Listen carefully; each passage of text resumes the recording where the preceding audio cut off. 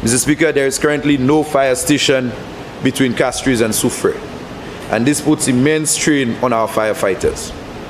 However, I am pleased to announce that we have taken the firm decision to begin work on the West Coast Fire Substation, which will serve ancillary canneries and surrounding areas. This station, Mr. Speaker, will dramatically reduce emergency response times and will bring the much-needed relief to the West. Viewfort South.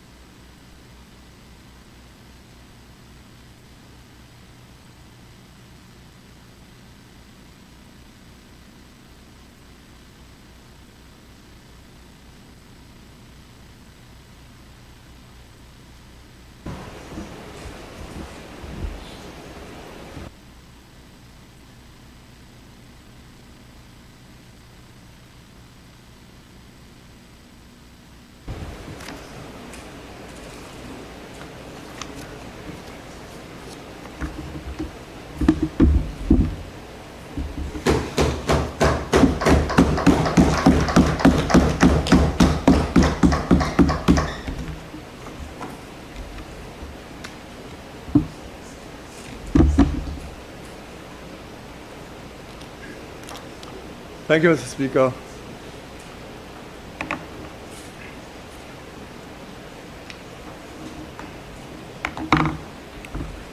Mr. Speaker, I am sometimes surprised by the number of St. Lucians who watch and listen to budget debates. I am regularly accosted by citizens, whether they are supportive of the government or the opposition, who engage me in discussion about the budget, or for that matter, specific policies announced by the Minister of Finance. Mr. Speaker, I would have thought that they were tired of us politicians, our utterings, and our antics. But that does not appear to be the case. On the contrary, there is palpable excitement when a budget debate is near. Of course, Mr. Speaker, there are those who want to listen and evaluate the presentations by the elected representatives, especially the rookies among us, those who have made it to Parliament for the first time. A significant number, however, look forward to the theater that accompany these debates. I guess we will have to wait to see whether any entertainment issues today. Mr. Speaker, I recall that when the decision was taken to televise debates and proceedings in the House, there was concern that interest in the proceedings in the House would wane. That may have happened to some extent, but it has been compensated for by a phenomenal increase in the number of people who view the proceedings on television, online, or otherwise. Clearly, Mr. Speaker, there is power in our words. I also hear the cynical among us. Those who hold us in contempt, ridicule, and sneer at our chosen career. At every opportunity, I reply that I believe and continue to believe that there is honor and dignity in politics. Among those who treat us with contempt, we hear the frequent charge that all politicians are the same.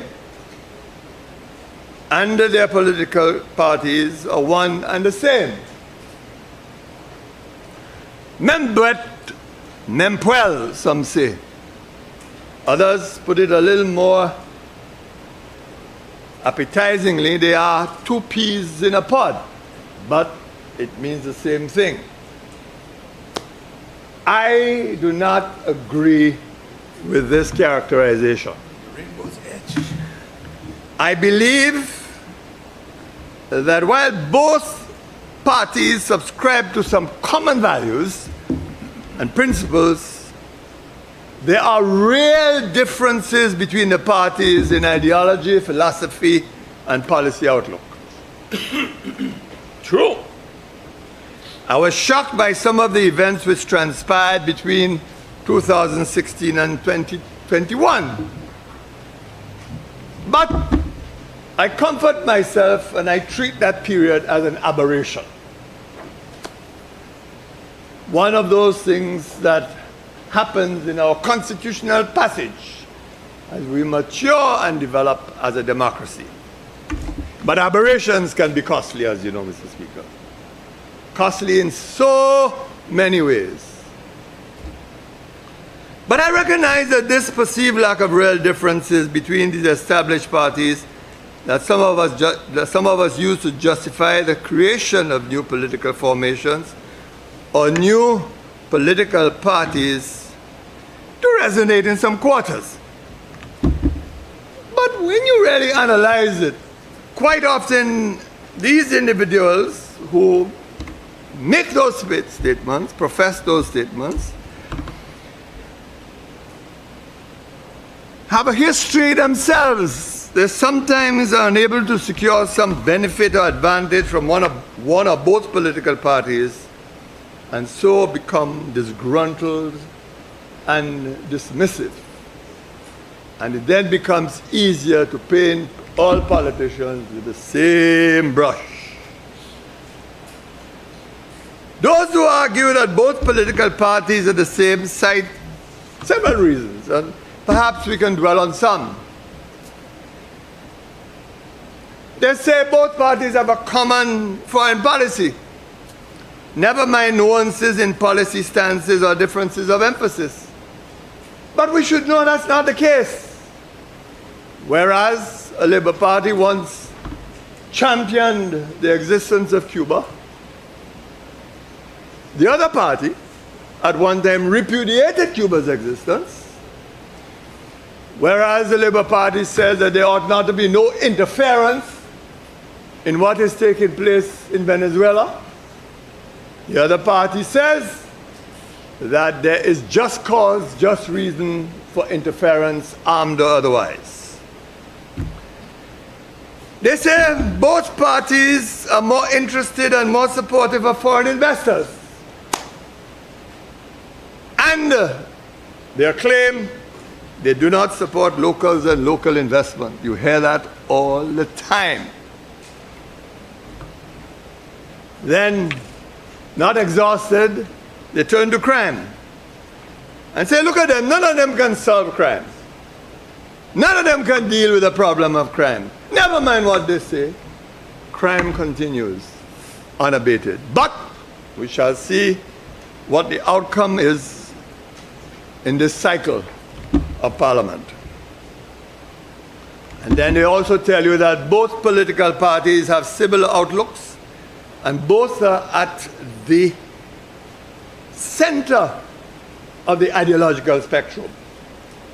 In other words, that both enjoy the same position, save that there are differences in emphasis on some matters. And then they come to perhaps the crowning argument. They say politicians of both parties are in it for themselves and not the people. Both of them are there to enrich their pockets and to see how much money they could make.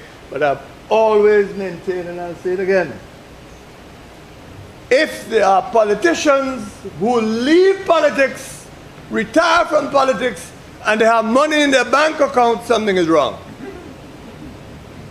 Something has to be wrong. And I will tell you this, Mr. Speaker, I have never had to work as hard as I am now working in my life. I never thought, Mr. Speaker, after all these years serving this country and being a member of parliament, I would get a salary of $6,500, and there are senior civil servants, including senior secretaries, earning $6,000 plus. What I earn as a parliamentarian, and I'm supposed, Mr. Speaker, from $6,500 to spend for my constituency, even though I receive great assistance these days from the use of state resources. But that's the reality. But they say we're in it for ourselves, to enrich ourselves up and fill our pockets. I want on this occasion, in my reply to this budget, to address the notion that the two political parties represented in this House are one and the same in ideology, policy, or style. I want to do so by painting a general brush and looking at successive budget policies over time, but only by extracting little elements along the way, because you have granted me an hour, and an hour really is no time for such exegesis. An exegesis like this, Mr. Speaker, will take far longer. It will require far more clinical assessment. Well, I am on record as speaking in this House for 6 hours to deliver a budget, and more appropriately, I think we need to speak of breaking that record, which, of course, you will understand takes me beyond 5 hours. There are many in this region who emulate that record, but somehow they fall short. So, Mr. Speaker, I will start by briefly looking at the history of how labor administrations have responded to the needs of our people over time. And as I proceed, I will make the contrast from time to time. Mr. Speaker, my opening caveat is simple. There can be no doubt that labor governments have always sought to address the burning problems of our people, our economy and society. This government, Mr. Speaker, is no exception. Putting people first is its mantra. It is not just a slogan, but an article of faith. It is a statement by which they wish to be tested and by which they wish to be judged. But I offer an inflection, and it is that labor governments have always been people-oriented and people-centered, always, from its creation from the days of George Charles to this day. It is an article of faith of what constitutes a labor party in this country. Just for a moment, Mr. Speaker, consider the following policies of the former labor government, which this government has continued. Unless you think I am meandering, Mr. Speaker, I'm on a frolic of my own, you are welcome to take a look at the Prime Minister's Minister of Finance budget address, where some of those things are repeated and reproduced in this budget statement. Consider the introduction of the policy of a laptop for every secondary student. Consider, too, the grant of an annual amount of $500 to parents whose children have been admitted to secondary schools. Consider, too, Mr. Speaker, the introduction of a program of care for the elderly, often described as a caregivers program, a program that touches the hearts and minds of the elderly in our society. Consider PROUD, a program that allowed St. Lucians who occupied government lands to own the lands that they occupied, and the dramatic changes that this program has brought to the lives of the people of our country. Consider, too, as much as I admire the work that is being done in housing, but the Minister of Housing was no pioneer. The former Labour government introduced a housing repair program for the elderly and dispossessed. They are now learning from that experience. And, Mr. Speaker, the language about addressing poverty is now heard frequently. I ask you to consider, Mr. Speaker, that it was a former Labour government that mounted an assault on poverty reduction through the creation of the Poverty Reduction Fund, which was later transformed on the advice of the Caribbean Development Bank by the successor UWP administration to SSDF. But it was a Labour government that for the first time in the history of this country introduced a focused program to deal with the issue of poverty which we had inherited in this country. And then the much derided STEP program.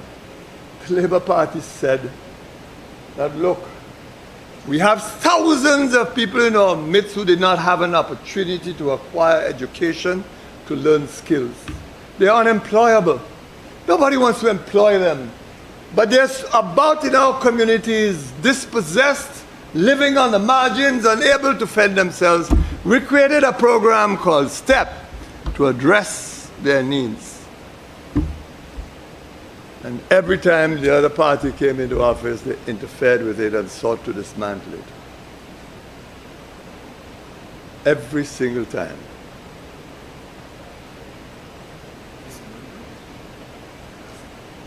You want me to use the term disfigure? Disfigure might be a better term. But you know, Mr. Speaker, when the annals of the history of Labour administrations will be published, the generosity of the current government will be held to be unprecedented. Mr. Speaker, it has built on the foundation it inherited from the previous SLP administration, which, as I said, I once had the honor to lead. There is therefore a historical code, an umbilical connection between this government, the former SLP administration, going way back to the Labour government under the stewardship of Sir George Frederick Charles, philosophically and otherwise. Now, consider some of the policies of this administration to put things in context. And I'm quoting, of course, from the budget presentation. This administration compensated former workers of Majestic after 25 or more years. Unprecedented. Paid redundancy to terminated LEAT workers. Again, unprecedented. Granted one-off payments to pensioners. Another one-off payment of $600 will be made in November this year. Again, and I ask you to look at the budget speech, page 68, if you doubt me. Item number 23, again, unprecedented. Payment of CXC fees of students. And we note that the government assistance will now increase to 4 subjects per year. But look at the budget speech. Page 66, number 11. Payment to pensioners to be adjusted in line with the government, with the consumer price index. Whether this is wise or not, we'll find out. But look, Mr. Speaker, but at the budget speech, page 68, no, number 24. Granted public officers a 14% wage increase. Granted public servants a one-time bonus of $500 last Christmas. Mind you, it was not the first time that a bonus was paid to public officers, because under the former Labour administration, targets were set for the Customs Department, and then once they met those targets, then a Labour administration paid a bonus which is enjoyed across the board. The concept is not new, but it is certainly welcome. Again, we'll see how that develops. Increase government's minimum pension to $725 per month. Look at the budget speech, page 5, number 8. Again, unprecedented, unparalleled. Awarded over 1,105 grants and loans to young persons start businesses. Budget speech again.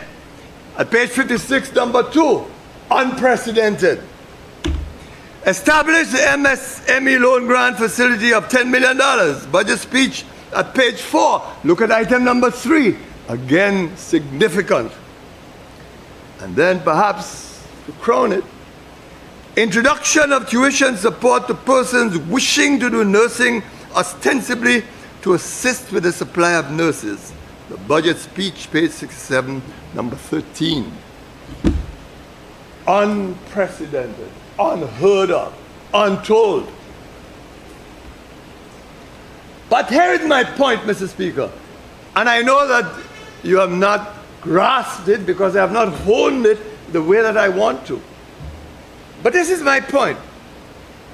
The fact is, on nearly every single occasion that the power of the state has had to be used to assist the working class, the poor, the marginalized, and the elderly in our midst, it has been and always been a labor administration that has had to do it. That's the point, Mr. Speaker. That is the point, Mr. Speaker. That is the point. That is the crux of it.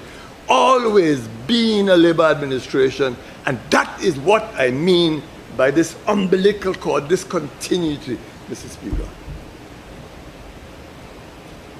The Minister of Finance, to his credit, made the point well when he said that, quote, history will show that it is the St. Lucia Labour Party that has modernized labor laws, initiated equal pay for equal work, advocated for occupational health and safety, enacted a labor code, and most recently implemented a minimum wage, unquote.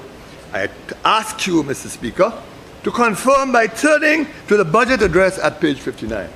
Eloquent words.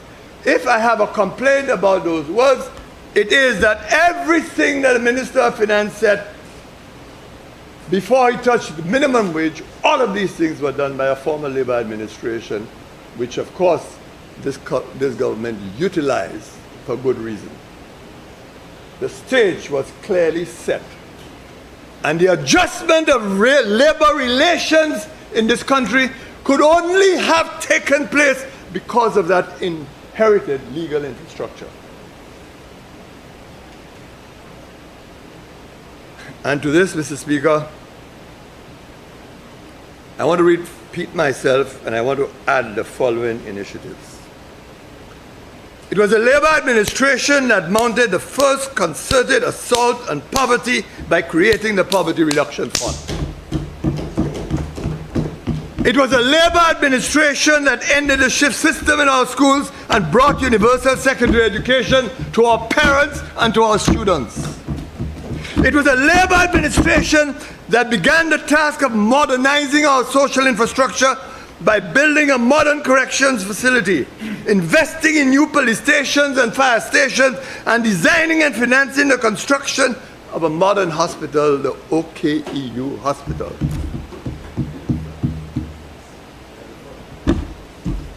I'm coming to that. You just relax. It was relaxed. Just relax. It was a labor administration that finally ushered access to ownership of land by creating Proud. It was a labor administration that came to the rescue of the elderly in our midst by creating a caregivers program. It was a labor administration that constructed modern sports infrastructure. I refer to the Darren Sammy Cricket Ground and of course the George Odlum Stadium in the south. Now again it will be a labor administration to enhance our sporting infrastructure by constructing an Olympic-sized swimming pool for our people, albeit in the north. But I assume sometime soon in the south there will have to be an extension. And those who believe that if my political career comes to an end at my choice, when I hang my hat, somehow you'll find a Kenny Anthony who retires to his house and remain quiet and say nothing. They're making a big mistake because you see this voice of mine? It will speak clearly and loudly when it has to, particularly in defense of the people of Vieux South. Understand that. So the deal was that you build an Olympic-sized swimming pool in the north, but you provide a swimming pool to the south because eventually your best swimmers are going to come from the south. That's where the talent lies. That's where the talent lies. And Mr. Speaker, the member for Castries South is right. We are the administration that pioneered assistance to the poor when we created the James Belgrave Fund. These are examples, Mr. Speaker. It was also a Labour administration that ended the exclusive license of cable and wireless, much to the chagrin of some, and brought liberalization to our telecommunications sector. You walk around with two phones as I do, Mr. Speaker, but understand where it came from. Understand where it came from. You see, all the talk about developing services and providing access to telecommunications, it came from a decision of a Labour government that had the courage to insist on the termination of the license of cable and wireless. That's where it came from.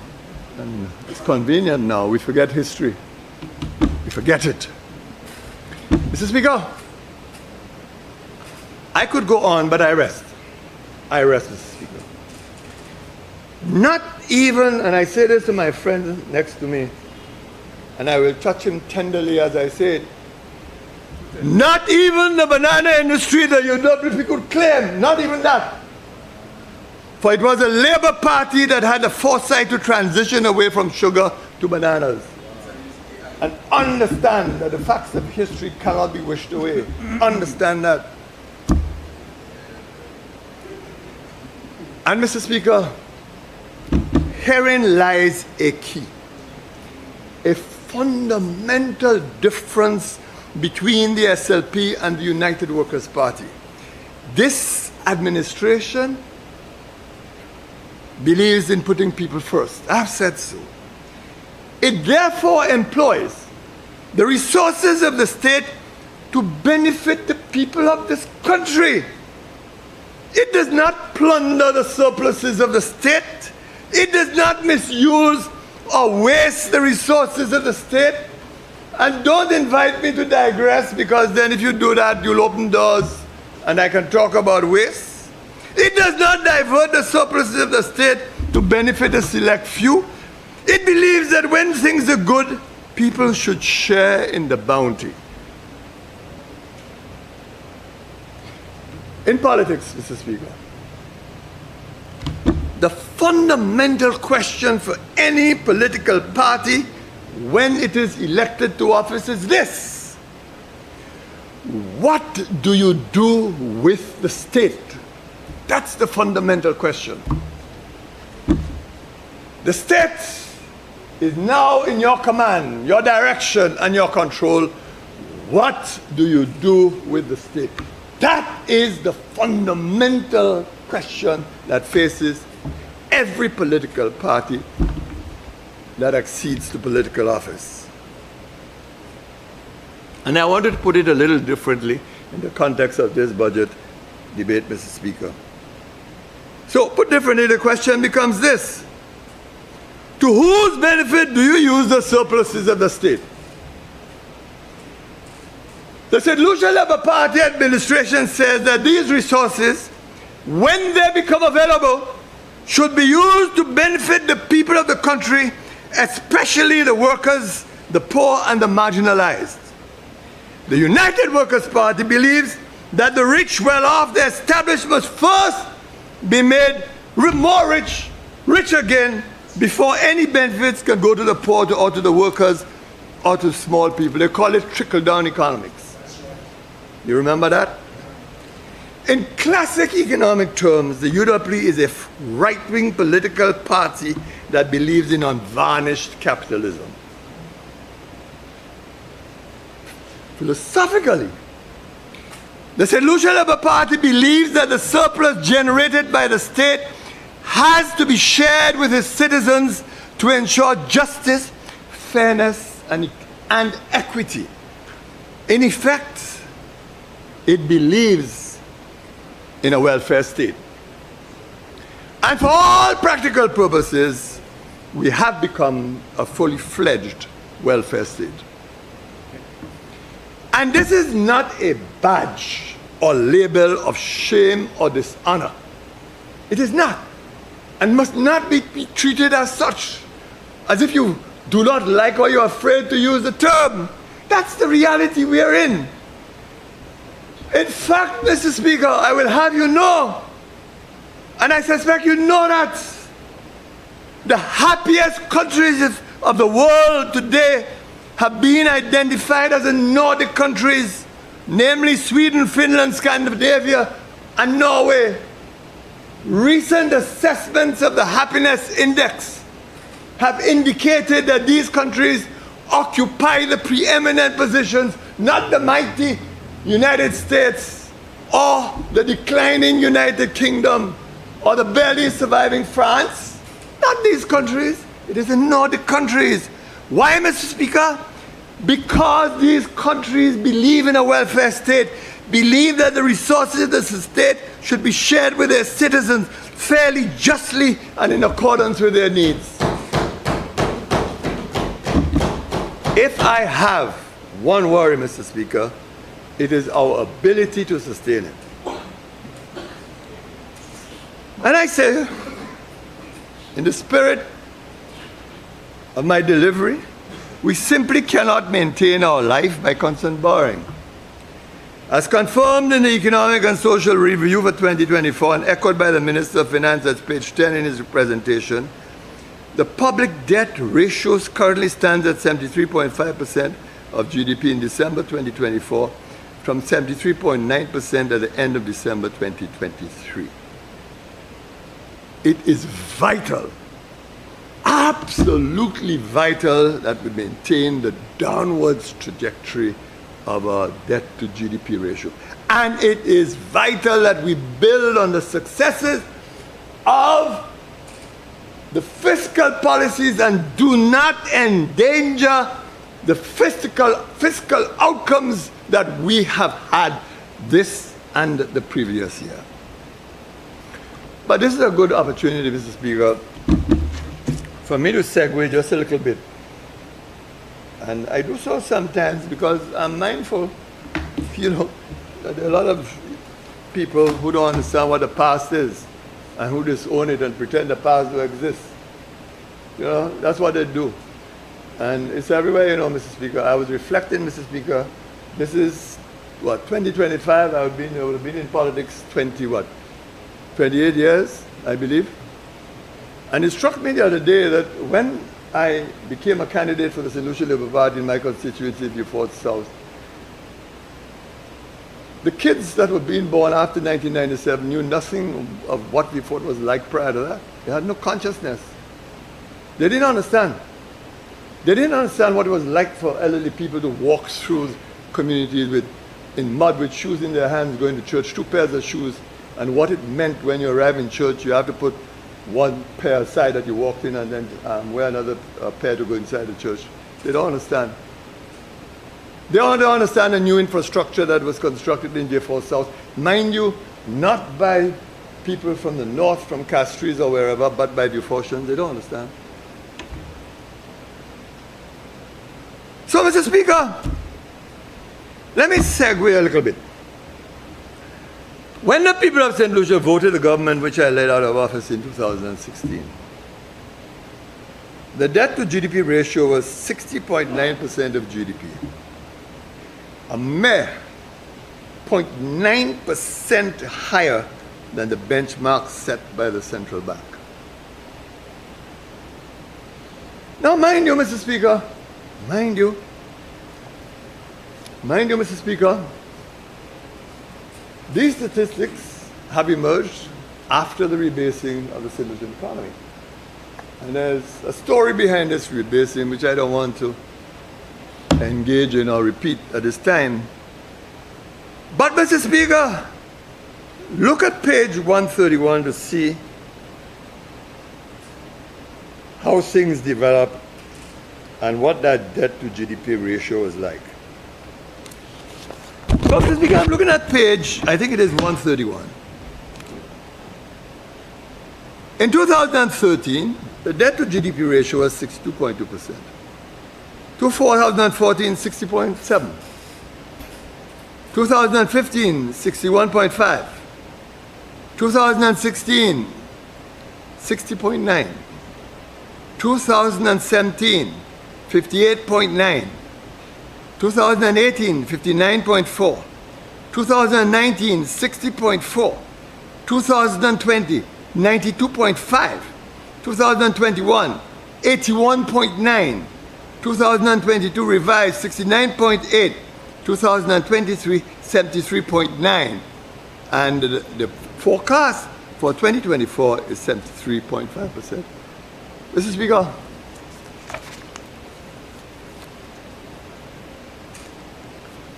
Mr. Speaker, as I said, it is true that rebasing allowed for some recasting of the figures on the economy to reflect the true strength of the St. Lucian economy.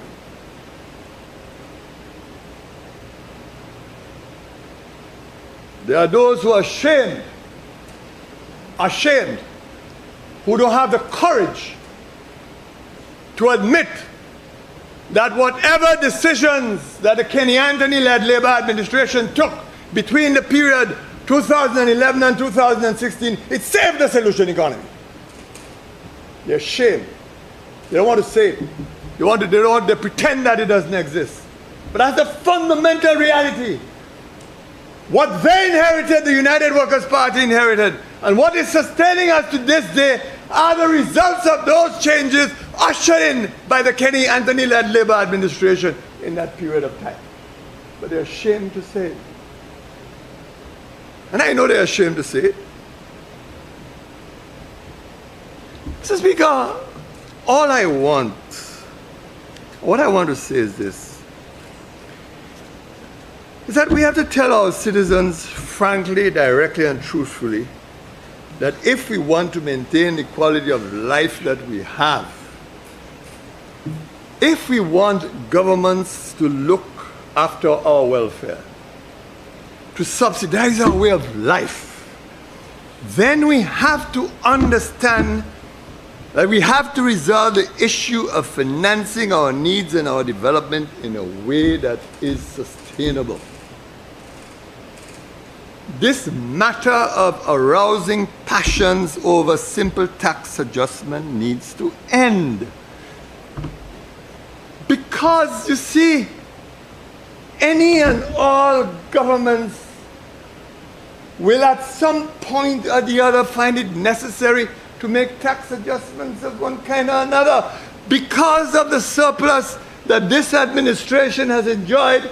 It has been able to grant concessions over the payment of income taxes, increase the threshold eligibility for income tax. That's the result of all of this. Why quarrel over a 2.5% levy on certain imported items to pay for health care and improve security? Why do you want to quarrel over that? When you yourself, you impose a petroleum tax that significantly increased the cost of fuel. And all of us know that petroleum is always a major source of revenue for governments. Every IMF report warned governments about the revenue intake from petroleum. Mr. Speaker, I well recall the consternation when we legislated VAT. Even though the policy decision to introduce VAT was taken by the United Workers' Party, by Sir John Compton's government. The leader of the opposition will remember well, he was a member of the cabinet that took that decision. Of course, Mr. Speaker, I said VAT was an oppressive tax. I still believe that is the case. I don't apologize for that. I said so because VAT is ruthlessly efficient. Ruthlessly efficient. It spares no one. Everyone, irrespective of their income, pays the identical tax. When the resident of Grosile of Kappa State, and of course, my good friend who is listening to me, I hope she takes no offense because I'm using that as an example, because they are far more well off than the poor people of Yvonne South. When you see they go in the supermarket, they are paying the same price as the resident of Bruceville, and I assume Marshall. That's the reality. Everyone, irrespective of their income, pays the identical tax. VAT does not care about your means. When items are zero rated, all obtain the same benefits in equal measure. Yet it is a tax. Yet it is the tax that saved our economy to allow the benefits that we are able to share today. Because this government would not have been able to offer what it has offered to the public if its revenue intake had not grown significantly now that the economy has returned to good health. Mr. Speaker, I am at peace. I am at peace. Mr. Speaker, I know what the Labour administration that I led had the courage to do. I know. And Mr. Speaker, I know that successive governments in this country have benefited immeasurably from those measures taken by the former Labour administration. But Mr. Speaker, the one thing I can tell you about the Philippe administration is that this administration listens. He leads a government that listens. I don't mean I agree with him as I will demonstrate in a few minutes, but he listens. It takes humility to listen, painful as it may be sometimes. I know. I have been there. From this budget, Mr. Speaker, I will take two examples, one of which has already attracted some commentary in the press. First is the issue of the life of passports. I remember when it was announced that passports will have to be renewed after 5 years, a hue and cry ensued. The popular comment by citizens was, quote, make it make sense. Oh, by the way, Mr. Speaker, I want some help. I love that phrase, make it make sense. The problem I have is that I have often wondered whether St. Lucians have a copyright in that phrase. Who invented that phrase? I love it. Make it make sense. And there's no phrase that is more powerful than that when it is used, particularly against politicians. Make it make sense.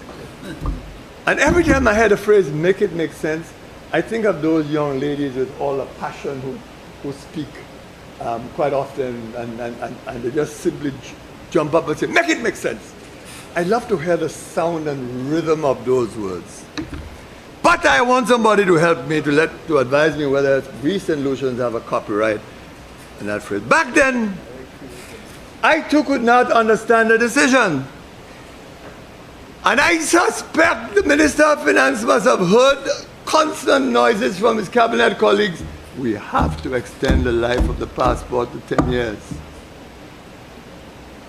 Today, I applaud the decision to increase the life of a passport to 10 years without further charge. The fact is, the government heard our citizens, heard the complaints, and listened. This is what responsive governance is about. This is what it is about. You listen. But the opposition says that the government stole its idea. That's what I've been reading. But on a serious note, since when does the opposition have a monopoly on ideas? No idea is exclusive to any political party. As a matter of fact, who knows? If the then government had listened to what the opposition was telling them, who knows, they might still have been there. My good friend Bradley might be sitting on the other side or in the middle as he sat and watching me tentatively.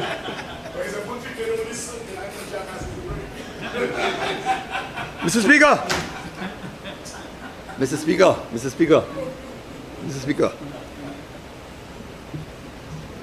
In all sincerity, I want to say this.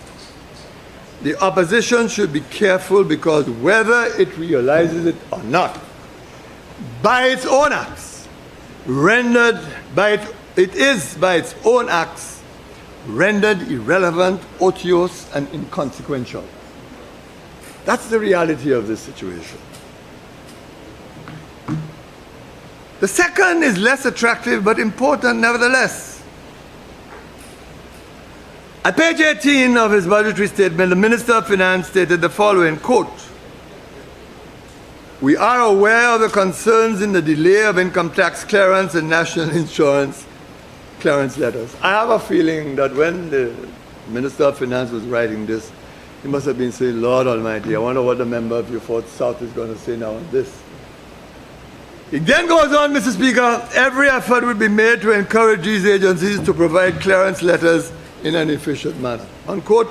Budget speech at page 18, Mr. Speaker. I have been a lone voice in this chamber on this issue. Just like I have been a lone voice about the behavior of banks. Just like I have been a lone voice criticizing the fact that banks are imposing... Remember, I don't want to silence your voice, but you have 15 minutes left. 15 minutes, Mr. Speaker?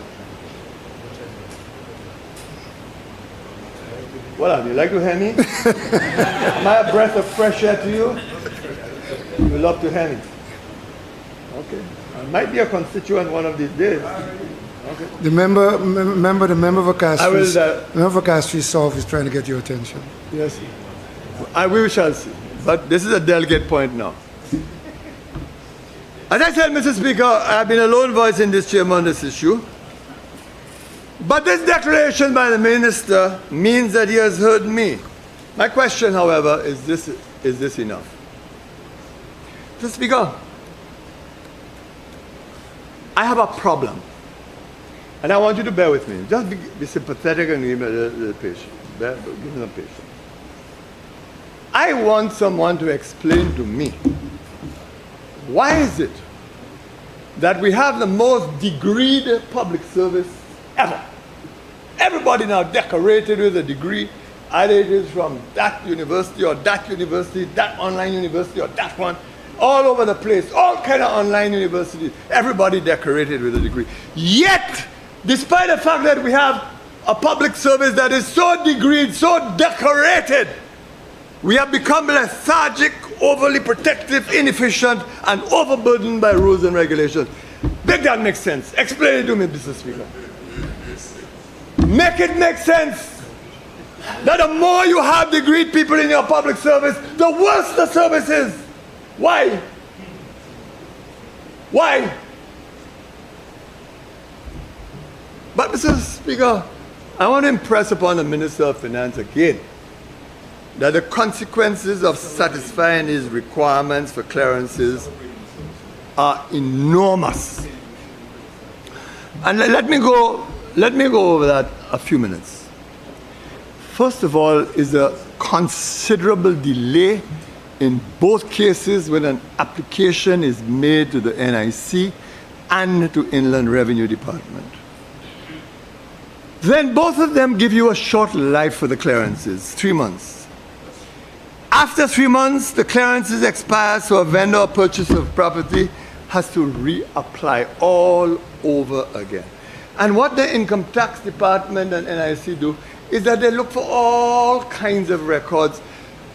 They don't understand that those things are vital to the conduct of business in the country. They don't understand that the registration of a deed is a major revenue generating measure, and you cannot frustrate people over these matters.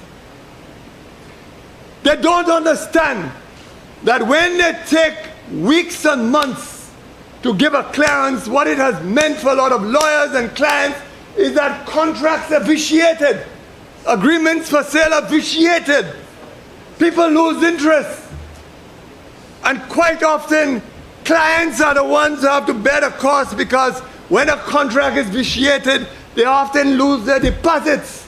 That is because of the actions of the state. Mr. Speaker, time is of essence for lawyers. The typical attitude in the public service is this: why he or she can't wait? What is the problem with him? Why he more in a hurry than other people? Who is Kenny Anthony to call to ask for his deed to be read and sent back to him for approval? Who is he? You can say that as much as you want, but I have one tool, it's the courthouse. I have one tool, it's the courthouse. Let me give you an example of the consequences. Mr. Speaker, in some instances, conveyances are executed on the strength of letters of administration, and I'm so sorry that my dear friend, the Attorney General, is not here today. I want you to convey to him how deeply distressed I am that he is not here today, although I gave him notice that I would have been here today, because I do have some words, special advice to offer him. So I was saying, Mr. Speaker, people often have to execute conveyances through letters by powers conferred by letters of administration. Quite often, judges may grant an extension of time for a letter of administration, failing which, if the subject of the letters of administration are not resolved, Mr. Speaker, within that time frame, you then have to go back to the court and apply for an extension of time to the letters of administration. So you then go through the whole process again. And the issue is you have to try to beat the clock imposed by the court. Mr. Speaker, I want to turn to the Inland Revenue first. I can understand that the Inland Revenue Department needs to review deeds of sale to ensure that the property values are correct and does not reek of artifice. Because we all know, purchasers and vendors sometimes deliberately undervalue the price of properties so that they can pay less tax. We know that. And so the Inland Revenue Department has to look at the property to determine whether the property has a correct value. I have no issue with that. The only issue I have with that is if that deed is on their desk and it stays on their desk for 2 weeks, 3 weeks. That's when I have an issue. So this is perfectly understandable. The submission of the deed to verify payment due to revenue gives the department all the opportunity that is needed to intervene if it has an issue. When you submit the deed to the Inland Revenue Department so that you can pay the relevant taxes, the Inland Revenue Department has all the opportunity in the world at that point to make a judgment on the deed that is before it. And if, of course, either the vendor or the purchaser has liabilities, then you engage them. You don't need a letter of clearance. What are you doing with a letter of clearance? In other words, the Inland Revenue Department has tools at its disposal too. It can file a caution, or it can apply for a judicial hypothec on a property. What do you need a clearance for? And I'm disappointed in the National Insurance Corporation. The National Insurance Corporation was created to protect workers, not to burden them, not to burden the citizens of this country, not to engage in oppressive behavior. The NIC, like lawyers, know where to find employers, the records of businesses and evidence of property ownership. They constantly apply for judicial hypothecs against persons who owe the NIC to prevent them from selling their properties without meeting liabilities to the NIC. They already have a remedy. So, Mr. Speaker, I say that the requirement of a clearance is an abuse of the NIC's preeminent position. I say with all sincerity, now that the Minister of Finance has heard me loud and clear, that the time has come to abolish this imposition on citizens and do away with requirements for clearances, both in the case of the NIC and the Inland Revenue Department. unburden the people of St. Lucia, Mr. Speaker. Mr. Speaker, I'll tell you why I miss the Attorney General. I'll tell you why. Remember, before you tell me that, maybe you might have to apply for a hypothec because you only have 5 minutes left. Say that again, Mr. Speaker. You may have I'm hearing. You may have to apply for a hypothec because you only have 5 minutes left. All right, Mr. Speaker. Well, in that event, Mr. Speaker, I will invoke the generosity of an extension of time. I would say, Mr. Speaker, it is now 25 to 4. I have no reason why you shouldn't finish by 4 o'clock, Mr. Speaker. So that's 5, 10, 15, 20, 25. And may I add, in passing, Mr. Speaker, that the Leader of the Opposition should not take any comfort from my application for an extension of time. Leader of Government Business. Mr. Speaker, I beg that Standing Order 32.8 be suspended to allow the honourable member an extra half hour to complete his presentation. Honourable members, the question is that Standing Order 32.8 be suspended and Standing Order 32.10 be invoked to allow the member for Beaufort South an additional 30 minutes in which to complete his presentation. I now put the question. As many as of that opinion say aye. Aye. As many as of a contrary opinion say no. I think the ayes have it. The ayes have it. Please proceed, member. Thank you, Mr. Speaker. Now, Mr. Speaker, I was trying to explain to you why I am disappointed that the Attorney General is not here, despite the notice I gave him. But he did give an excuse that he's attending a matter of the Chief Justice. Today is the retirement of the acting Chief Justice. I see, Mr. Speaker. Well, that is a reasonable and understandable excuse. Mr. Speaker, my point of departure is a policy announcement by His Excellency the Governor General, and I must tell you that that policy announcement was most welcome. Mr. Speaker, I am not here debating the merits or demerits of the announcement. All I am doing is to indicate that there was a policy, so I'm not breaching any standing orders. All I'm doing is to indicate that a policy announcement was made, which in effect is a policy announcement of the government of St. Lucia. And this is what His Excellency said, Mr. Speaker, at page 24. Quote, Madam President, Mr. Speaker, amendments to the Administration of Small Succession Act, Cap 412, needs to be updated to reflect current realities. The proposed change is to allow the Registrar of the High Court to be responsible for letters of administration where the value of succession does not exceed $25,000. Currently, the amount is $5,000. So the change really is to increase the jurisdictional threshold from $5,000 to $25,000. Of course, there might be those who would argue that it should go up, but really, that's not my thrust. That's not my thrust. I want to urge the Attorney General to be strong and imaginative and revisit the entire question of the application for letters of administration. I do not know of any legal obligation that is being abused by banks and the public service as requirements for letters of administration. Now they use it all the time to frustrate the poor people in this country, the workers in this country. And I will explain, lest you believe that I am being ungenerous and unkind. I repeat what I said. It's a good step, but it's not enough. There are some cases where letters of administration are simply not required. It is fashionable now for public officers and banks to seek refuge and insist on letters of administration for simple requests where evidence is overwhelming. We put poor people through unimaginable pain and distress.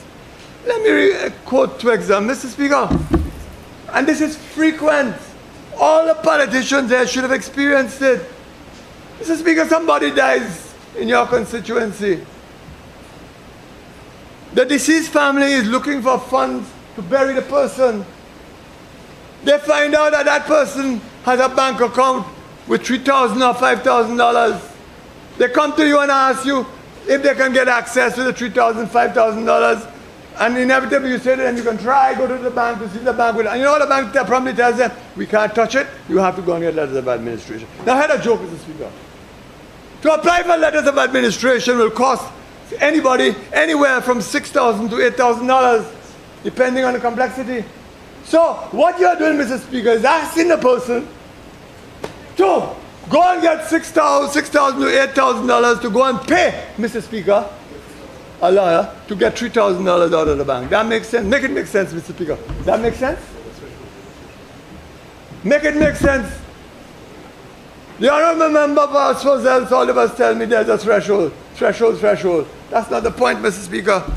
When these policies are put in the hands of young tellers, they don't know how to apply those policies. Mr. Speaker, this has to be brought to an end. Why would you need letters of administration if a deceased member of the family could be identified and there are means by which, if there's money in a bank, that it can be channeled, for example, to a funeral home to meet the cost of a burial so that it does not go in the pocket? Why? Why you need to put somebody through this to get letters of administration? And Mr. Speaker, another common one is the issue of crown lands, proud lands. Another one, I am replete with a problem now in V4 South, Mr. Speaker. Replete with a problem, I don't even know where to turn. Because of the uncooperative behavior of Proud. We didn't create Proud to be engaging in that kind of behavior. Somebody dies on property, crown property that they have occupied over years. Before their deaths, there was a family member living with them, Mr. Speaker, looking after them, looking after their needs, Mr. Speaker. And the issue then becomes whether the interest with that deceased family member could be transferred to the family member who, for all intents and purposes, inherited the, remained, Mr. Speaker, on the property. All this requires is an evaluation of the evidence to determine whether the interest should be passed on. Why do you want to compel these persons to go and employ a lawyer to make a simple decision based on the evidence before you to go and get letters of administration, mind you, to determine where an interest should reside? And I had a recent example with a vehicle, Mr. Speaker, I want to share with you to understand the depth of the plight that people face. And I just want, I'm not criticizing the Ministry of Infrastructure or the Department of Transport, because I can see they had issues they need. I'll tell you this, Mr. Speaker. And Mr. Speaker, a gentleman falls severely ill. He's married. He is so ill, Mr. Speaker, so ill that he's in problems to pay for his medical costs. The only thing he has is a vehicle. He decides to sell his vehicle, Mr. Speaker. He decides to sell it. His best friend decides to buy the vehicle from him. And he decides to sell the vehicle for $20,000. He says to his best friend, all I want is that you give me $10,000 right away so I can pay for my medical bills, and we'll settle the $10,000 after. But when we settle, you can collect the van. The friend agrees, pays down $10,000. There's evidence that the friend paid down $10,000. But the only thing was that there wasn't a receipt to evidence the payment of the $10,000. The man is too ill to offer a receipt, to sign a receipt. Days later, the gentleman dies. The wife now comes to the gentleman and says, look, I don't have money to bury my husband. Can you give me the $10,000 left on the van so that I can bury my husband? He's a family friend. He agrees. He hands over the $10,000. Mr. Speaker, the poor lady now don't know where to turn. She goes to a JP, who unfortunately gives her the wrong advice regarding what should happen, prepares statutory declarations that are factually incorrect. And of course, when that reaches the transport department, then they say, no, we're not transferring no vehicle, notwithstanding the argument that, look, there was a completed contract. All the ingredients of a contract existed. Offer acceptance consideration. Everything is there. And the department is perhaps suggesting that they should go to and get letters of administration. What are you doing with letters of administration in the context of those facts? The fact of the matter is this. If when you decide to act without letters of administration, if any recipient of the benefits abuse or misuse, there's always a remedy in the court against that individual. That is why, Mr. Speaker, I wanted the Attorney General to be there to say to him, use this opportunity to radically review the regime governing the issuance of letters of administration. Now he says they're going to give the registrar more authority, more power. All well and good, but it is necessary to evaluate whether the registrar has sufficient resources in his department to exercise his jurisdiction efficiently and without delay. We simply cannot cause more frustration. Mr. Speaker, mindful of your time constraints, I am going to touch 4 mundane issues relating to my constituency. I'll be very briefly. And Mr. Speaker, let me say I mean no harm to any minister who's there. I mean no harm. You know, Mr. Speaker, I believe that my experience as a backbencher will be helpful in determining how future backbenchers should be handled or should be treated. I believe so. And that is why I think it is a learning experience for all of us. It's not often that you get ex-prime ministers as backbenchers. It's not often that you get somebody representing a proud constituency like the constituency of Vieux-Fort South. It's not often you get somebody who's represented a constituency that has suffered grave injury, grave discrimination in the past. It's not often. So I will deal with these, what I call 4 mundane issues. And I describe them as mundane to de-emphasize their significance. First, the Minister of Finance noted that the government has also commenced the Tourism Rangers program, with 58 of them having taken the oath. I want to refer to his budget address at page 39. I welcome the arrival of the Minister of Tourism and also the reinstatement of this program. First initiated, Mr. Speaker, by the former Labour government when the current Prime Minister was Minister of Tourism. You see this continuity of which I speak?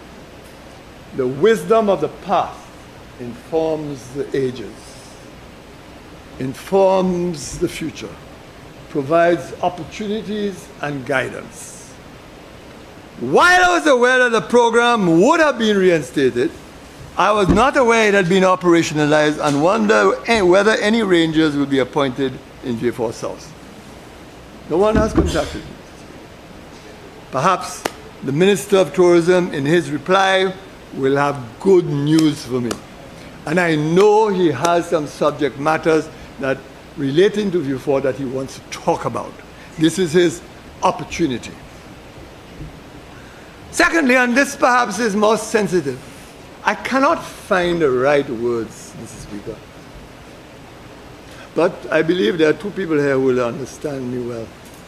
I believe the Minister of Commerce will understand me. I believe the Minister of Finance and Prime Minister will understand me. Maybe the member for Labrie will understand me. Maybe. The Minister of Finance announced that, quote, Invest St. Lucia will undertake the construction of a 7-story commercial building for many of the agencies on the brand St. Lucia label in Point Serapis and Castries this year. I want to refer you to the budget address at page 41. Admittedly, The announcement is short on details, understandably. But when I think of such a significant development, I keep on wondering why. After all these years, that Invest St. Lucia benefits by selling the lands of the Vieux-Fort community, that not a single investment has been made by Invest St. Lucia except save and expect one lonely, Mr. Speaker, bus stand opposite the Vieux-Fort Senior Secondary School. That is all they have done in Vieux-Fort South, a bus stand, and they're selling the lands left, right, and center. Mr. Speaker, when the new board came into office on the accession of this government, they promised that they would have built some kiosks at the entrance of Vieux-Fort at the top of Clark Street to beautify Clark Street.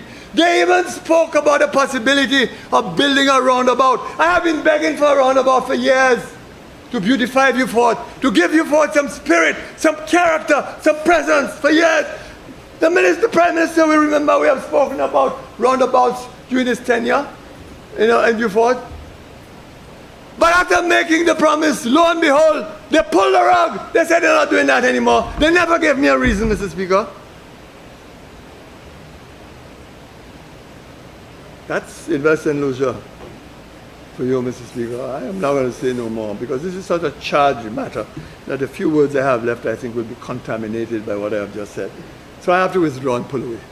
But that's Invest St. Lucia.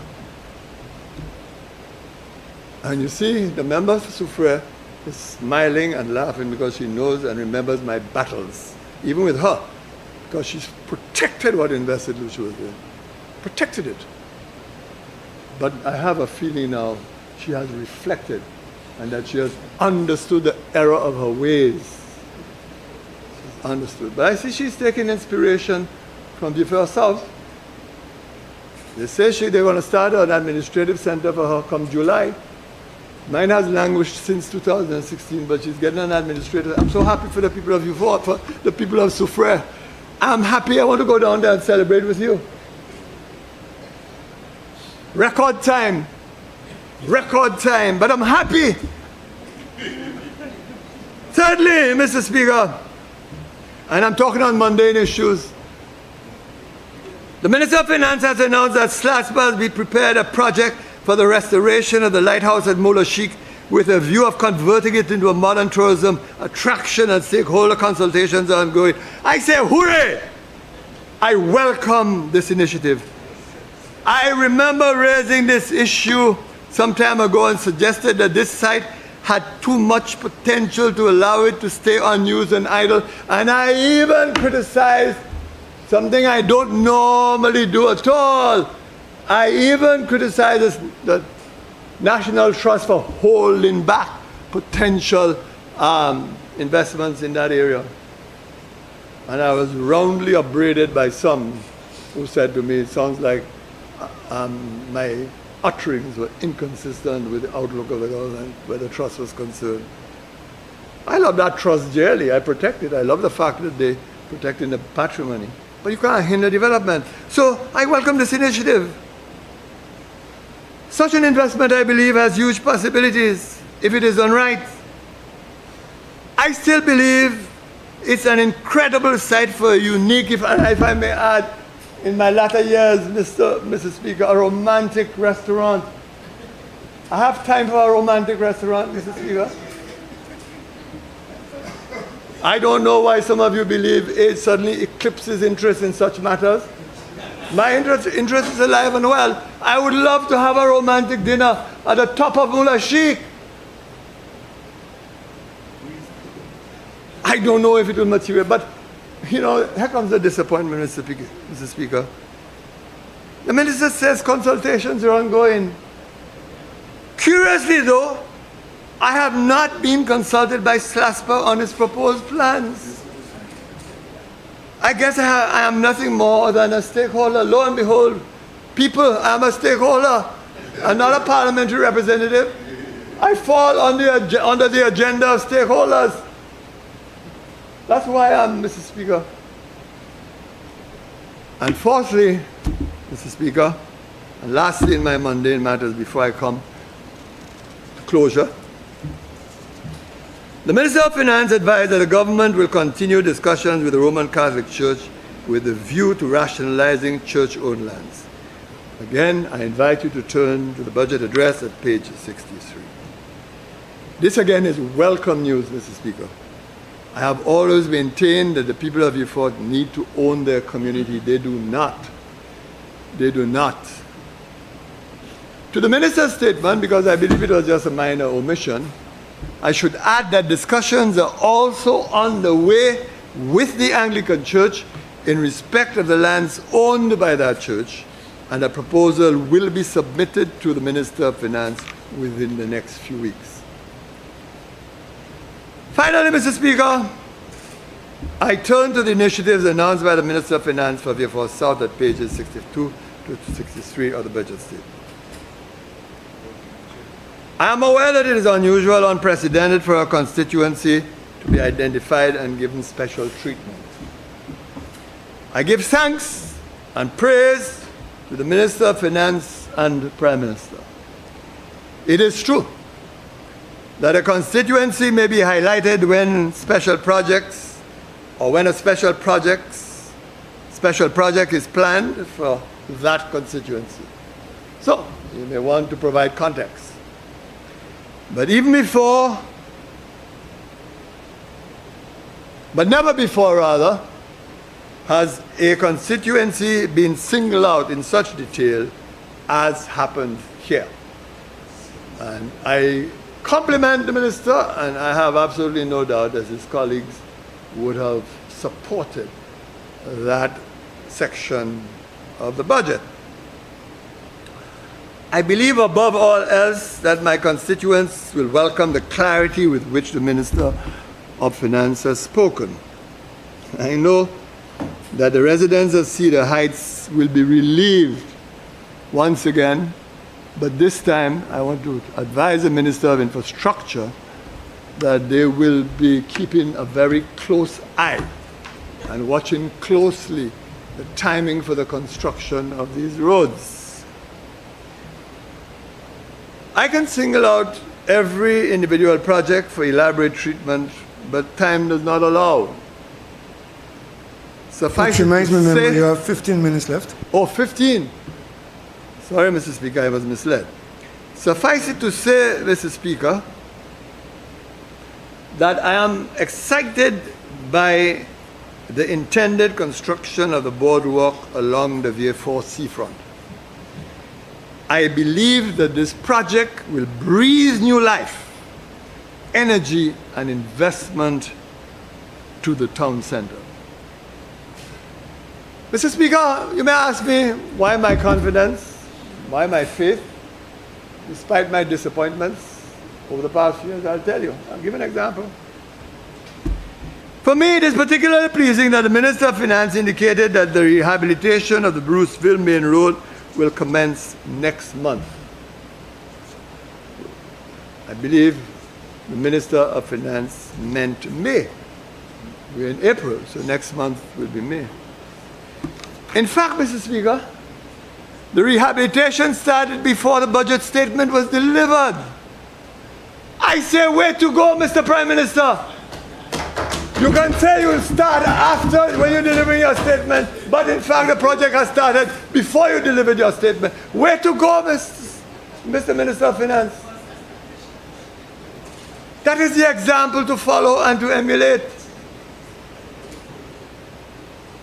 Don't follow the logic of the former member for Castries Central, Sir George Mallet, who said as we speak construction is on the way for modern prison, and everybody go to the site next day to see if they see any construction. All they see is a set of trees and snakes darting from one end to the next.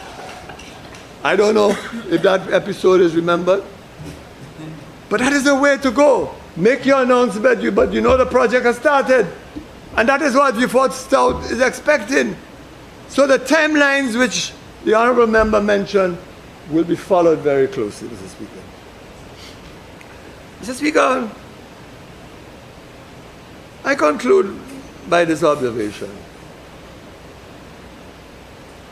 When I go through the list of initiatives presented in this budget, I can well understand the dismay and frustration of the leader of the opposition.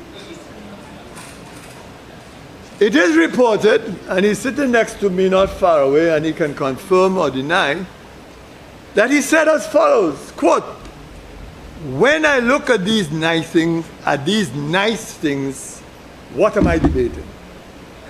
Unquote. Now that is an extraordinary admission. My hope for him is that his party does not call for his head on such a glaring error. And that is the problem when you see you don't rehearse what you're going to say in advance. Now, if you watch me, Mr. Speaker, I never give interviews at the front of Parliament. Never, ever.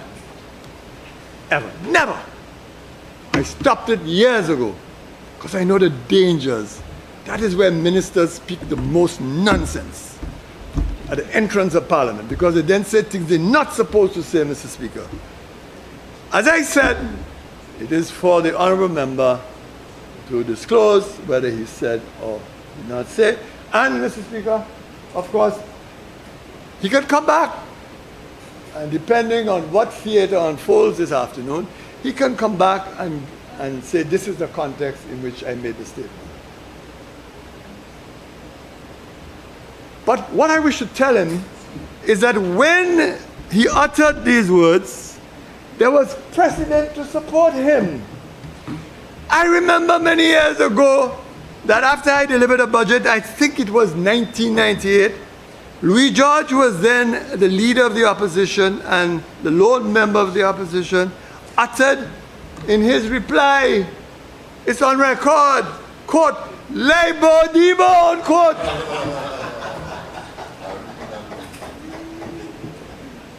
In those years, that was the choice phrase of St. Lucia's, "Labour Debo." You see why, Mr. Speaker, I'm in love. I'm enamored with the language of St. Lucians and the passion of St. Lucians and the way they say things. Make that make sense. Labour Debo.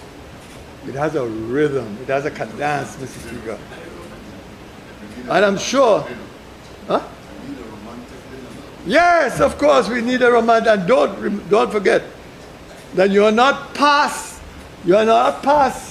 the age where you need a romantic dinner. You're not past that age. And you must have a romantic dinner with all the trappings.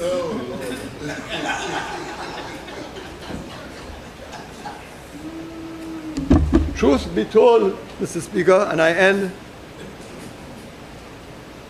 my advice to the leader of the opposition is this. The leader of the opposition should be guided by the president of Louis George and give up the ghost. Mr. Speaker, I thank you. I thank you.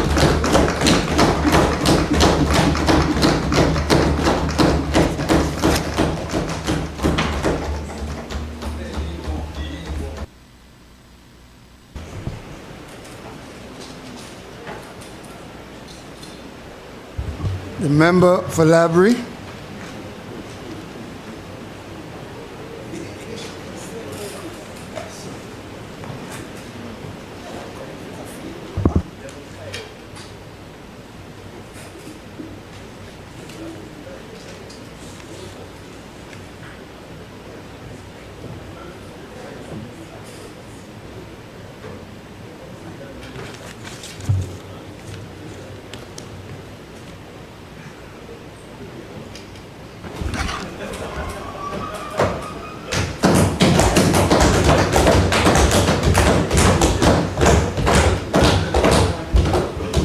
Thank you very much, Mr. Speaker.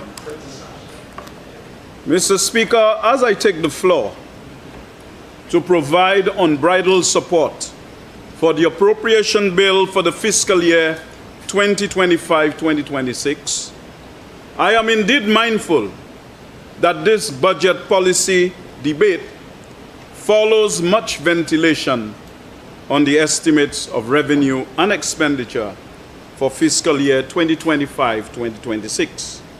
Therefore, Mr. Speaker, this debate allows us to give sensible treatment to the budget policies and programs of the government and to assess the effectiveness and success of these budget policies in the context of the economic performance and social development of our country. Mr. Speaker, I derive some level of inspiration from the member for Vieux-Fort South when he took us on a journey through the corridors of time. I think that he has actually established the runway for a positive takeoff, Mr. Speaker. And as I taxi for takeoff, Mr. Speaker, just like the pilot in command from time to time will say to passengers, it's a good day to fly. Because the ceiling and visibility is okay, the wind speed is fine, the wind direction is okay, and we're in VMC conditions. This is an excellent budget to navigate. Although, Mr. Speaker, we are navigating an environment of severe turbulence, which poses a significant threat to our nation's ability to navigate the turbulence of the moment and could further isolate us. In this regard, Mr. Speaker, the global political environment is still largely impacted by great power rivalry, which has significantly altered the global system, and there is also significant anxiety regarding high-stake elections around the world and how these things could impact the reallocation of global power and resources. This altered international environment has introduced new challenges that necessitate fresh diplomatic decisions, allowing for practical re-evaluation of economic and political strategies and the restructuring of its external relations in a more realistic and multifaceted manner. Hence, Mr. Speaker, in this uncertain global political context, the Prime Minister of St. Lucia has indicated very clearly that his administration's foreign policy posture is that St. Lucia continues to pursue a cautious and principled foreign policy that is grounded in strategic patience, non-interference in the affairs of others, reaching out to non-traditional partners to create an improved framework for us to match our basic need with greater possibilities. The central focus of which is to advance St. Lucia's development agenda and to cooperate with like-minded countries on common objectives of humanity. I know that the Ministry of External Affairs normally get limited available resources to, of course, survey multiple spares around the world, and I think that they have done a tremendous job in assisting the country in mobilizing resources for its socioeconomic development. And I want to, at this juncture, Mr. Speaker, thank the staff at the ministry for navigating the turbulence of the moment with grace and with great dexterity. Mr. Speaker, when our government, ably led by the highly competent and brilliant economists and financial experts, took over the levers of power in July 2021, we knew we had the monumental task of rescuing St. Lucia from the economic abyss that it had been plunged into by the former administration, led by the leader of the opposition. Mr. Speaker, the mismanagement, sheer incompetence and poor governance of St. Lucia by the former administration led to a massive outcry for a change in the direction of the country, and the people expressed their discontent in the ballot boxes by dislodging the UWP government, led by the member for Miku South from the seat of power. Mr. Speaker, during our 5 years in opposition between 2016 and 2021, in commending the member for Castries East, the Honorable Philip Joseph Pierre, to the people of St. Lucia, I did so by clearly expressing confidence in his ability as Prime Minister and Minister for Finance to redesign the social pact in the country, reverse its fortunes, and place St. Lucia once more on a higher growth trajectory and increasing the welfare of all its citizens. I confidently said so, Mr. Speaker, because I knew when our government assumed office, we would have inherited a serious economic and fiscal crisis, which would have required visionary leadership, strategic foresight, and economic, financial, and fiscal expertise. Attributes I know that the Honorable Member for Castries East possesses in abundance, Mr. Speaker. He has also assembled a team of men and women who have provided strong support to the effort of not only rescuing St. Lucia from the dire straits it was in, but also in accelerating the economic and social development of St. Lucia. Indeed, Mr. Speaker, the economy is being transformed into a high-performing economy which is firmly anchored in resilience, inclusiveness, good governance, and equity. Mr. Speaker, the policies articulated in the budget for fiscal year 2025-2026 builds on the solid foundation and platform established in the previous pre-budgets presented by the Minister for Finance, because these policies have continued to improve the economic and social lives of the people of St. Lucia. Mr. Speaker, these are not mere words. They are reflected in all of the economic reports written on St. Lucia internationally, regionally, and nationally. Mr. Speaker, the barometer to determine how successful budget policies are is to ask oneself the simple question. That is, are the lives of our people better? Are the lives of St. Lucians better? And I will answer this question by examining the progress we have made in economic and social development of this country. I will therefore, Mr. Speaker, provide irrefutable evidence of the success of our economic and social policies by referring to the Economic and Social Review for 2024, as well as other international and regional reports where necessary. I will also, Mr. Speaker, where necessary, refute the lies, the mistruths, and propaganda being peddled about the budget by the leader of the opposition and his acolytes on the economic, fiscal, and social policies of the government. Because, Mr. Speaker, whilst they are afraid to debate in this honorable House, as their lies would be immediately refuted, they are on talk shows and social media platforms spewing lies and propaganda. Miu Minu. Mr. Speaker, I listened, for example, to the leader of the opposition on some DBS talk show. I heard him speaking on the economic and fiscal policies of our government. I heard a lot of mistruths, propaganda, perverse economic analysis, and deception. He spoke glibly and made no reference to economic and social data. He again attempted to mislead the public by trying to suggest that they were better off in 2019 than they are today.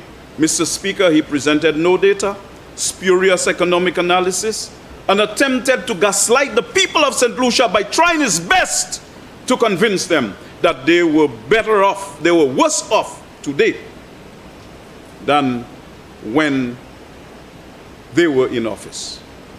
But the people know better.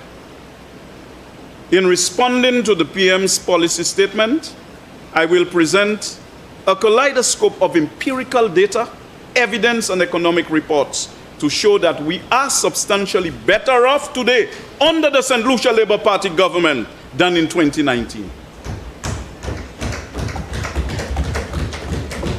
And to support my assertion, Mr. Speaker, I will focus on the following critical areas: economic growth and development; 2, economic and fiscal policies; 3, financial sector; 4, the labor market, and in particular the issue of job creation, employment and unemployment; 5, infrastructure; 6, private sector; and 7, social policies, including health, education, and equity. Mr. Speaker, I wish to state from the outset, and the Prime Minister made it clear in his budget presentation on Tuesday evening, that there are no new taxes in this budget. No new taxes. And that the increase in taxes included in the budget is projected on the basis that the economy will continue to grow in 2025, and that there will be greater efficiency in collecting outstanding taxes. Mr. Speaker, the opposition is already peddling lies that our government intends to increase VAT if we win the next elections. They are desperate, Mr. Speaker, and are using the full armory of mind-bending techniques they learned from Cambridge Analytica. Let us look at the first aspect, economic growth. Mr. Speaker, real economic growth in 2024 is estimated at 4.7%, following growth rates of 3.3% in 2023, 20.6% in 2022, and 11.3% in 2021.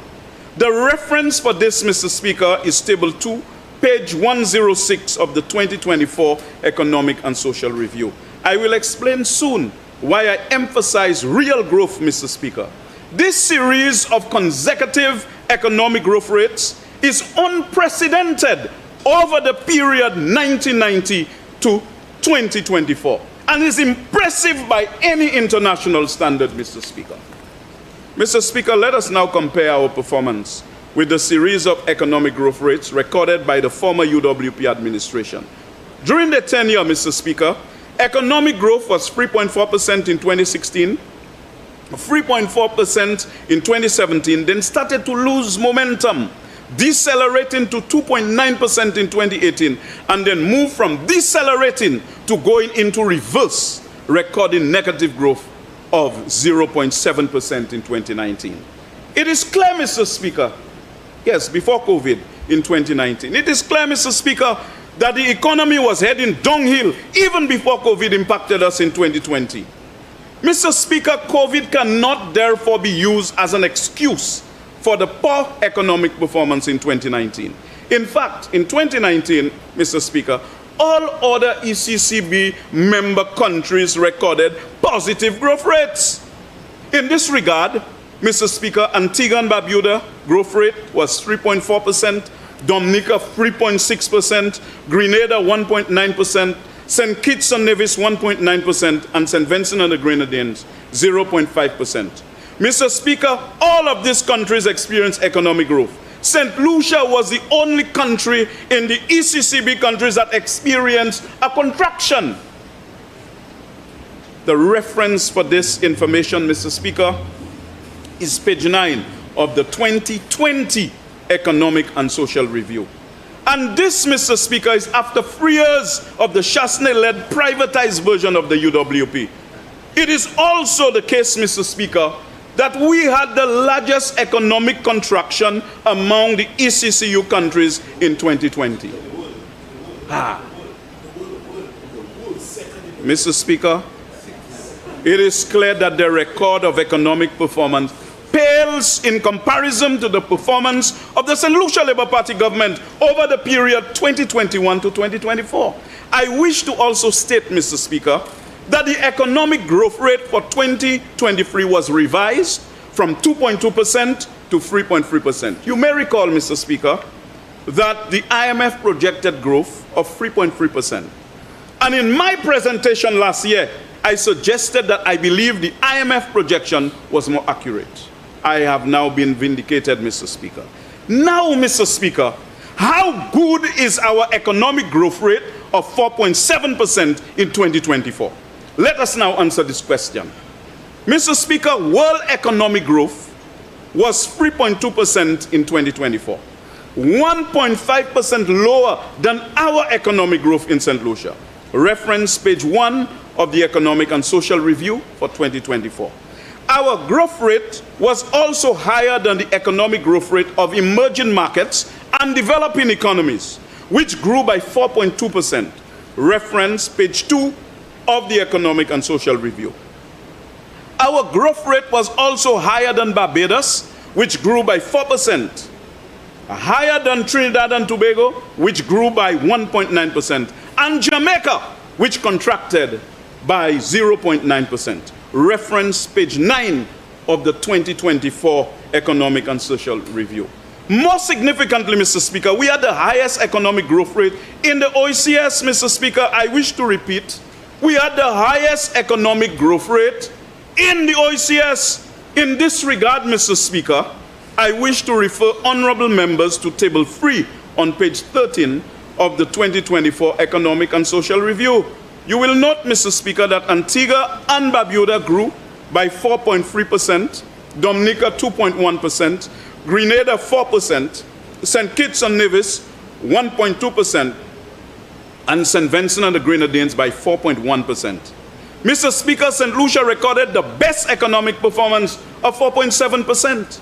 We were better off than the world economic growth, better than the EMDEs, better than the Caribbean with the exception of Guyana, and better than the rest of the OECS.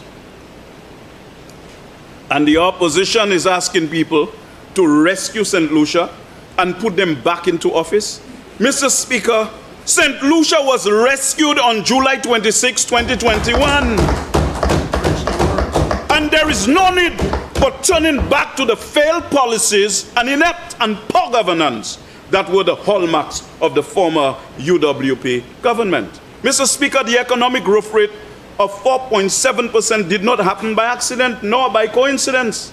It happened by design and reflects the culmination of our successful economic and fiscal policies over the fiscal years 2022-2023, 2023-2024, and 2024-2025. Mr. Speaker, they say it's AI. Of course, it is actual intelligence that brought about this outcome, Mr. Speaker. Mr. Speaker, we need to give thanks to the architect who designed the economic and fiscal policies to achieve these brilliant outcomes, the Prime Minister and Minister for Finance and member for Castries East. Mr. Speaker, in our manifesto, in which we promised to put the people first, we stated that our first order of priority was to stabilize and grow the economy. We have achieved and even surpassed that, Mr. Speaker. The next question, Mr. Speaker, we have to address is whether we are better off from a financial and economic perspective than in 2019. Unlike the voodoo economics of the leader of the opposition, I will review the economic data, and in this regard, I wish to refer honorable members to Table 2, page 106 of the Economic and Social Review. Mr. Speaker, it is important to note that real GDP at market prices in 2024 was $6.1 billion, compared to $5.5 billion in 2019. 6.1 billion in 2024 and 5.5 billion in 2019, representing an increase of 10.9% over 2019, Mr. Speaker. This means that the value added generated in the economy in 2024 was 10.9% higher than it was in 2019. And this is real value added, Mr. Speaker. This is not nominal GDP, that's real value added. This shows clearly, Mr. Speaker, that our budget policies are working well. And we are far better off in 2024 than we were in 2019. Because a growing economy usually leads to a better quality of life, Mr. Speaker. Expansion creates jobs, raises salaries, and boosts consumer spending. And we will see in the rest of the figures, Mr. Speaker, that that diagnosis is actually correct. Unable to accept this outcome, Mr. Speaker, I heard the leader of the opposition in his interview, I think it was with Lisa Joseph earlier this month, that taxes and inflation were responsible for driving economic growth. Was that an error, leader of the opposition, through you, or you stand by this? I listened many times, Mr. Speaker, because I could not believe that a former Minister for Finance could posit such a view. I do not know where the leader of the opposition learned this new economics. maybe the leader of the opposition can point honorable members to the economic theory that supports the view that economic growth can be generated by inflation and taxes. Mr. Speaker, a direct consequence of his statement is that we need to increase taxes and inflation if we want to create economic growth. Mr. Speaker, any high school student, not even a first-year university student who studied economics, must be shaking their heads in disbelief at such an absurd statement. And I asked the leader of the opposition through you, Mr. Speaker, whether he misspoke or he was serious about that view. No, I'm not going there. About the view that inflation and taxes can generate economic growth. I am aware, Mr. Speaker, that Dr. Carlton Augustine, a St. Lucian, a distinguished economist and university lecturer in the US, has addressed this particular issue. And so he addressed it from the inflation side. But I also want to address it from the taxes side, Mr. Speaker. The fallacy that inflation has driven economic growth, but also the other fallacy that taxes have driven economic growth. I wish to submit, Mr. Speaker, that there is absolutely no causal relationship in which inflation and increased taxes cause economic growth. Mr. Speaker, real GDP is a measure of value added in the economy, and economic growth, which is expressed as real GDP, excludes inflation.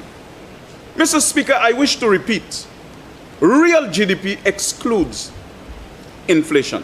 And I think the member from Mico South and leader of the opposition, he knows that.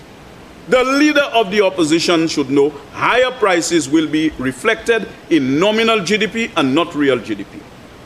On the contrary, Mr. Speaker, higher inflation, if not compensated for by equivalent wage increases, will result in a reduction in real income and a reduction in consumption in most cases.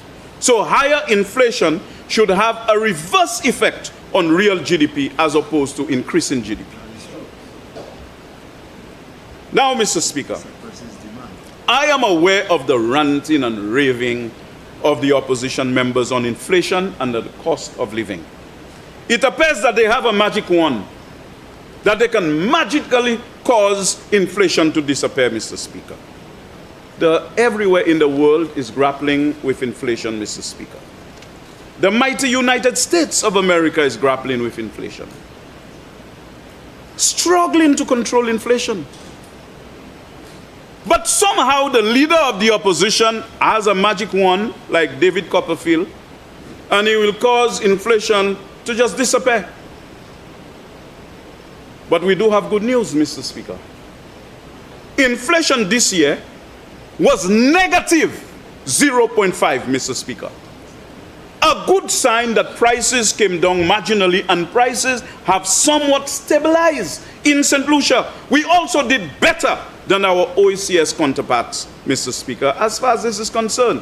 And as a measure of comparison, the inflation rate in Antigua was 6.4%, Dominica 2.6%, and in both Grenada and St. Kitts and Nevis, 1.1%. We had the lowest inflation rate in the OECS in 2024. Our inflation rate was also lower than the other Caribbean countries. The reference for this information, Mr. Speaker, is page 9, table 2, and page 13, table 3 of the Economic and Social Review. As a measure of comparison, world inflation was 5.7%. I repeat, Mr. Speaker, 5.7%, with the US at 3% and the UK at 2.6%. This information is on table 1, page 3 of the 2024 Economic and Social Review. It is to be noted that while inflation is import-driven, our tax and subsidy policies have played an important part in bringing down inflation, Mr. Speaker. The other part of his ridiculous argument is that increased taxes generate economic growth. This, Mr. Speaker, makes absolutely no sense. The relationship between tax revenue and GDP is well established and is basic. Higher GDP leads to an increase in taxation, as most taxes are computed on a percentage basis. So, as you grow the economy, You don't have to increase prices, you will collect more taxes. Mr. Speaker, the leader of the opposition stated that the population was burdened by additional taxes equivalent to 300 million, which he says represent the increase in taxes from 2019 to the current period. The increase in taxes from 2019, 2020 to 2024, 2025 was in fact 319.1 million. Table 44, page 129 of the 2024 review. So we need to ask the next question, Mr. Speaker. What taxes have we increased or introduced? The only tax, Mr. Speaker, that our government has introduced is the health and security levy. The amount collected in fiscal year 2024-2025 was 17.1 million. And the reference for this information is table 44, page 129 of the 2024 Economic and Social Review. But, Mr. Speaker, I would like to remind the leader of the opposition that our government has reduced taxes and increased subsidies in a number of important areas critical to the welfare of the population, and these measures have reduced taxes and increased expenditure. Mr. Speaker, the notion that our government believes in high taxes is absurd. I will elaborate on this later, Mr. Speaker, when I discuss economic and fiscal policies of the government. The point is that, Mr. Speaker, revenue has not increased because of increase on new taxes we have introduced, but is fundamentally driven by the growth in the economy. That's right.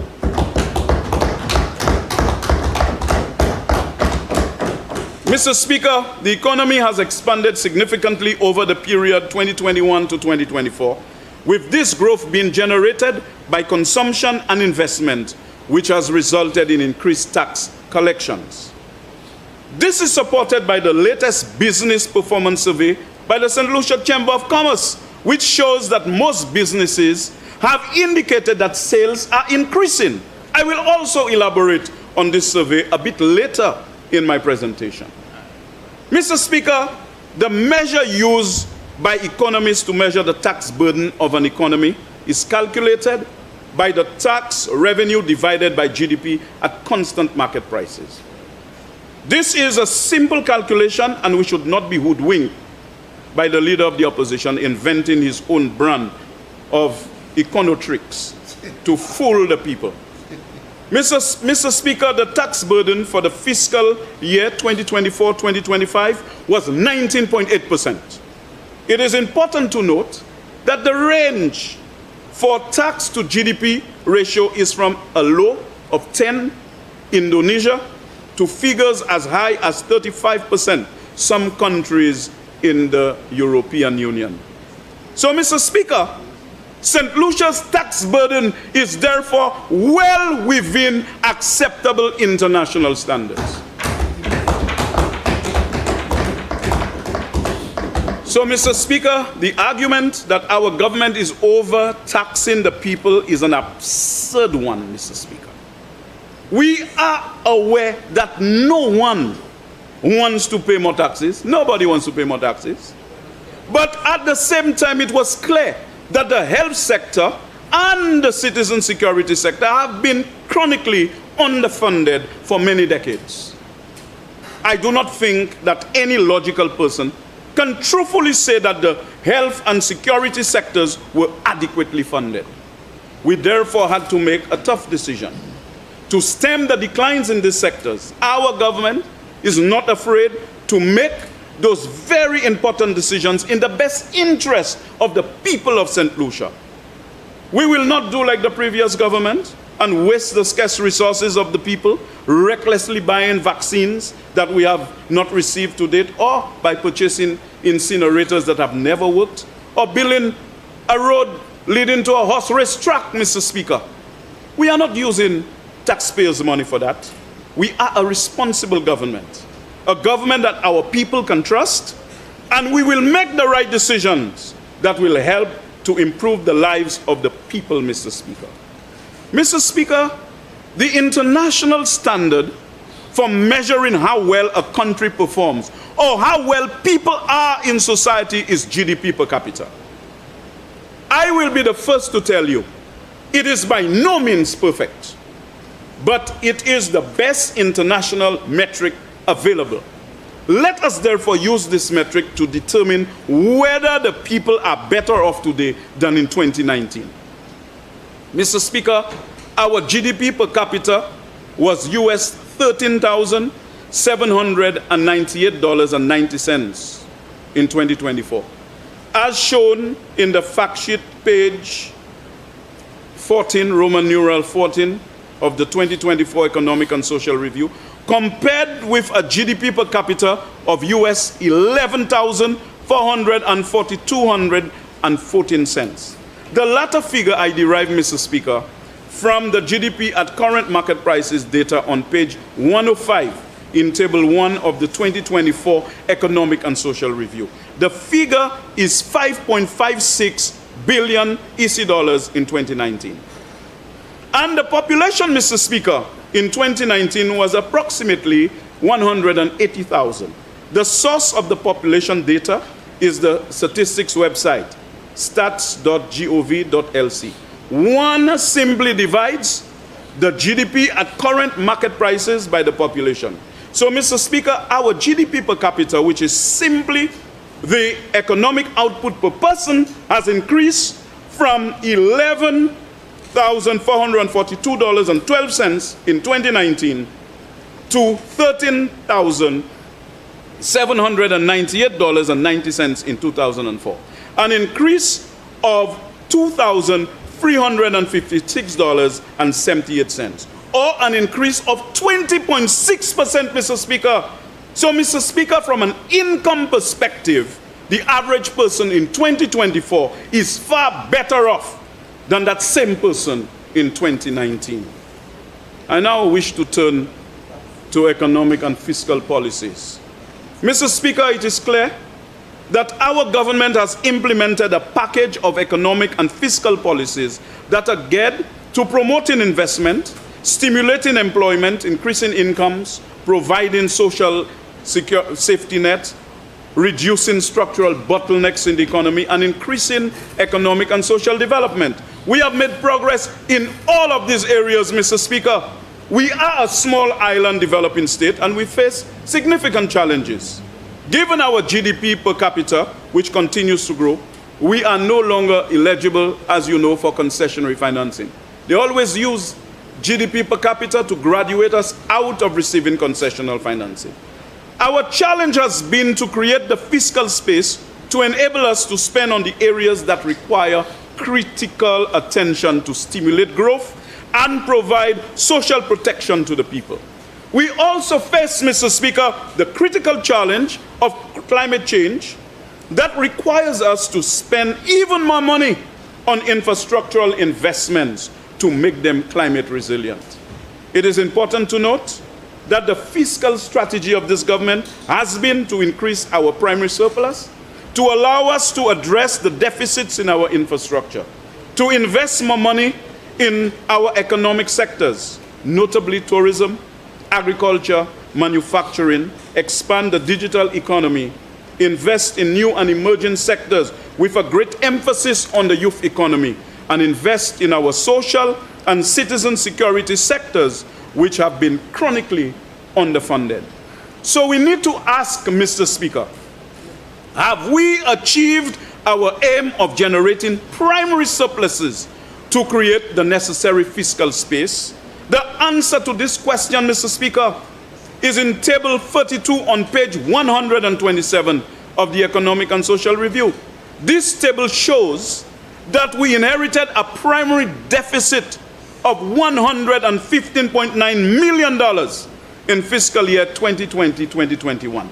And we have turned around this deficit into a primary surplus of $101.8 billion. So our fiscal strategy, Mr. Speaker, has been one geared to ensuring that our fiscal policies are strong and provide investments for the future growth and development of the economy. And we have certainly seen that the economy has grown. at record levels, Mr. Speaker. And those significant figures are as a result of sound policies, Mr. Speaker. And only when you have a strong economy, you can deliver social services to the people, increasingly reaching out to them and including the most vulnerable, including single mothers, that all of a sudden you all are championing. We'll come to that. Mr. Speaker, I wish to now turn to the public debt of the country. It is important to note that the public debt to GDP was 92.5% in 2020. And given this high unsustainable level, our government, on assuming office after the July 26, 2021 elections, had to take immediate measures to reduce borrowing, resulting in the public debt to GDP ratio falling to 81.9% in 2021. Our fiscal strategy has since brought down the public debt to GDP ratio to 73.5% in 2024. The ratio is still high, Mr. Speaker, as indicated by the member for Vieux South, and I know that the Minister for Finance is keen to bring down the ratio to meet the agreed Monetary Council target of 60% by 2035. Secondly, Mr. Speaker, our government is a compassionate and caring government, and we understand the need to provide support to the lower income people in our society. We do not, unlike the former government, believe in trickle-down economics. There is need, therefore, to provide support to our less well-off in society. Mr. Speaker, our government has been the most progressive government in this regard.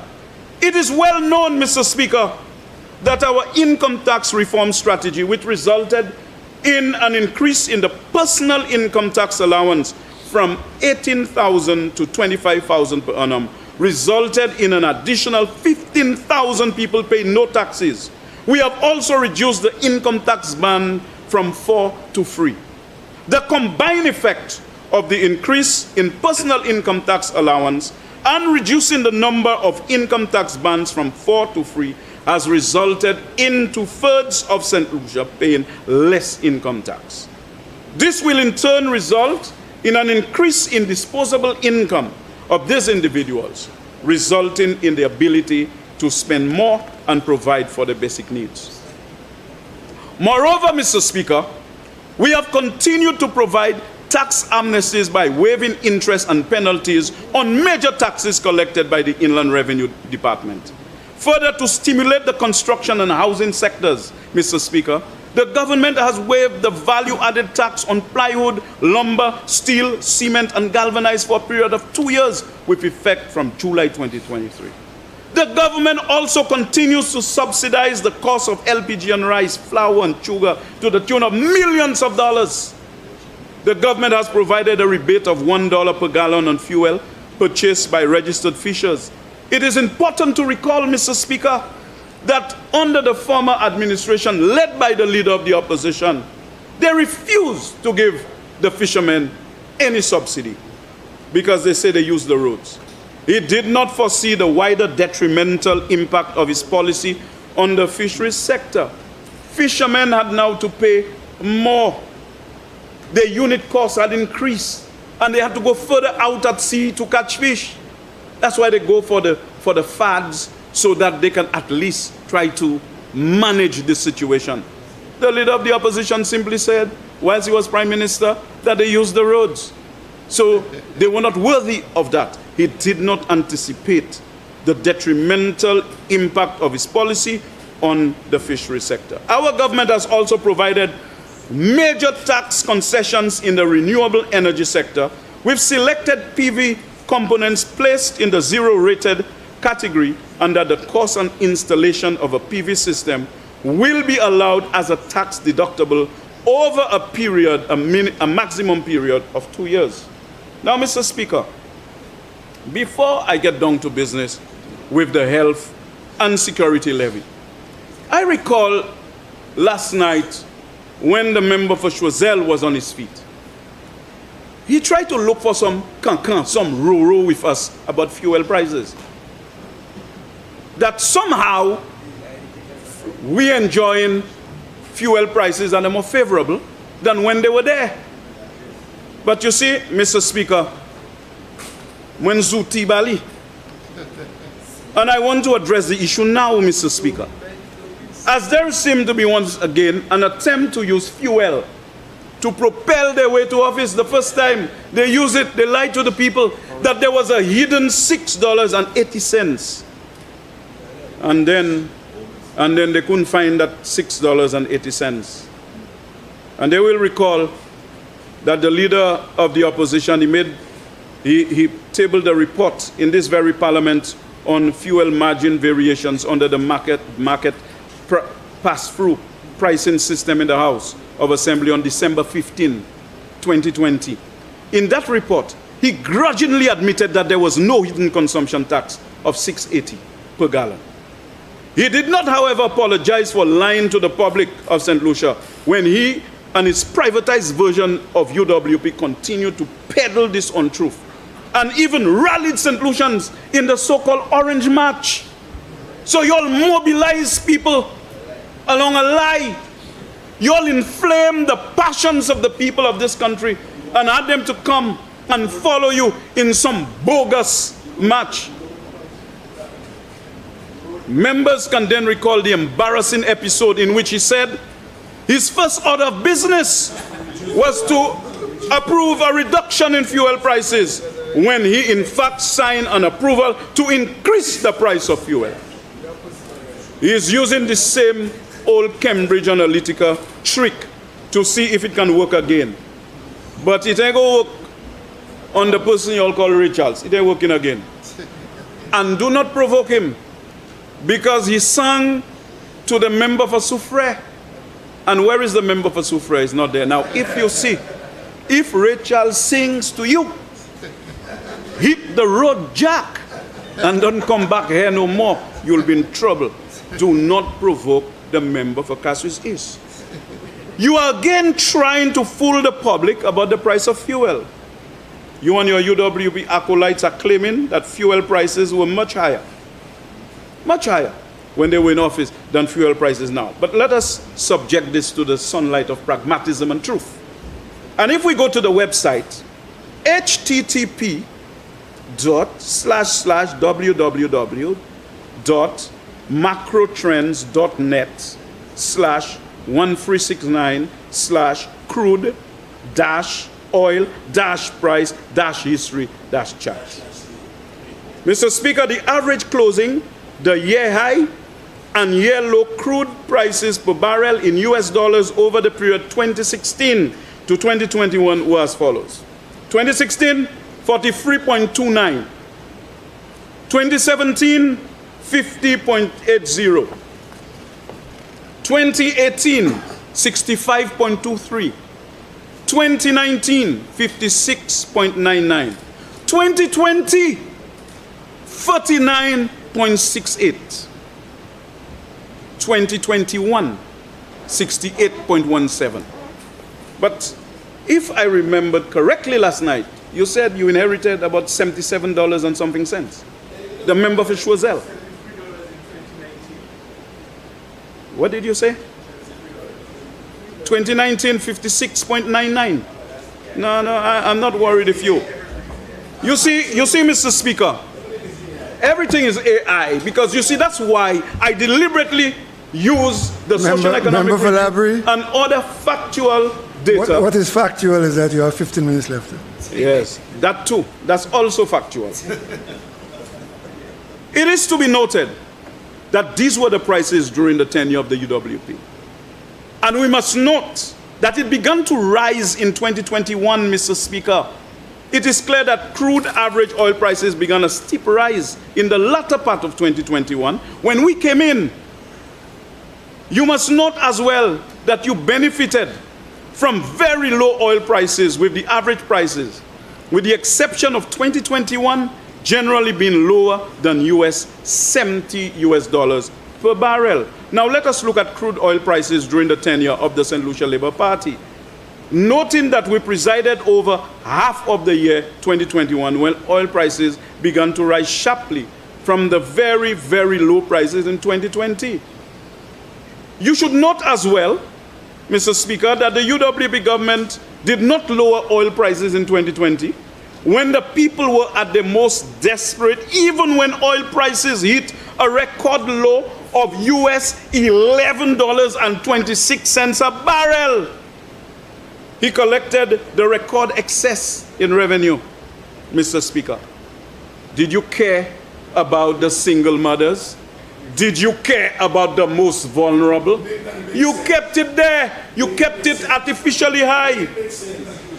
The fuel prices. So, Mr. Speaker, it is very clear that our government has faced much higher oil prices than the UWP.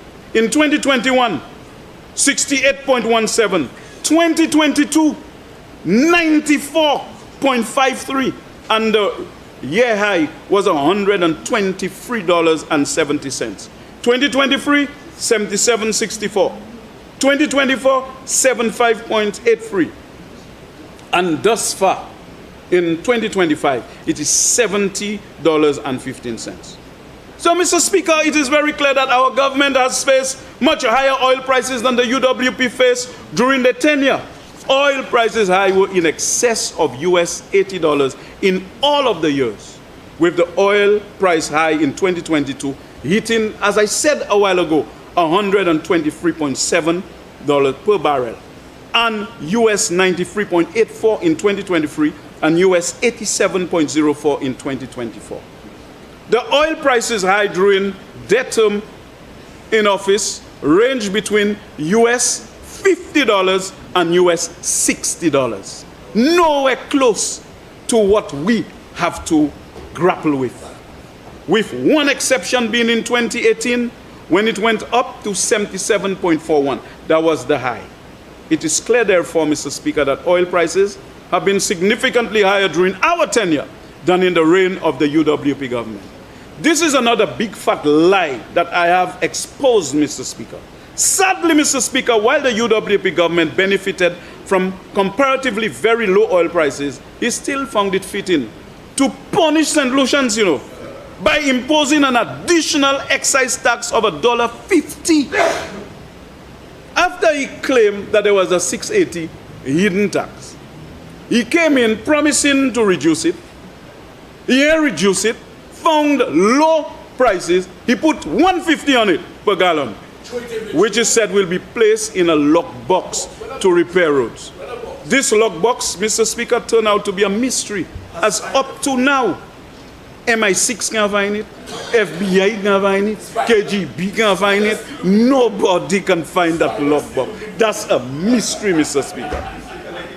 Mr. Speaker, the leader of the opposition and his acolytes have again been perpetuating the myth that fuel prices are too high, and he again attempted to orchestrate another orange march. They were going to people telling them, put an orange thing, put it on a bus, put it there, but the people are not going to be fooled anymore. I also wish to point out, Mr. Speaker, that your administration will try to fool St. Lucians, telling them that they would eliminate VAT. You remember that? Yes. Eliminate VAT. When he realized that this would have created a financial calamity, he reduced the VAT by 2.5% points from 15% to 12.5%. This created a major fiscal hole in the budget. And soon after, Mr. Speaker, he increased the excise tax from $3 per imperial gallon to $4.50 per imperial gallon to compensate for the loss in revenue from the VAT. He said that this money was to go in the lockbox, but this never happened. It went into the consolidated fund to close the gap he created by reducing the VAT. You see, that is the kind of trickery that they engage with. Pakusa, tutubushi. Not this time that you all are going to succeed with your package. The health and security levy. Mr. Speaker, I now want to debate the health and security levy. The major focus of attack of the members opposite. It is important to debate this matter as it leads to a wider debate on fiscal policy. Mr. Speaker, the starting point of this debate is that we can all agree that health and crime are major issues that the St. Lucian government needs to address. Secondly, we can all agree that health and citizen security have been chronically underfunded. We can therefore agree that we need to invest more money into these sectors. Mr. Speaker, given that we do not have enough tax revenue to provide additional resources, given that other sectors like education and infrastructure are also underfunded, the question becomes, what do we do? Do we allow these sectors to continue to perform poorly and cause hardship to our people? Or do we address the problem head on? Mr. Speaker, we have taken the realistic and fiscally responsible decision to deal with the problems we face with health and citizen security. That's what we have done. We have taken the responsible position to assist the most vulnerable, the people who look up to us for compassion and direction. And we have put mechanisms in place to help cushion that effect. We have heard nothing but magie economics from the opposition. The fiscal policy solution for the country can be summed as reducing VAT to 10%, removing the health and security levy, reducing fuel prices significantly, and implementing national health insurance. Three of these measures will result in the reduction of taxes of possibly hundreds of millions of dollars. And up to now, they have not explained how they are going to finance national health insurance. They have them no credible plan. The leader of the opposition says that there are documents to show that his government was developing a national health insurance. But no one knows where these documents are. Where are those documents? I suspect they are vanished in the lockbox in truth, Mr. Speaker. In a nutshell, they are advocating for less taxes, possibly a reduction of hundreds of millions of dollars, and increased expenditures. Mr. Speaker, any student of macroeconomics would know that this is fiscal folly and a recipe for a government to go bankrupt, as they almost did us in 2021 before we took over. Mr. Speaker, remember in 2016 they fooled St. Lucians by saying they would eliminate VAT? They are coming again to fool St. Lucian with policies that sound nice, as we would all want to have taxes reduced and implement a national health insurance that nobody pays for. This is, however, fantasy economics, Mr. Speaker, that cannot be implemented in the real world. Fantasy economics that cannot be implemented in the real world. Our government, Mr. Speaker, has placed emphasis on providing support to the less fortunate in our society. In this regard, our government implemented the minimum wage with effect from August 1st, 2024. In addition, Mr. Speaker, the government also raised the minimum monthly pension to former government employees to $725 and to NIC employees to $500. The combined effect of these measures has been an increase in the disposable income of approximately 13,000 people in St. Lucia. Mr. Speaker, we all know that the former administration did nothing for the less fortunate, as their philosophy is based on trickle-down economics, which I have been talking about over the years, that never worked for anybody. This has been a palpable failure globally, but they remain obedient to its dictates. More recently, Mr. Speaker, our government, recognizing the impact of inflation, has recently concluded negotiations with the public sector unions, granting a cumulative increase of 13% over the period 2022-2023 to 2027-2028. Our government paid the back pay of 34.5%. Honourable Member, you have 5 minutes left. Mr. Speaker, I beg to move that Standing Order 32.8 be suspended to allow the Honourable Member an extra half hour to finish his presentation. Honourable Members, the question is that Standing Order 32.8 be suspended and Standing Order 32.10 be implemented to allow the member for Labrie an additional 30 minutes in which to complete his presentation. I now put the question. As many as of that opinion say aye. Aye. As many as of a contrary opinion say no. The think the ayes have it. The ayes have it. Please proceed. Thank you very much, Mr. Speaker. Thank you very, very much, honorable members. I will continue my navigation. Mr. Speaker,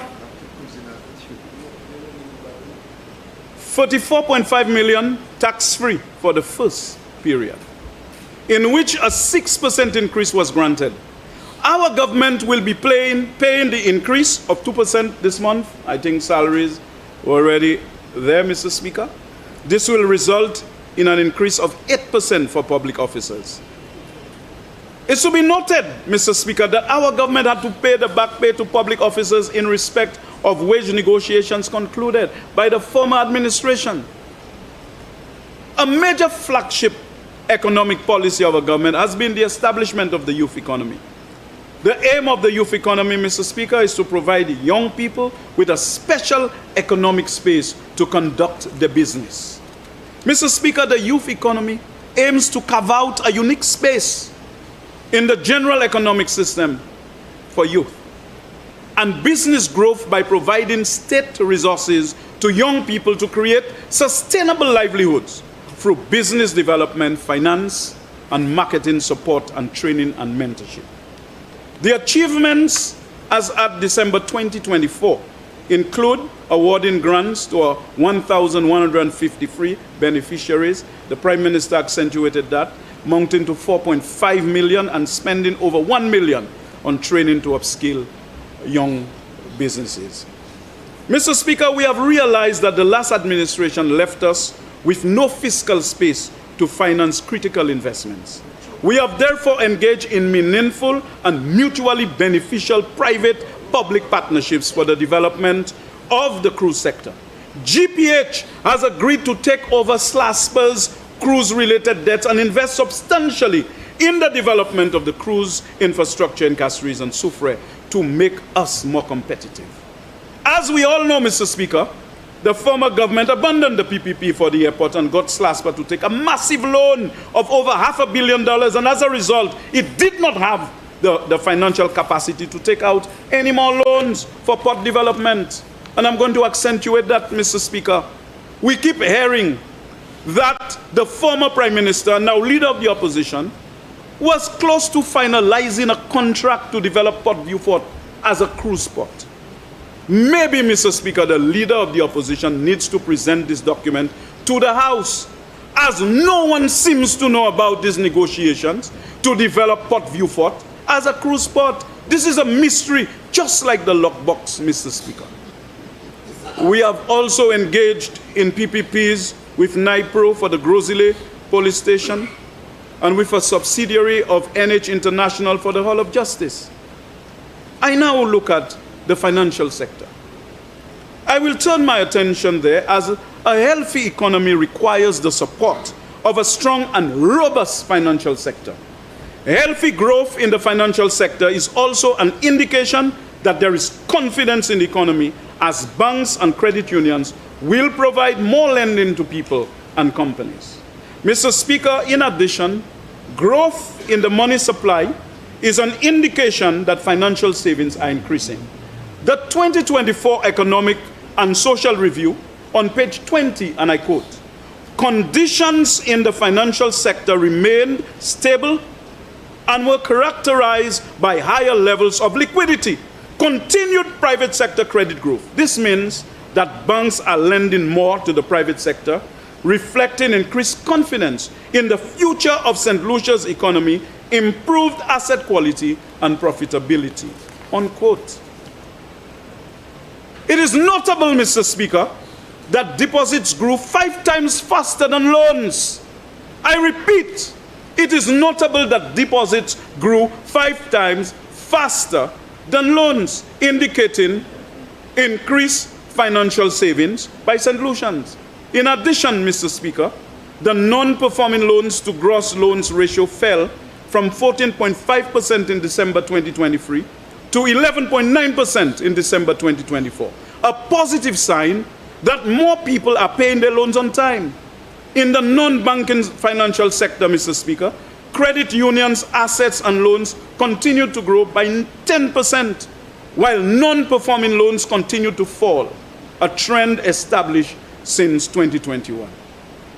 There is no doubt now, Mr. Speaker, that the credit unions play a major role in the development of our economy and provide valuable financial services to their members. I now turn to the other aspect I use as an indicator, and that is the labor market. Mr. Speaker, economic growth is meaningless if it does not create jobs for the people. Our strategy has been to develop an economic recovery which ensures that jobs are created. And of course, as a consequence to this, unemployment is reduced. I want to spend some time on this area as our government has been the most successful government in increasing employment and reducing unemployment.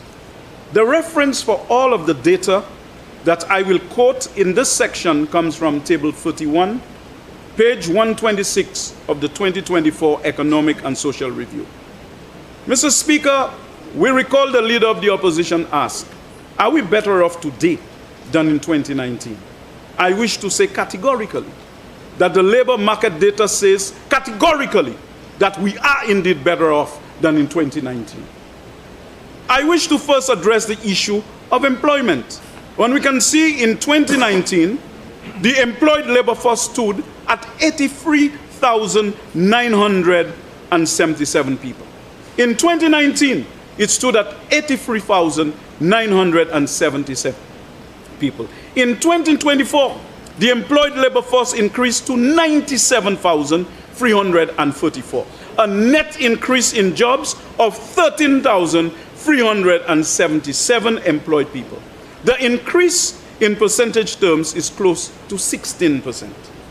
Mr. Speaker, it is therefore clear that economic growth has been accompanied by job creation, and more people are now working and making a living for themselves. Secondly, Mr. Speaker, unemployment is a key indicator of the success of any government. In this regard, the unemployment rate stood at 16.8% in 2019. The former administration touted this as a major success. They were all over the place, all hot and sweaty, believed that that was the most significant development since the birth of Jesus Christ. The unemployment rate in 2024, Mr. Speaker, stands at 10.8%. Yes, I repeat, 10.8%, Mr. Speaker, a record low for unemployment in St. Lucia's history. I also wish to state that in terms of numbers, the number of unemployed fell from 16,998 in 2019 to 11,806 in 2024, a reduction in the number of unemployed, 5,192 people. Mr. Speaker, in the area of youth unemployment, and this has been a vexing issue, and if we have to compare it, in 2019, it was 31.6%. And in 2024, it is 17.8%, a reduction of 13.8% points. This is, by any standard, Mr. Speaker, a wonderful achievement by the government in making a substantial reduction in the number of unemployed. But last night, the member for Choiseul Saldibas jumped on that very same issue and gave some explanation. He read through it and then he interpreted it. Mr. Speaker, he made reference to page 54 of the 2024 Economic and Social Review, in which he quoted the following: preliminary estimates from the CSO indicate a lower unemployment rate in 2024. This decline in unemployment is reflective of a reduction in the labor force participation rate and the size of the labor force, unquote. Available data show that the number of employed persons averaged of 97,354 in 2024, while there was a marginal decrease in the employed labor force in 2024. a larger reduction in the size of the labor force led to a higher employment rate and a lower unemployment rate. Mr. Speaker, he mentioned this as if the reduction in the labor force was a negative factor in accounting for the reduction in the labor force. Mr. Speaker, I first need to address the factors that account for changes in the labor force. And I think the member for Grozile started on a very good footing. One, the number of people who are leaving the labor force because of retirement. The number is increasing, Mr. Speaker, because of our demographics. Two, the number of people who may go into business and are no longer interested in looking for jobs. There is no doubt, Mr. Speaker, that the number of people entering into the MSME sector, the youth economy, is accelerating the number of people who are becoming business persons. Migration in search of more lucrative jobs overseas. We know that many of our nurses and doctors are being lured because of lucrative salaries being offered to them. There are many other professionals, Mr. Speaker, that are being lured. The so-called brain drain problem we have had, but now it's accentuating. It's been accentuated now in this particular context. The increase in the number of students opting to pursue further tertiary level studies and not opting to enter the labor market. This number is also increasing. Mr. Speaker, as more and more scholarships are being offered to students, there is that acknowledgement by young people that if you do not have a degree, you are at a distinct disadvantage. And more people are taking advantage of the opportunity given by this government to go and arm themselves meaningfully. There are those who may be structurally unemployed because they do not have the skills required in the job market. And there are those who may not be interested in gainful employment because they may have other sources of income. This is not an exhaustive list. But, Mr. Speaker, that is what we know about our labor market with absolute certainty. The size of our employed labor force has increased substantially from 83,977 in 2019 to 97,354 in 2024. And this represents an increase of 14,377 in the number of people employed in our country. The source of this information is Table 31, page 126 of the Economic and Social Review. I also wish to refer to the latest business performance survey from the Chamber of Commerce, Mr. Speaker. During the third quarter of 2024, I wish to quote from the survey. The survey reveals continued positive trends in workforce changes, with 66% of respondents keeping workforce size stable, while 24% reported an increase in size. Mr. Speaker, 24% of respondents stated that they increased the size of the labor force. In simple language, 24% of the companies increased the number of people they employ.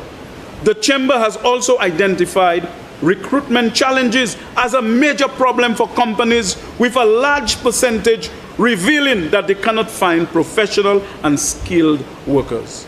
It is also the case, Mr. Speaker, that the boom in the construction sector has been constrained by labor shortages. Right now, Mr. Speaker, many contractors cannot get employees to work in construction. Some projects have been halted, Mr. Speaker, because contractors cannot find workers.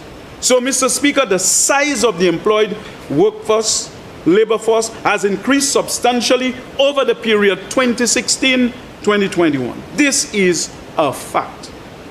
I have also identified the factors that can cause a reduction in the labor force. Finally, Mr. Speaker, it is clear that there is a labor shortage in some areas of the economy, as the demand for labor exceeds the available supply. So for you to stand there last night, to quote something, and just go off on a tangent, a frolic of your own, to try to give interpretation, I think there is need for greater attention to be paid to it, to give careful and sensible treatment to why that is happening. But you cannot just unilaterally stand there and just make a determination. Mr. Speaker, I now turn to infrastructure development. Our government designated the fiscal year 2024-2025 as the year of infrastructure. It was a clear acknowledgement that we had a serious infrastructure deficit and that there was need to accelerate investment in infrastructure. It is well known, Mr. Speaker, that economic growth and development requires sound infrastructure. Moreover, strong infrastructure provides essential goods and services to the people. The Minister for Finance clearly indicated that infrastructure is not only roads and bridges, but covers the range of other built infrastructure, including housing, education, police stations, agriculture, health, ports, water, and digital infrastructure. I recall clearly he accentuating this as well as Senior Minister. Infrastructure projects are usually multi-year projects. As projects need to be designed, then we need to go through the procurement process before a contractor can be selected, and then we proceed to implementation. That is, Mr. Speaker, we have to go through the project management cycle. We are hearing the peddling of mistruths again from the members opposite that nothing has happened in the year of infrastructure. Mr. Speaker, the question is whether our government has stepped up the pace of infrastructure investment in the economy. And I think it can be answered very easily. In this regard, Mr. Speaker, I wish to refer honorable members to page 28 of the 2024 Economic and Social Review and the section captioned Public Sector Construction. The first sentence states, and I quote, "Public sector construction expenditure is estimated to have increased considerably by 52.3%, and I wish to repeat for the benefit of honorable members opposite, 52.3% to 247.2 million in 2024. Moreover, Mr. Speaker, on the same page, under the heading Central Government Construction, the first sentence states, central government construction expenditure increased by 45.2% to 186.9 million in 2024. Mr. Speaker, time does not permit me to go through the full range of construction expenditure that the government has invested in to close the infrastructure gap. But I wish to mention one other critical statistic, that's construction contribution to GDP. Construction grew by 22.4%, Mr. Speaker.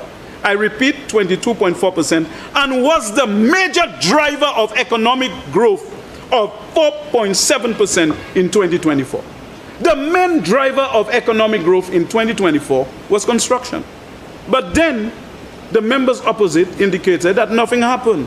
I do not know what world the UWP acolytes live in when they say that nothing is happening in construction. As a measure of comparison, real construction GDP was 217.1 million in 2019 compared to 329.8 million in 2024, an increase over 2019 of 51.9% and the highest level of real construction on record, Mr. Speaker. The reference for the information I have just provided, pages 106 and 107 of the Economic and Social Review for 2024. It is simply amusing, Mr. Speaker, that the members opposite said nothing was happening in the year of infrastructure. And then towards the end of the year, when they saw that the pace of infrastructure had been, then they said, I thought y'all said people don't eat roads. Because they forgot that a fiscal year spans from April to March. And that given the project management cycle, implementation began in the latter part of the fiscal year. So when they saw that, they said, but you all said people want to eat in roads. We did say people did not eat roads, but this was in the context of COVID, when the government received monies from the multilateral agencies to give financial support to the people, but indeed chose to engage in what they call shovel-ready projects. That's the issue. That's the issue. They preferred to neglect the people who desperately needed support and focus on giving their friends contracts to build roads and engage in other wasteful expenditure. I now turn attention to impact of the budget policies on the Member, you have 15 minutes left. Mr. Speaker, given the fact that I did allude to some of the reports of the Chamber of Commerce. I think the point would be made in terms of the impact of the private sector. But just for me to indicate, Mr. Speaker, we have seen an expansion in investment by the private sector, from both domestic investment and foreign direct investment. And I want you to go to page 42 of the 2024 Economic and Social Review. In particular, Mr. Speaker, the review details the many projects being undertaken in the hotel sector. You remember, Leader of the Opposition, you always have a conversation about hotel rooms, hotel construction. And you all criticize even today, instead of running and hide when you all hear a conversation on hotel and about rooms. You know, you all boldly come. Now, I don't have to prove any point. You know what's happening in the hotel sector. Major constructions. You have Dreams, Marigo Hotel, Lifeco Wellness Resort, Sandals, Latok Bay Gardens Beach Resort Expansion, Coconut Bay Resort, and Casaba Beach Resort Project. All types of things are happening at this time. And time will not permit me to get. This reflects the level of confidence by investors in the St. Lucian economy, and the amount of investment is unprecedented, Mr. Speaker. In fact, the major constraints for these developments are labor and raw material shortages. Our government has been the government which has been responsible for expanding the tourism sector, Mr. Speaker. In addition, work has also started on the Rodney Bay Commercial Center during the latter half of 2024. So when the members opposite and the acolytes would like to rescue St. Lucia and are saying there is an economic crisis, it is clear that no one believes them, as the private sector has confidence in the future of the economy. It is clear that we need to secure the victory of our government, led by the honorable member for Castries East, as we are witnessing an economic boom, the likes of which we have never seen for many, many, many decades, Mr. Speaker. Export St. Lucia has also played a critical role in supporting businesses in exporting products. This includes sourcing markets for products, for example, CMOS, Dashin, and other products of small businesses. Mr. Speaker, our government of St. Lucia has implemented various initiatives and support mechanisms to bolster the micro, small, and medium enterprises sector, recognizing its critical role in economic growth, job creation, and poverty reduction.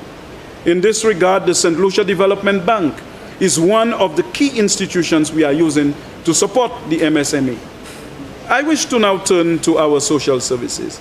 And Mr. Speaker, just because I do not have too much time, I will engage in an exercise of compression.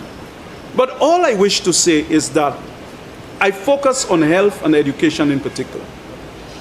I think the member for VA4 North and Minister for Health did go through the whole spectrum of interventions in the healthcare sector. The central focus is to destroy privilege and equalize opportunity, so that the inequalities would be reduced and more single mothers and other vulnerable persons would have access to basic care. We are also building an infrastructure with St. Jude's, OKEU, the Winston Paris Medical Complex, Betty Wells Urban Polyclinic. All of this is part of an architecture to improve the health system, to deliver to the people of this country, but also to support the tourism industry. Because right now, demographic trends in North America suggest that people are living much longer and there's more disposable income among the elderly. And if the elderly goes to a jurisdiction, they would want to know if they fall sick.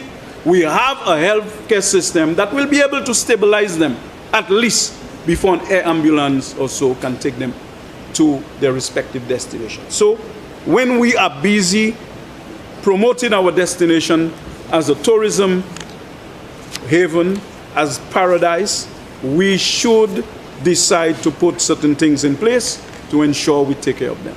In the line of education, again, to destroy privilege and equalize opportunity. That's why the laptop program is important, so that everybody in the society have access to it.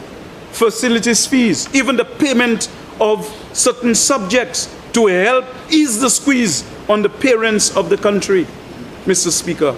And obviously, we are retooling them with technical and vocational education so that we make our education system more relevant to the socioeconomic needs of our society, Mr. Speaker. Mr. Speaker, in the area of equity, our government will continue to give emphasis to social protection through the implementation of various social programs implemented through the Ministry of Equity, Social Justice and Empowerment, and its major agency, the St. Lucia Social Development Fund, which implements programs. Through the Holistic Opportunities for Personal Empowerment Hope, the Basic Needs Trust Fund, for which an allocation of $1.7 million is made in the budget, BNTF 11 project, and the Infrastructure Development Program, for which an allocation of $6 million is allocated in the budget. The reference for this information is page 979 of the 2025-2026 Estimates of Revenue and Expenditure.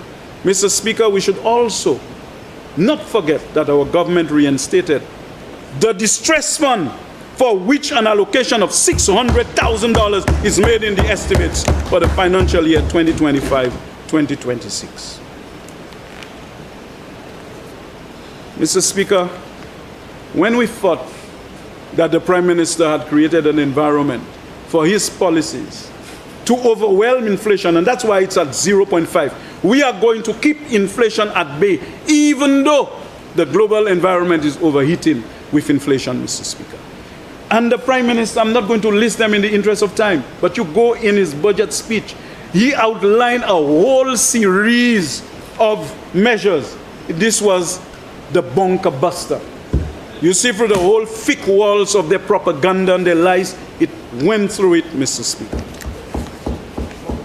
So, Mr. Speaker, I am about to join a long final in preparation for landing.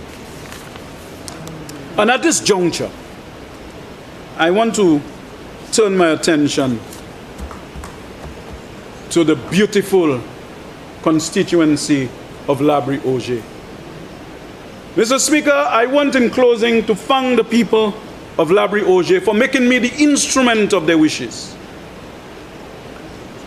And I did not enter to gather triumphs of personal distinction, but to do their work. I remember people like Mata, Mr. Emanis, Ms. Atinaida, Ive Simeon, Mr. Eustace. They died with the hope that this young man from Martin Luther Street Library would take them to the promised land. And sometimes on the battlefields of politics, you get injured and you plead human. And probably you want to take a rest. But when you think of them, my forward movement is propelled by the Spirit, because they believe that I'm going to take them to the promised land. All will come and go, Mr. Speaker. Just make sure I am no less determined to keep the constituency on track to the promised land. Mr. Speaker, I went through a whole list of what we are going to do in the constituency when I spoke in the estimates debate. Mr. Speaker, the back talk is... Mr. Speaker,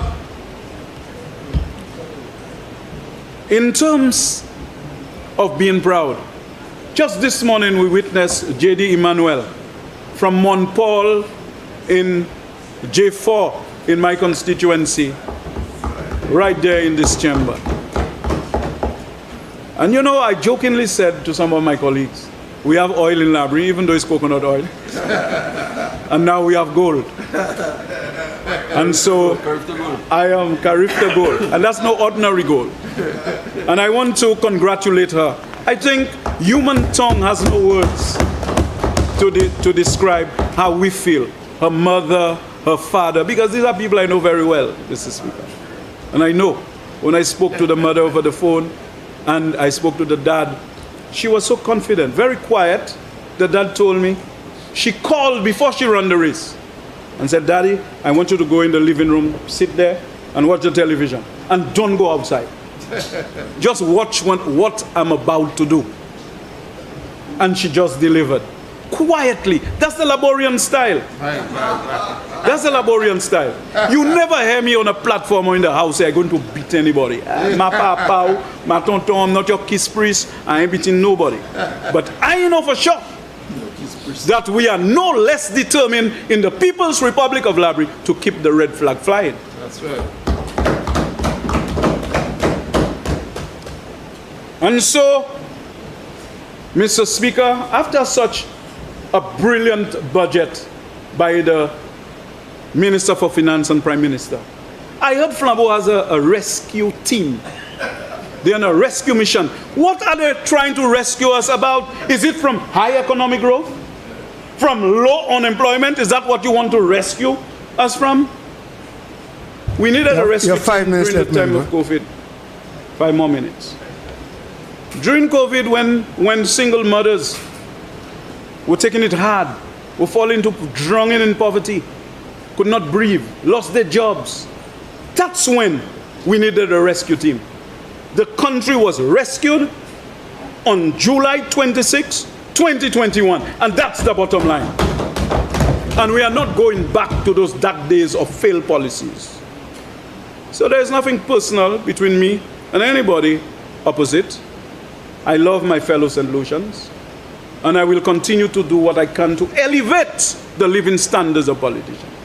However, every single time, Mr. Speaker, the United Workers' Party is in office, they stop all our projects. We just opened the Labrie market. The Labrie market was frozen in the currents of wickedness and oppression for almost 6 years, and victimization. Look at it there. And every time they pass by that market,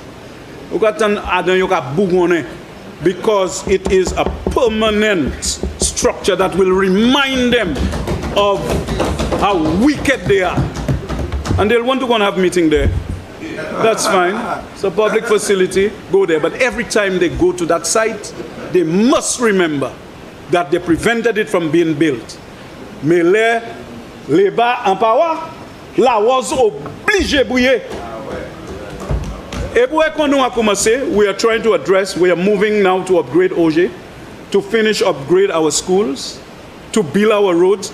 You all stopped 33 contracts in 2016, prevented all of them. Some were UWP supporters, because I don't discriminate. They stopped every one of them, even though they were UWPs. When Dr. Anthony gave me an opportunity to have 33 contractors execute their work. And right now we're in office, I'm trying to address the backlog. And this is why the Prime Minister must send a faster vehicle for me, because I need him to write off all of those roads, so that it free up my hands to do the things that I need to do. But obviously, Mr. Speaker, I am not bothered about UWP. I am focused on taking my constituency to the promised land, to a place where there'll be no over-dependence on any political party. Whether we're in government or in opposition, we are able to do some basic things for ourselves. But we will always remember, through the long tracks of future time, it was only the Labour Party that responded to our needs, our pressing but legitimate needs. And so, Mr. Speaker, as I close, I hope I have been able to show that the budget policies of the government have been a tremendous success. We have witnessed unprecedented economic expansion, record employment levels, and the lowest unemployment level in history. Our government has also record government investment in infrastructure, improve education, health, and equity. There is greater confidence in the St. Lucia economy by the private sector, a boom in foreign investment, and more businesses in the MSME. Mr. Speaker, we have also invested significant resources in social protection to provide for the poor and less fortunate in our society. I therefore give my full support to the 2025-2026 Appropriation Bill. May God continue to guide the Prime Minister and Minister for Finance, and of course guide my colleagues, so that together we will continue to advance the business of this country and to elevate the living conditions of the people of St. Lucia.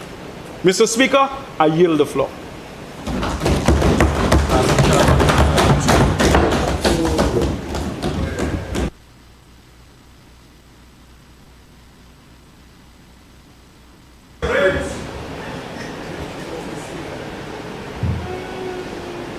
Member for Castries office.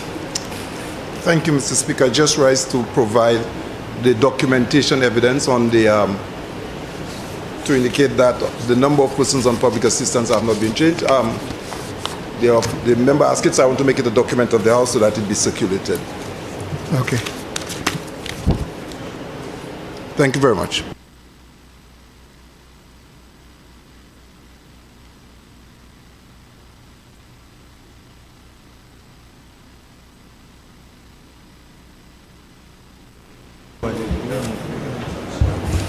Member for Mico South. What a coward, man. What a coward. That's because you have nothing to say, you know. You need somebody to talk before you. You need somebody to talk before you can speak. Because you have no ideas of your own. But it's okay. It's okay.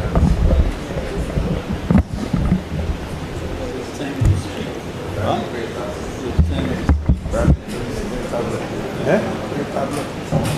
Dale.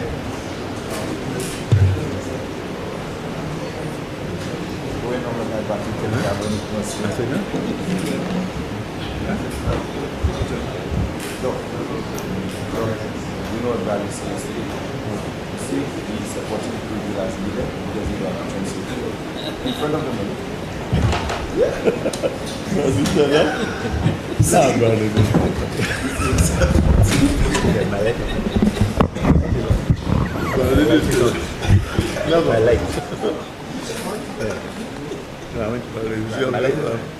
My light is on.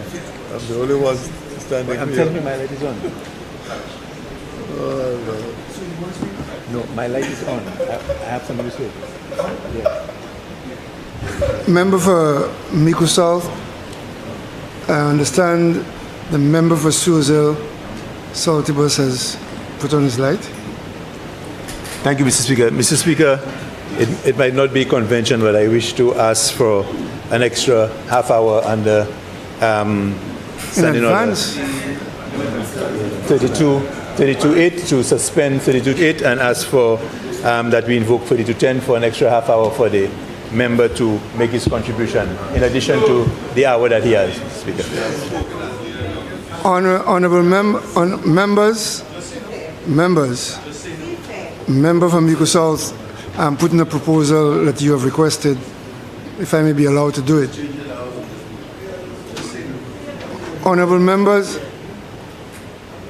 the question is that Standing Order 32.8 be suspended and that Standing Order 32.10 be implemented to allow the Leader of the Opposition 90 minutes instead of the 60 allowed under the Standing Order. I now put the question. As many as of that opinion say aye. Aye. As many as of a contrary opinion say no. No. I think the noes have it. The noes have it.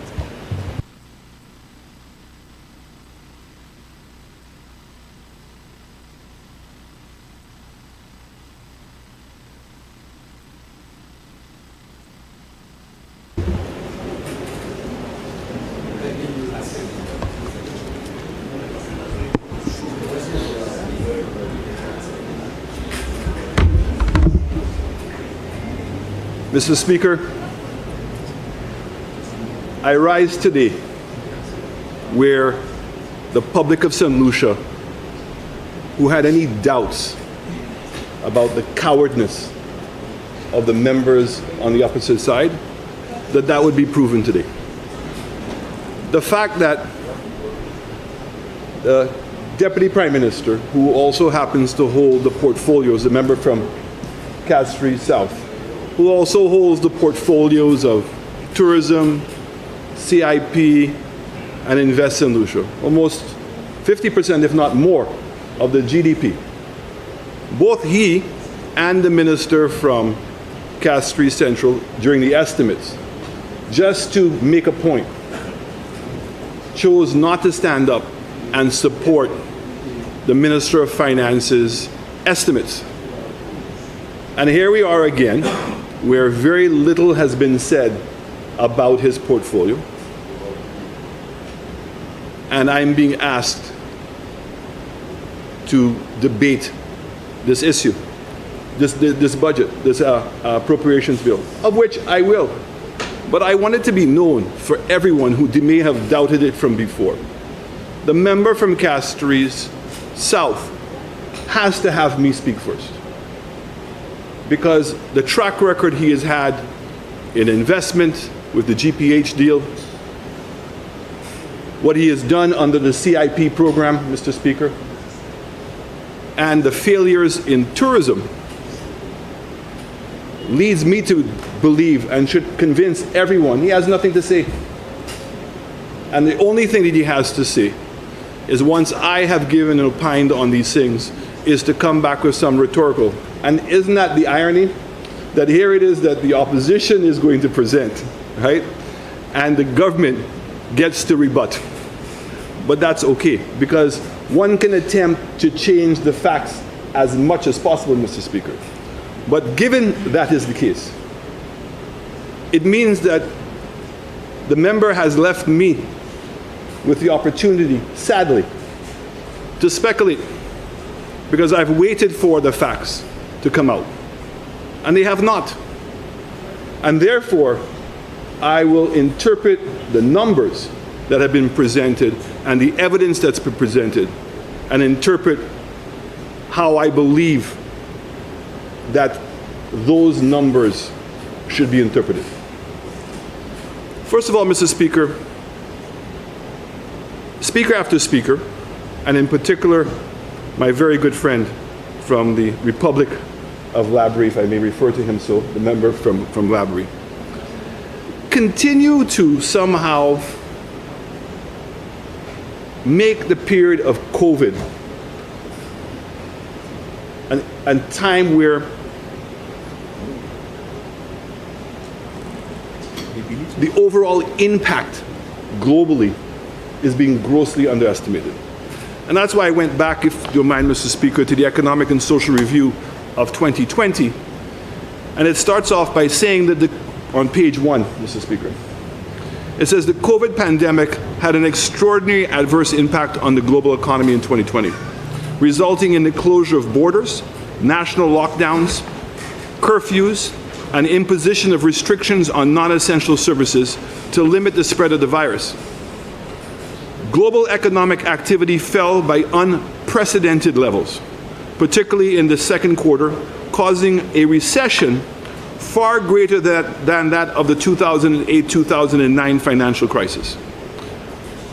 Global output is estimated to have contracted by 3.5% in 2020, compared to an expansion of 2.8% in 2019.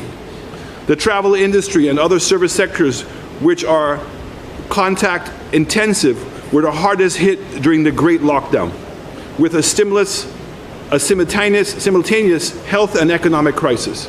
Tourism-based economies and oil exporting countries were the most acutely affected by this global shock.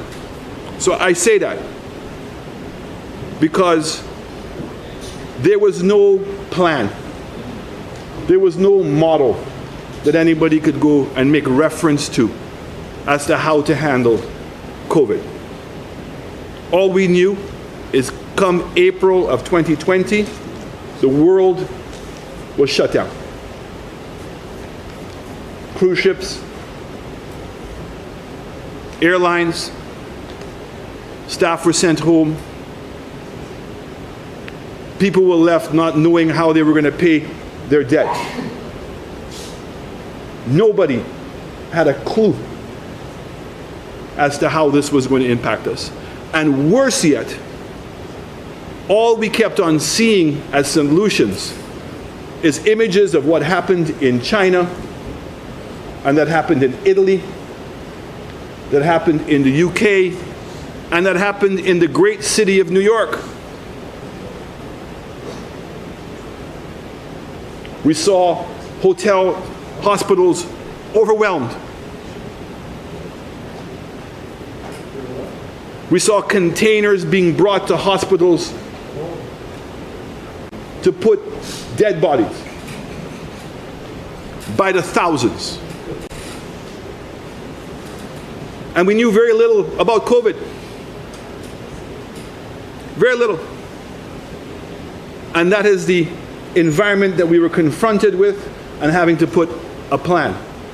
And I, for one, I'm very proud of the people of St. Lucia that under those trying circumstances stayed the course. And not only did we come through COVID, I think remarkably well. Sadly, in my humble opinion, way too many people died. But as we learned about COVID, COVID was specifically vulnerable to those persons with non-communicable diseases, persons with high blood pressure and diabetes, because COVID attacked your blood system and stopped the oxygen in your blood system. And we all already know that we have one of the highest rates per capita of both of those diseases. So, Mr. Speaker, I want to first of all deal with a couple of things that were brought up. HIA Airport. The old plan of HIA Airport, which I happened to be in cabinet when that came into fruition, was we were going to build a new terminal behind the old terminal. So where the car park is today is where the new terminal was going to go. And for those persons who may not have understood why that was the case, is because when you go to HIA and you see where the jumbo jets and the bigger planes park on the side, they park on the side because their tails, the planes are so long, become obstacles on the main runway. So for ICAO standard, that's where they go. And so there was no way of building jetways under the existing terminal and to be able to facilitate those larger planes. So the decision was to build the new terminal in the back, and that plan called for the demolition of the existing airport. The saga that took place as to why the airport didn't get built. I'm going to use the Labour Party's slogan, could have, would have, applies also to the period of 2011 to 2016. Airport didn't start.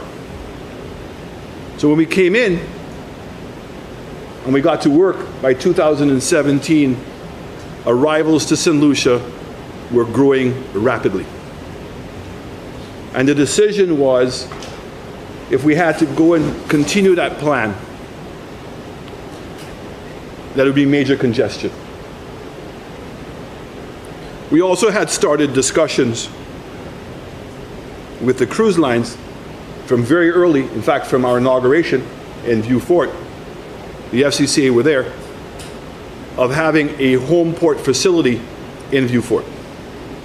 And we spoke about the idea that if we were to move the airport terminal to a different location, could we keep the old building and retrofit the old terminal specifically to handle the cruise ship passengers? Because if we go to Barbados and we go to Antigua and we go to some of the other countries, we see that on cruise ship days, particularly for home porting, that those passengers overwhelm your tourism days, your land-based tourism.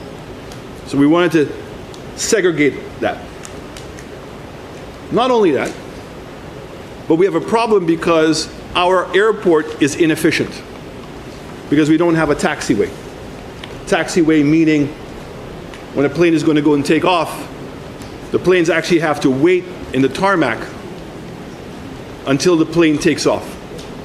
So there isn't a parallel taxiway which allows planes to line up.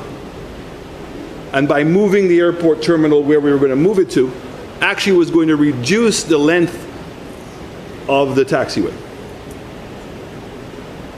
So this idea that continues to repeat itself one man made the decision. That's not how SLASPA works. SLASPA has a board. SLASPA has technicians. And all those recommendations come through that process. I still get a laugh, as do many other solutions, when the Prime Minister continues to say that he's never been to an airport that has 2 floors. So the fact is that the most valuable land at an airport, or the most valuable land is at an airport. So the old plans was to replicate what the old building was, where the arrivals and the departures would have been all on 1 floor, taking up lots of space. So the intention was to build 2 floors and reduce the amount of space that's required and give space for growth. Now, you can have the 2 floors and you can have everybody coming to the ground floor, both your persons who are arriving and your persons who are departing. And therefore, persons who are going to be departing arrive on the ground floor and they either have to take an escalator or an elevator up to the 2nd floor. Or you can do what most countries around the world have done, and it's to build a road that goes up. So departure passengers go to the top level and arrival passengers go to the ground level. If you're going to go and pick up somebody, you go and pick them up downstairs. If you're dropping them up, you drop them upstairs. And doing that, we may not see the traffic now, but when you're building a airport that has 3 times the capacity of what we currently can cope with, there's going to become a point when you can do that. So, Mr. Speaker, the decision to not go with the government's PPP proposal was simple. They wanted $60 for 30 years. It's not difficult to do the calculation. And regardless of how well we would have done, they would have been the beneficiary of that business. And that was an excessive amount of money given the cost of the building. Whereas having a lockbox of $35 set aside, getting concessionary loans from the Taiwanese, and part of the Taiwanese deal was that we use OECC, an established company that is private and public, and that had experience not only in this region, but globally in building airports. And yes, they were picked jointly by the government of St. Lucia and by Taiwan. But they were brought in to oversee the management and the implementation of the project. So let's take the now infamous pile driving that the Prime Minister keeps making reference to. Where he gets these cost overrun numbers, I have no idea. I'm starting to assume that what he's saying is if we had stayed at the old site, there would have been 300 piles. But now that we've moved to the new site, it's 3,000. And somehow in his mind, that becomes cost overruns. I don't know, but that's for him to explain. That was put out to bid. That was put out to bid. And a company from the BVI won the bid. The Prime Minister said in his speech, and let me get it. Is it in 2020? No, not this one.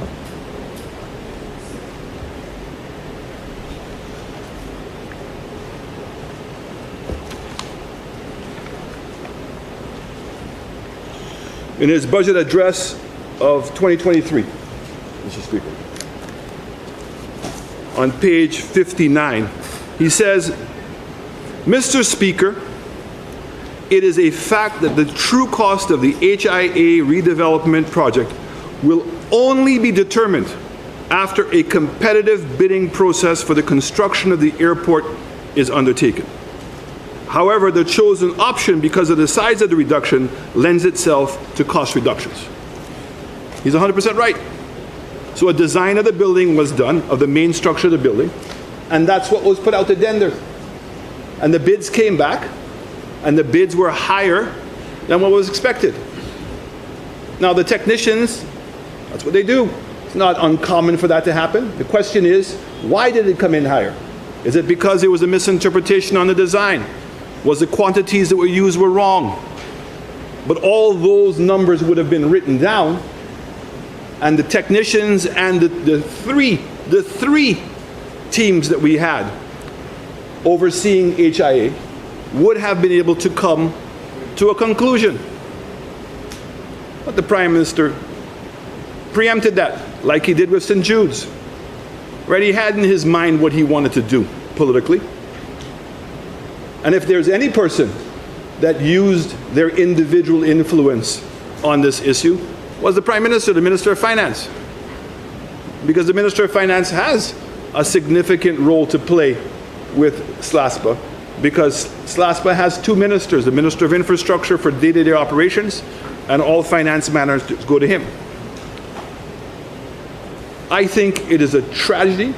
I think it's a betrayal to the people of Taiwan, the way that this government has thrown OECC and the generosity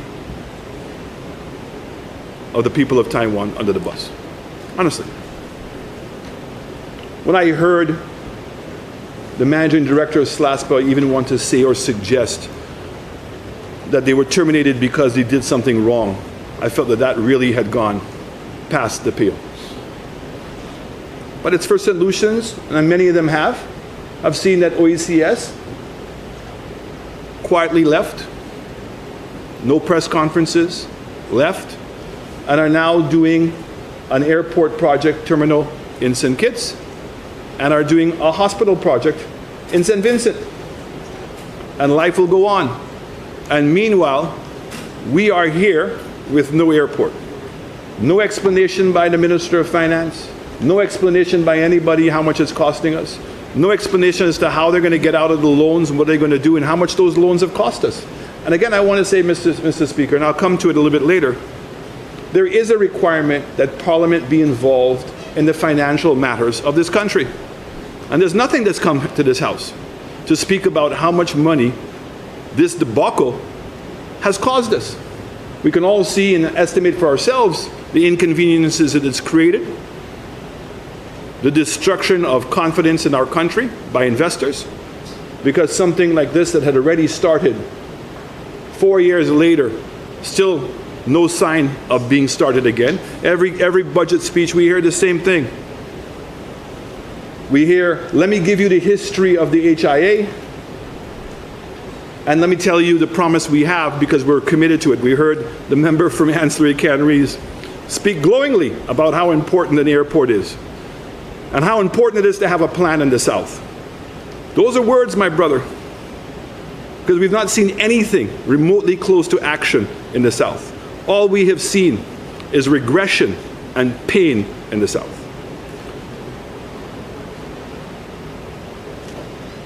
The home port was critical. My colleague from Vieux-Fort South, who took us on a journey today, and I would say to you that, sir, your legacy is there for everybody to see for themselves. No need for me to opine on it, and I'm glad that you reminded some people of some of the things that you did, and I think you have every right to do so. But I have to say to you, sir, the same way that you offer me advice, I offer you advice, Mr. Speaker, is that I think that when you won in 1997, the first thing that you should have done is a cruise ship berth in Vieux-Fort. If you wanted something to have really transformed Vieux-Fort. And in 1997, the taxi drivers were already feeling the pain because the Southern Taxi Association was growing. People were bastardizing that exclusivity that they had, but there was nothing else other than taking people up north to the hotels. And by putting a cruise ship terminal in the South, would have allowed attractions to grow, would have allowed the persons in the South to be even more engaged in the tourism sector. It would have supported our cargo port, and I can't even believe as to how much further advanced we would have been had we done that. And the same way that Sir John had the foresight of doing Point Seraphin back in 1981, I think that that would have been a legacy that would have been long-standing for you and for the Labour Party had they done that. And I still want to say that for the United Workers' Party, that is still very clear and ambition, because we do not believe that this country can grow to the extent it should with one cruise ship port. Castries is overcrowded. And with the new hotels coming up north, it's going to get even more congested.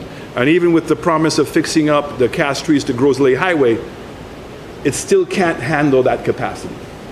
So diverting some of the ships to the south will help Labrie, will help Choiseul, clearly will help the two Micous and Dennery.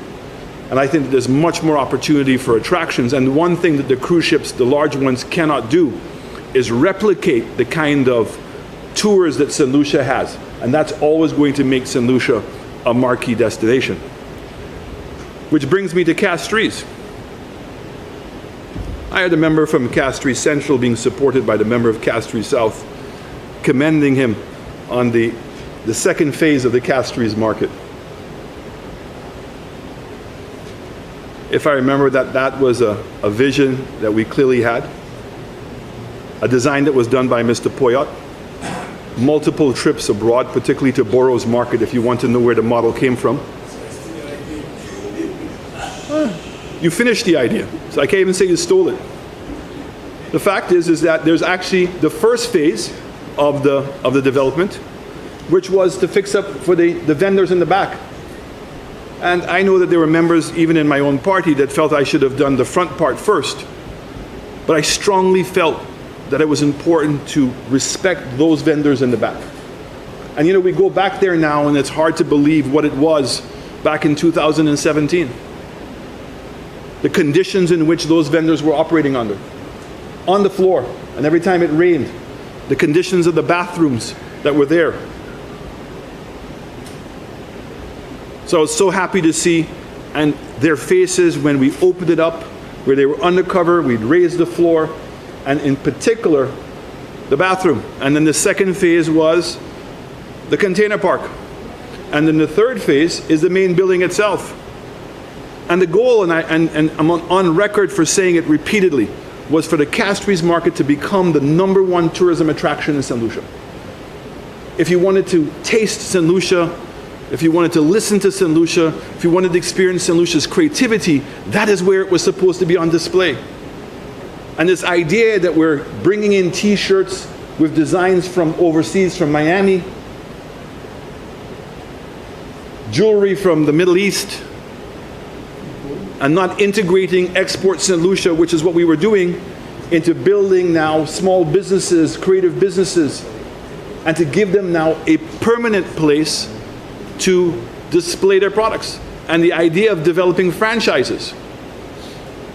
All those made it up, and I was so happy when the member from Ancillary Cannery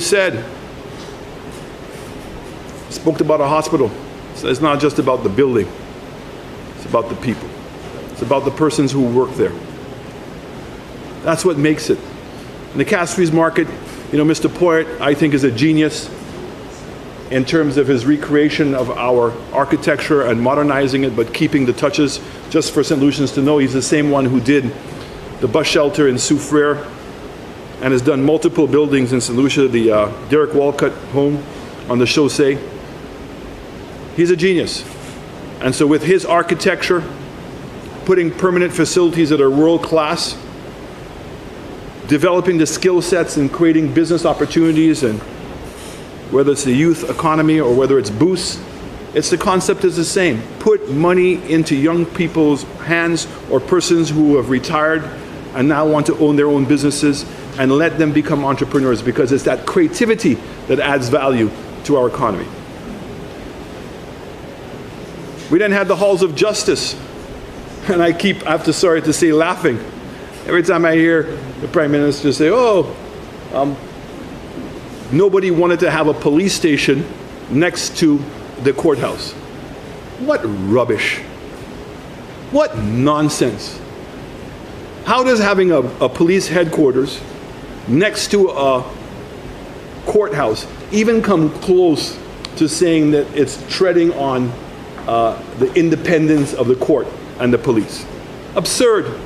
And even this $4.5 million you've gone and spent now, which we still haven't even opened, you're promising to opening up this month.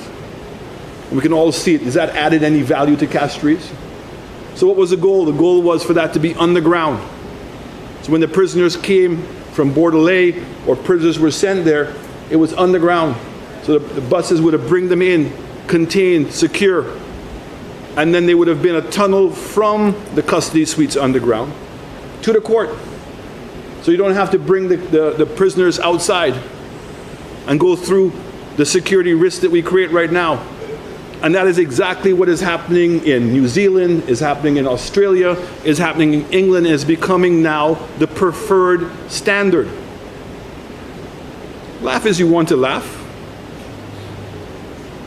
And then you save significant amount of money when it comes to security of your courthouse. And unlike this government, we were not putting all the courthouses there, we were putting 6. 3 high courts and 3 criminal courts. Why do you want to have one building and all those courts? I see somebody in the House, Mr. Speaker, who tried to prevent planes from taking off. Who's to say he can't make a phone call and do the same thing for the courthouse and the whole town comes to a grinding halt with a bomb scare? Why would you want to have families going to a building in which they are criminal courts? Why don't you keep them separate? And now the Minister of Finance wants to come to this House after publications have been made to do a compulsory acquisition for the buildings and tell us that there's now a private agreement to purchase the property for $14 million. Property that we know is valued at over $40 million. We all know that if you publish the second acquisition, you've acquired it. It belongs to the state. And there's a process to settle that. But even the idea of $14 million, when you have land by where the police headquarters are, you also have land up by where the old Golden Hope was. Yeah, the government has land all over the place. You're going to go and buy land? And you want to come now and convince the public and the church that moving the building on the other side of the street is going to have any less structural threat to the cathedral? I know that St. Lucians are much wiser than that, Mr. Speaker. Mr. Speaker, the GPH deal speaks for itself. What is it that GPH is going to do? I don't think that there's one St. Lucian who can articulate and tell us how much any project is going to cost and what the projects are. And when we hear about a vendor's arcade, we ask ourselves, what is it? The government of St. Lucia and the people of St. Lucia could not build a vendor's arcade? SLASPA couldn't do that? SLASPA couldn't fix up the Banans area? It was the St. Lucia Soufriere Development Foundation that built the dock in Soufriere.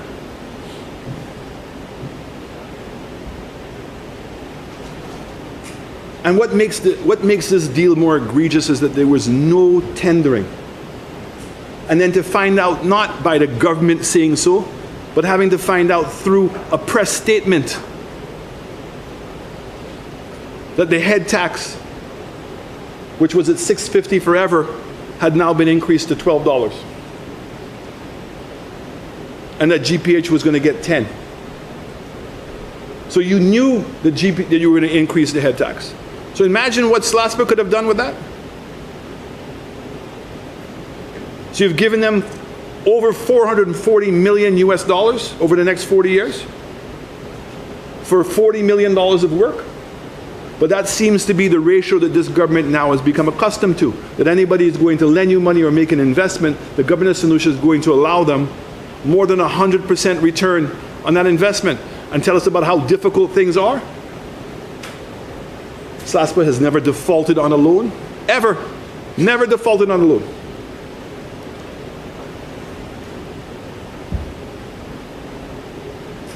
Mr. Speaker, the member from Dennery North spoke about solid waste in the South. So when we came into government, the site in the South had already expired. and we were continuing it. And there was more and more pressure, not just by DSH, but more importantly by SLASPA to close down that site. And up until that point, no new site had been found in the South. Everywhere you go to, everybody in the South suffers from what we call the NIMBY complex. Not in my backyard. Nobody wants the solid waste done. Everybody wants it to be picked up, but nobody wants to dump near them. And as population is growing in the South, need for recreational space, need for commercial space, need for residential space, nobody wants that in their backyard. And yes, when we were doing a special project and there was a company from Malaysia that was working with us and took us on a trip to show what other countries were doing and the incinerator and how does the incinerator work. Because what the member made reference to, but is still not offering any solution, and I hope I'm not misquoting him, he said $75,000 a month in transportation to bring the trucks, to bring it to Deglo. And that's the most expensive part. So the purpose of the incinerators was to have the incinerators in multiple sites around St. Lucia to reduce the amount of traffic and to reduce the need for a landfill site. So it worked in Malaysia. Why is it not working in St. Lucia? And what attempts have been made to make sure it works? Because that is standard technology. Incinerators are not anything new. Not like going to the moon. So there was no alternative site. The landfill had come to its end of its life. And we had a proven incinerator strategy that had worked somewhere else. And then the minister is now telling us that he's outraged at the $75,000 a month that are having to be paid. So I want to ask the minister, why are you not equally outraged by the $800,000 a month that NLA is having to pay for the $80 million loan? Why are you not outraged by the $8 billion that has gone away through CIP? Why are you not outraged with what is happening in housing and the cemeteries and the giving away of the Bonanza land? Why are you not outraged by the cost of the halls of justice and what's taking place? Why are you not outraged because the brand St. Lucia wants to go and build a 7-story building costing everybody money, and meanwhile you have 88,000 square feet of space empty at the Dairy Mall at $4 a square foot? You could do that tomorrow. And then you turn around, you want to be righteous on us? When you used to come to this house in opposition and talk about the bananas, the bananas, the bananas, the bananas. The fact is, in 2019, bananas were at $18 million. And yes, we were exporting to the UK. And yes, we were trying to get into the French market. And we've explained multiple times why we could not make it. But it wasn't said it was from short of trying. And because there are bananas in Martinique still going. And so there's still an opportunity. But no, you're not outraged at that anymore. You want to come and talk about that agriculture has grown by a couple of percentage points and your people are happier? $18 million to $3 million. $15 million less in banana revenue. That is going to whom? To small families in the rural area that help supplement their income. There's no nobody's outraged. We just want to give excuses. Well, we're trying, we're getting this, we're doing that. But the fact is, could have, would have. And then when the same minister wants to come and talk to me about a healthcare center, the healthcare center burnt down, my brother, when you were in office in 2015. If it was so important to you, why did you not reopen it? You want to come and blame us? The fact is that there was a health plan. And the fact is that that facility was grossly underutilized. But if you want to go and make that decision and as the rep, that's your prerogative. But don't come and blame other people for that. Laptops and software. So we're enemies of the state again because we brought in a technology to put all of the books on tablets, and that people have to pay $250 a year in license fee versus $1,000 a year in books. And that anytime there are any addition changes, it's made automatically. Now, if you have been able to find software or design software to replace it, then you replace it. But to abandon that concept of getting kids to learn on the same tools that they're going to be working with when they get into a mainstream office, and to give them an empty laptop and want to convince everybody that you've done something great, I know that he's a better person than that. I know that he's a better person than that. But it just tells me that protecting the victory is absolutely more important than the development needs of this country. So don't speak righteously as if you are going to call everybody else out, because you don't and you have not. Now, Mr. Speaker, I wanted to spend some time, Mr. Speaker, on talking about the $2 billion budget and whether we're better off. The fact is that we are paying $300 million more in taxes. That's the reality. Whether you want to say the budget has grown and it's because of GDP and it's proportional amount, in absolute terms, people are paying $300 million more a year in taxes today than they were before. That's over $3,500 per working person in this country. And the excise tax is what? You said there's no new taxes? The new tax is the fact that you've artificially kept the gas price high again at $16.50. The evidence is there to speak for itself. Why is it every other country is at $12 and $13? That's a tax. And when you allowed the gas tax, the gas price to go above $13.95, it triggered a whole bunch of events. It caused the price of bread to go up. It caused the bus fares to go up. And guess what? Even when you bring the price now down, the price of bread is not going to come down. The price of bus fares are not going to come down. And the damage is being done. The 2.5% is a compounding tax. When the member wants to talk to you about that inflation in taxes, well, the numbers are there. When you go to the economic review and you take the first graph, and it shows you agriculture, economic output.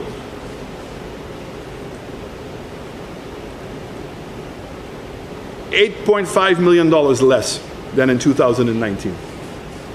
Mining down $2 million.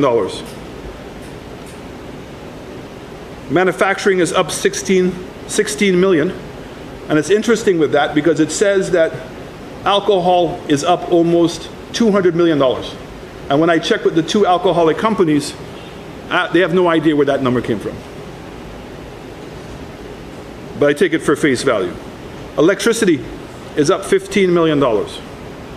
Water is up $15 million. Construction is up $112 million. Transportation is up $16 million. Financial services is down $97 million. That makes sense. Some of the banks have left the market. The largest impact on the GDP, taxes. $316 million more. Everywhere you read in the economic review,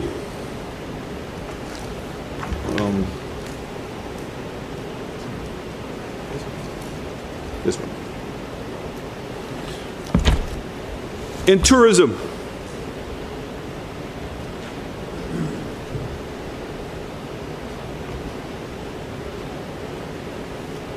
in the stayover segment of the sector, despite lower average length of stay, so people stayed in St. Lucia for a shorter period of time, and higher hotel rates.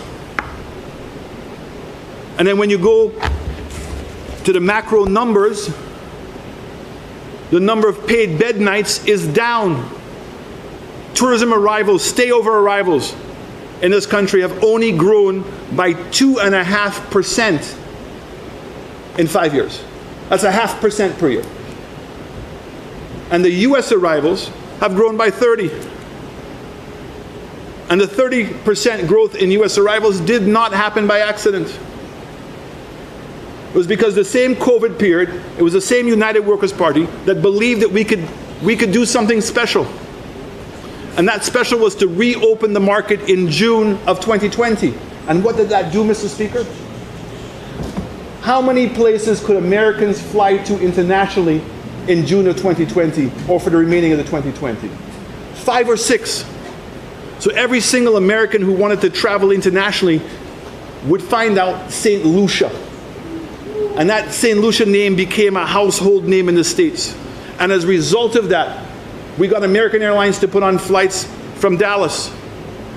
Gone. American Airlines put on flights from Chicago. Gone.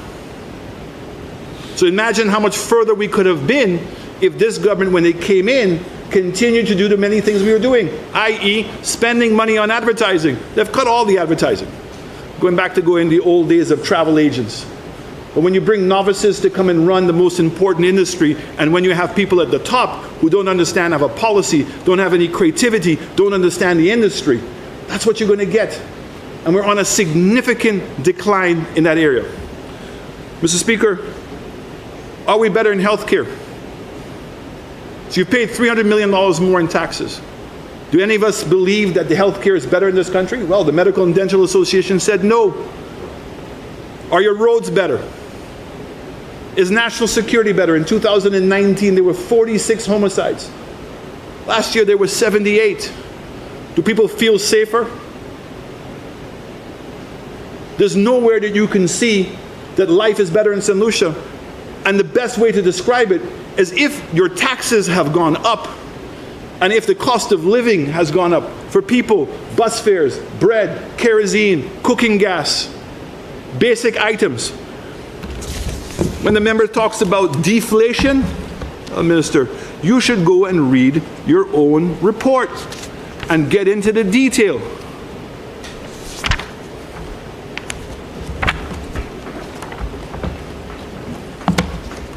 And see what it says.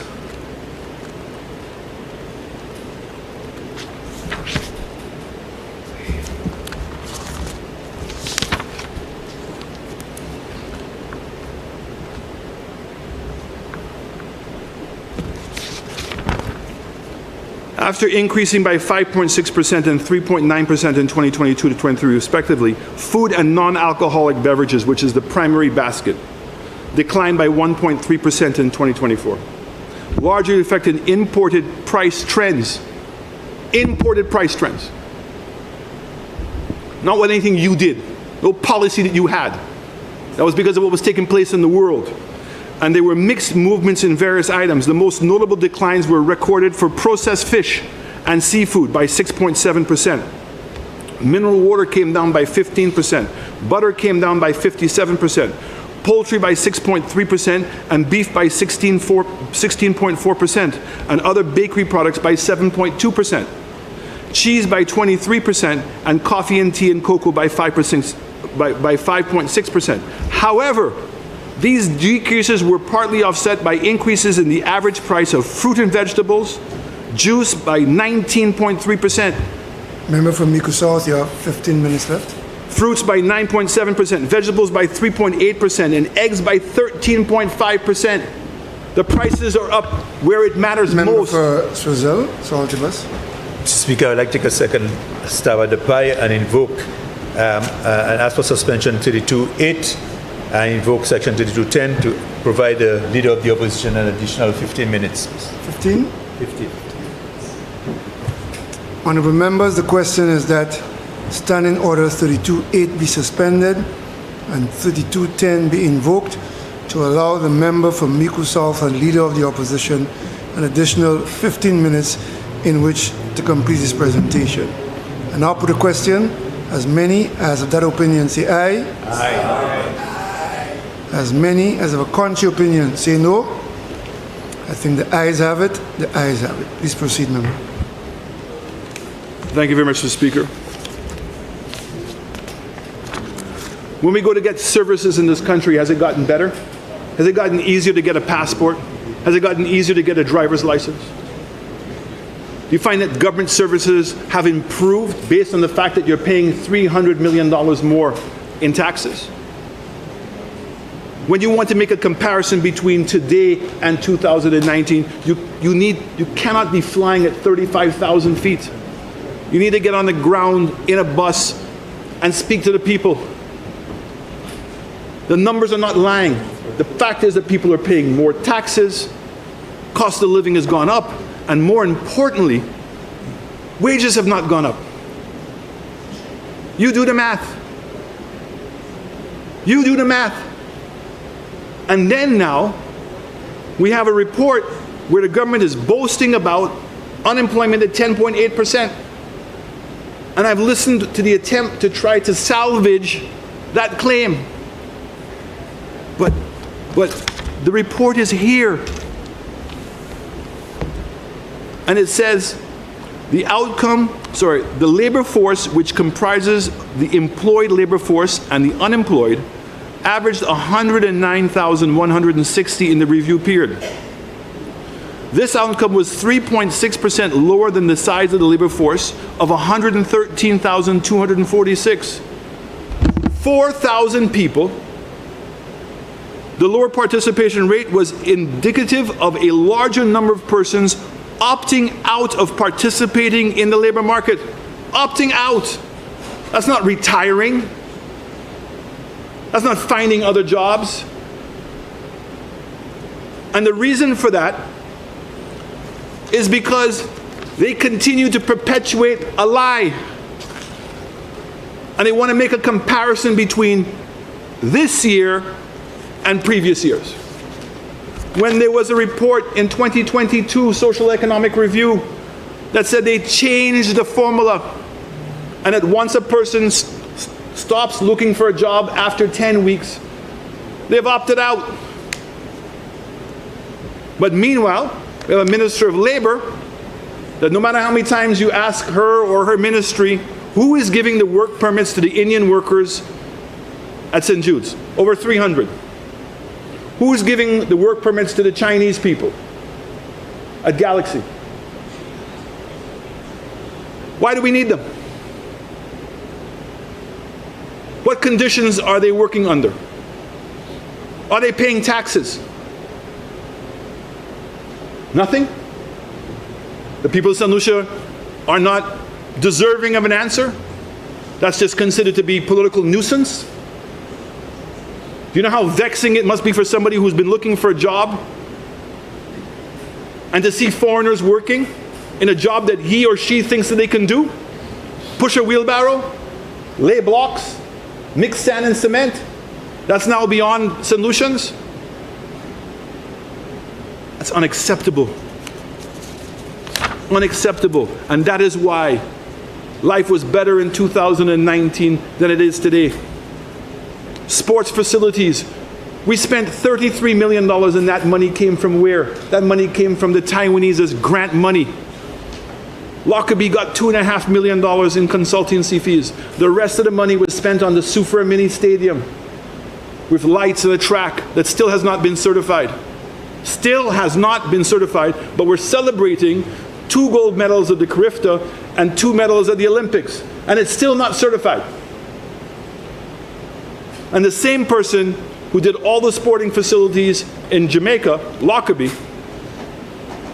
he's an enemy of the state because he worked on the United Workers' Party. But $80 million, and up until even today, the Minister of Sports can't tell us how much money has he spent. How much money has he spent at Darren? If he does not want us to speculate, say how much you've spent. Tell us where the money is. Were the contracts put out to bid? Who got the contracts? We have to be begging for information, and then meanwhile, we're left to repay the loan. And the loan is $800,000 a month from the NLA. And the minister made a statement about what took place with Cage. I'm asking him through you, Mr. Prime Minister, to retract that statement because he does not want us to go there. And I'd like him to produce any document, that shows the cabinet approved anything like that, because he knows it's not true. So I'm asking through you, Mr. Speaker, to the Prime Minister, please have him correct that statement. Because if he does not correct that statement, then I will have to correct it for him. Which one is that number? Mr. Speaker, he made a statement that we agreed, he said the board agreed, if I'm not mistaken, to reduce the commission that was being paid to Cage and to give Cage excessive amount of concessions. And that was the reason why he gave to my colleague as to why the $1.8 million was being allocated to the NLA in the budget. I mean, if I remember it correctly when you said I'm not allowing you to speak about the... You do recall the minister making a document of the House, the contract between Cage and is it, whether the board or the government. There is a document of the House to that effect. I'd love to see it. Sure, okay. If it's a document of the House, I'd love to see it, because he's made allegations it was my government during my government's When tenure. he first made the allegation, he didn't make the document a document of the House. So we'll get it. I won't go into the details now, Mr. Speaker, but when the time comes, if necessary, I will. Sure. So, Mr. Speaker, the economy has grown by 35%, but when we look at where the growth came from, the growth came, and it's repeatedly said in the Social and Economic Review, price increases, continual price increases, the price of products and taxation. That is what's driven this economy, because the most important thing, Mr. Speaker, in determining whether in fact that there's any growth in your economy, very simple. Very simple. Go and look at electricity consumption, go and look at water consumption, go and look at gas consumption on the roads. No change. No change. So when value goes up on two things. It goes up on volume and it goes up on price. And the vast majority of growth has come through price, not volume. It's not volume in tourism. It's certainly not volume in agriculture. It's not volume in manufacturing. It's not volume in consumption of electricity. It's not volume in consumption of water. It's not. There was 20% increase in cars, and yet the consumption of gas is 2%. Mr. Speaker, let me make the point.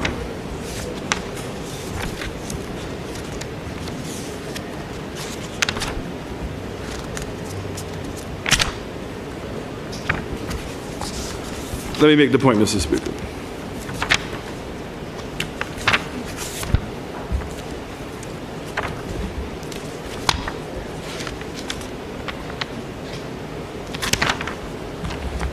I'm going to find it for me where the shows the price, the energy, the gas prices. So, Mr. Speaker, I'll get the graph. Mr. Speaker, the UK now have imposed a visa waiver system on us. The Europeans now are meeting to do the same thing to us, because of how this government is managing the affairs of the CIP. That's exactly what is going on. Under our administration, the Canadians who had a visa restriction put in a waiver.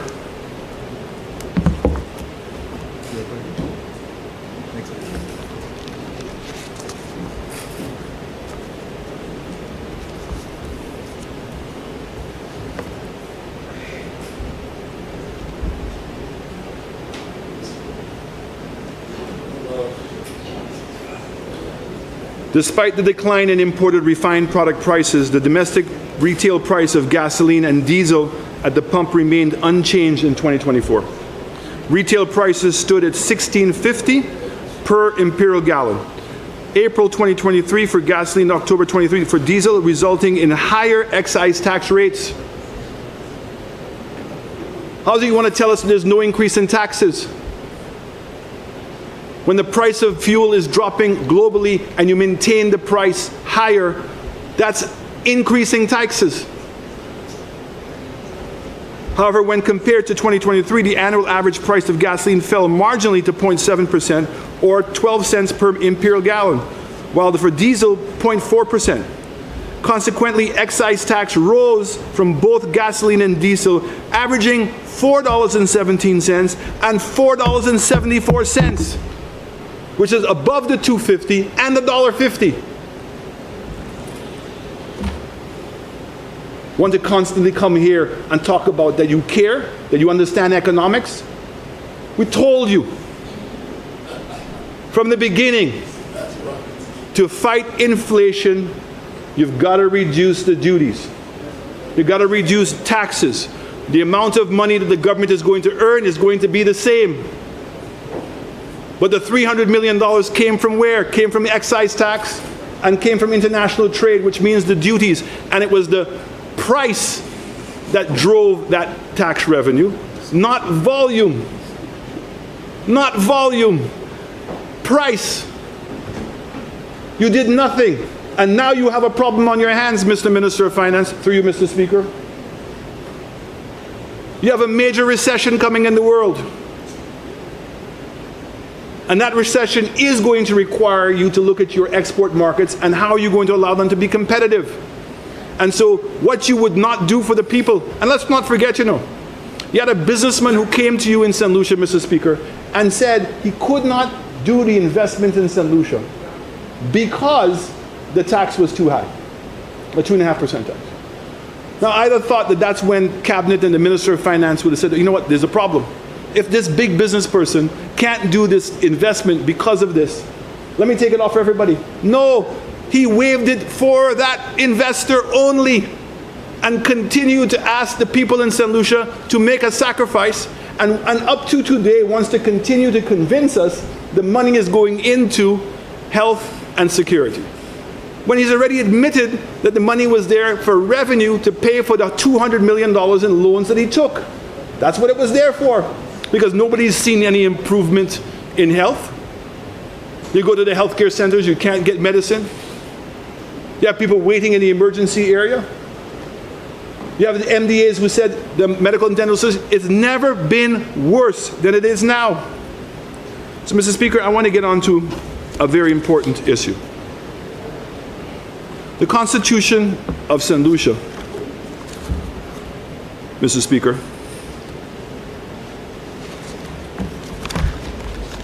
how much time do I have, Mr. Speaker? 17 minutes.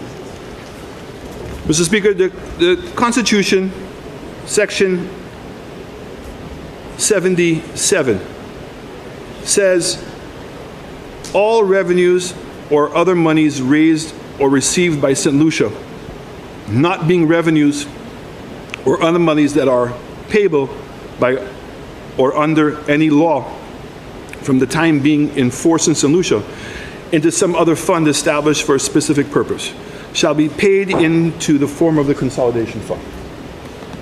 No monies shall be withdrawn from the consolidation fund except to meet expenditure that is charged upon the fund by this Constitution or by any law enacted by Parliament, where the issue of those monies has been authorized by an appropriation law or by a law made in pursuance of Section 80 of this Constitution. So in essence, Mr. Speaker, what it's saying is that the process we've just gone through, which is the estimates and now the appropriations bill,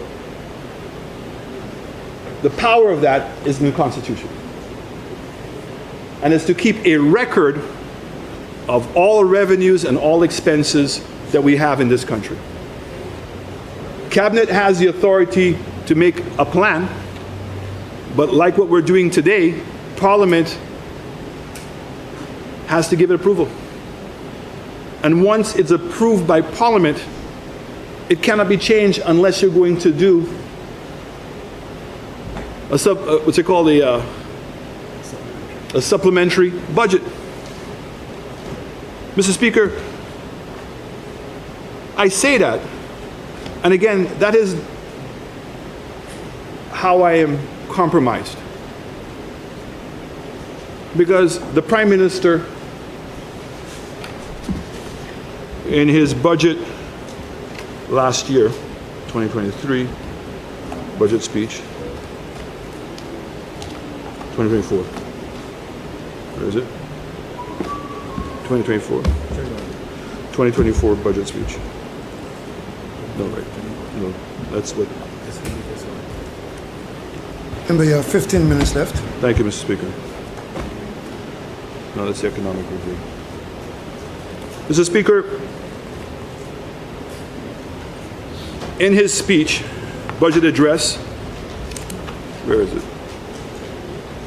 He spoke about the CIP. And what he said, Mr. Speaker, was specifically last year, he spoke about, see if we can find it. He spoke about the infrastructure program.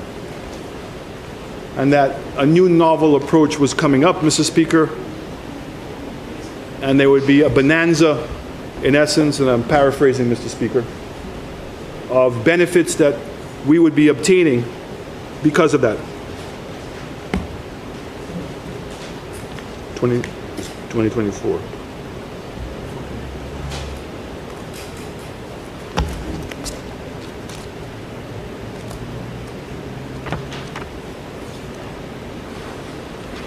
Anyway, he'd made mention very specifically, Mr. Speaker, about the CIP program.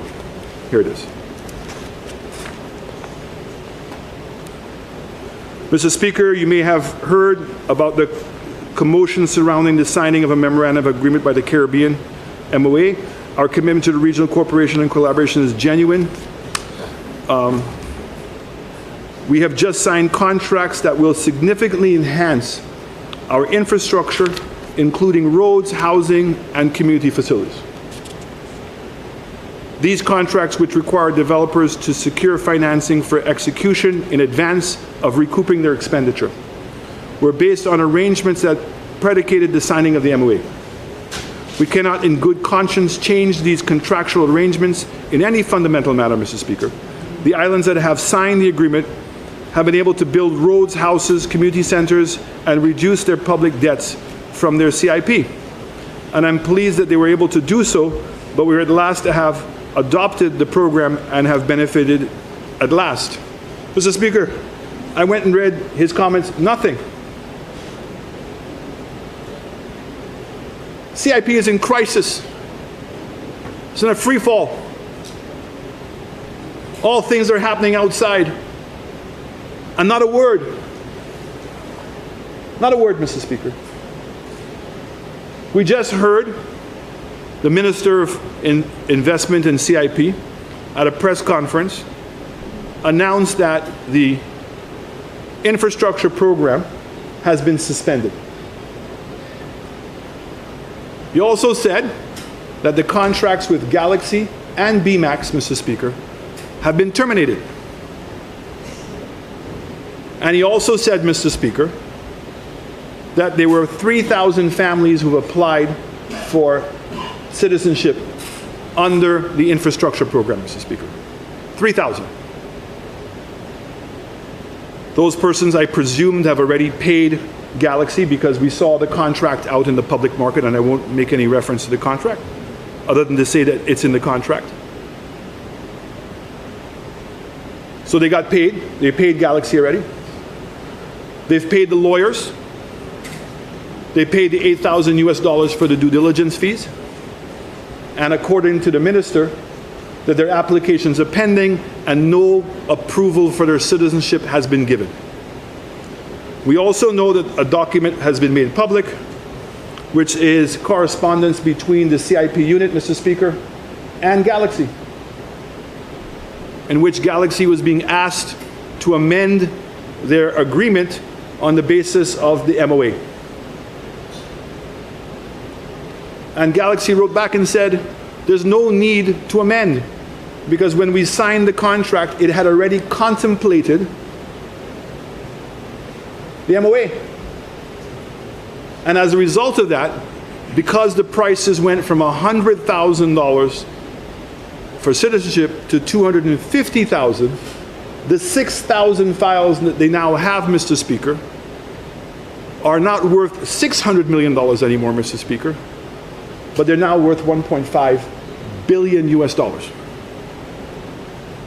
And Galaxy said that, look, this was a quid pro quo.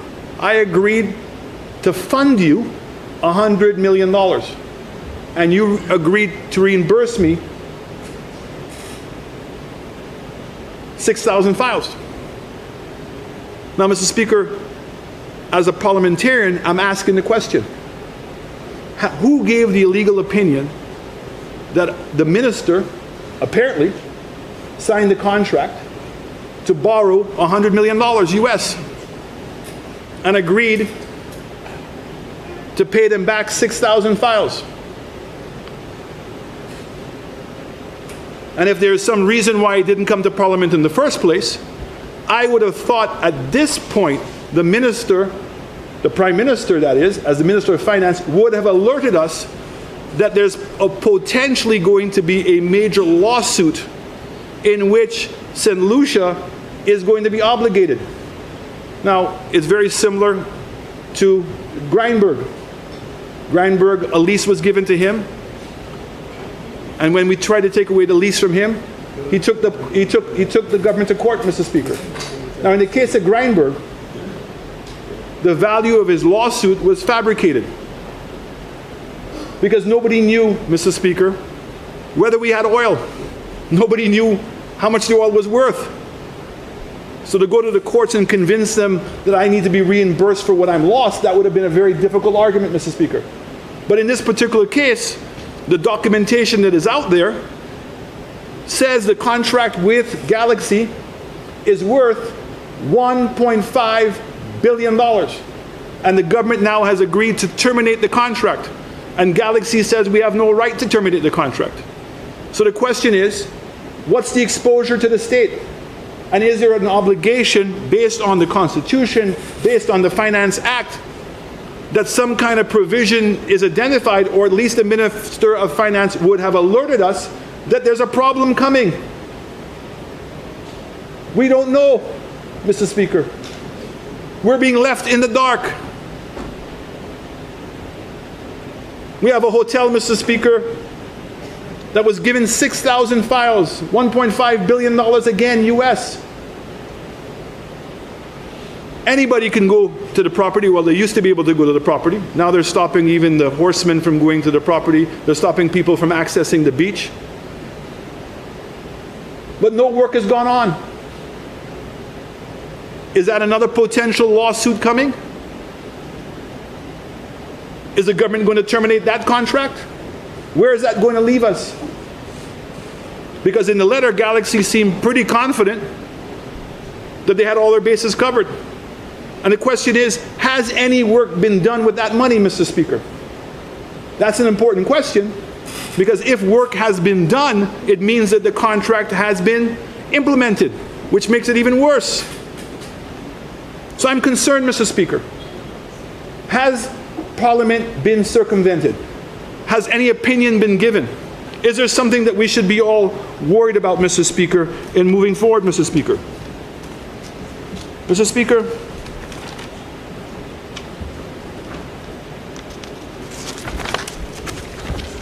when we talk about debt in this country, Mr. Speaker, and mismanagement of the economy, and I'm sorry that my colleague from Labrie is not here.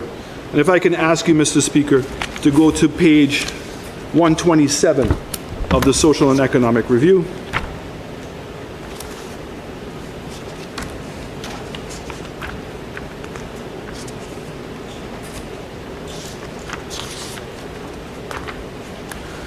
Mr. Speaker, I've repeatedly heard in the House by the Prime Minister and by some of his other colleagues that running a current account surplus and running a primary surplus are indications of a great Minister of Finance. In fact, the member is boasting because we have here on that page that the primary balance was a surplus in 2022-23. It was a surplus in 23-24. and they're projecting a surplus in 24-25. So two consecutive years, and they're projecting a surplus for next year. They have a current account surplus for 1 year, negative for the 2 years and 1 year. And they're boasting unprecedented, great job, fantastic, unbelievable. Well, we just got to go to this. 5 minutes left. Got to go back to the same graph, Mr. Speaker. 2016, 2017, 91 million surplus current. 2017, 2018, 75 million surplus. 2018, 2019, 103 surplus. Primary, 78 million, 50 million, 108 million. 3 consecutive years of massive surpluses, Mr. Speaker. So what does that say? What's that say? That something is wrong? That somehow we left the economy in a disastrous shape? Before going into COVID, we ran 3 consecutive years of significant current account balances and pairing balances, and the overall balances were minimal. Now, how does that translate, Mr. Speaker? Because the member from Labrie spoke about debt and debt to GDP. And the fact is the debt to GDP increased in 2020 because the GDP itself, Mr. Speaker, contracted by 20%. 24, great. So it went up to, the debt to GDP went up to 92%. And then now, the next year you grew by 12, the next year you grew by 20. And you started getting back to your original GDP and then started to exceed it. But here's the story, Mr. Speaker, because he said something, it's about debt. So between 2016 and 2019, Mr. Speaker, with those current account balances and pairing balances and overall deficits, in 4 years, my administration added to the debt $416 million. $104 million a year. In 2020 to 2021, which is the peak of the COVID, Mr. Speaker, $718 million was added to the debt in those 2 years, which is $360 million per year. And then now, 2022 to 2024, 3 years, this government has added $973 million to the debt stock. $324 million a year. And that's in addition to the taxes that they got. And that's in addition to all the money they got from CIP that they've been using to pay debts, adding to the CDP program. Where's the money, Mr. Speaker? Our lives should be so much better if in fact that those numbers were correct. But when you want to come now, these are the numbers from the book itself. And I'm going to repeat it.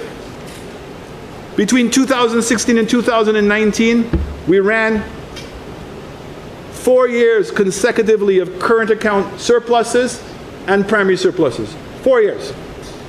Minimal overall deficits. And we added $416 million to the debt stock, Mr. Speaker. $104 million a year.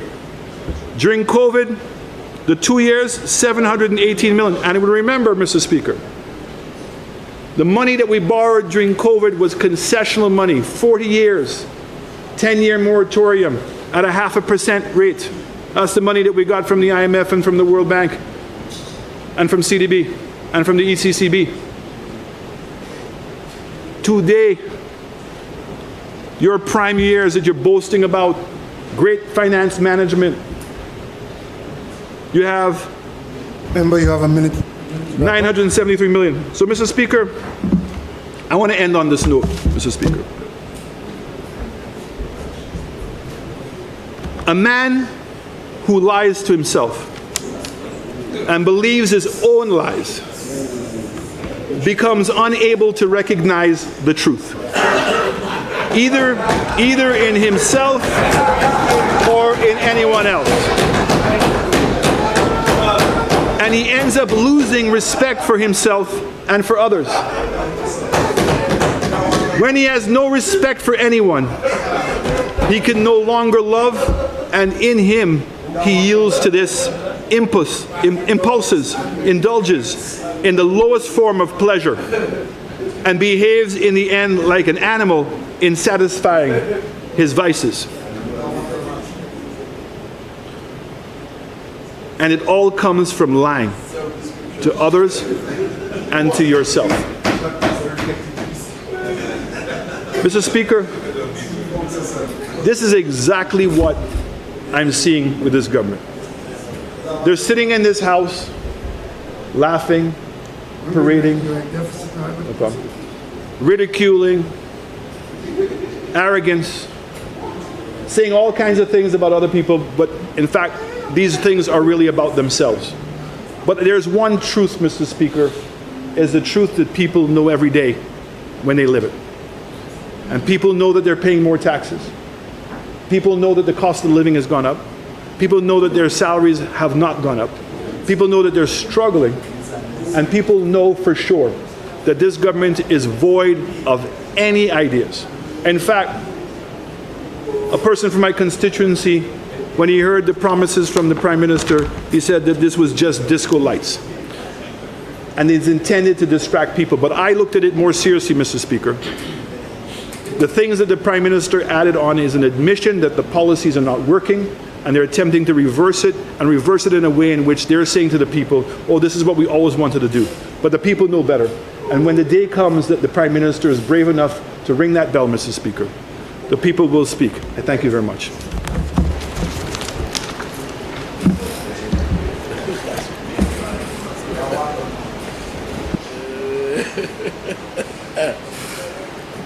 Oh, God bless my ears.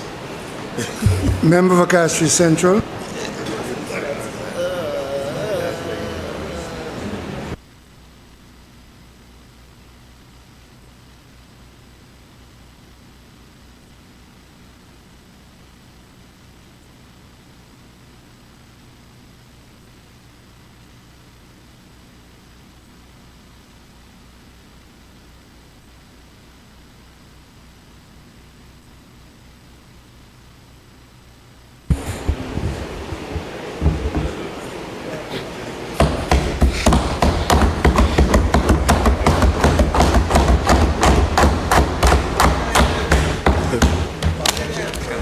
Thank you, Mr. Speaker.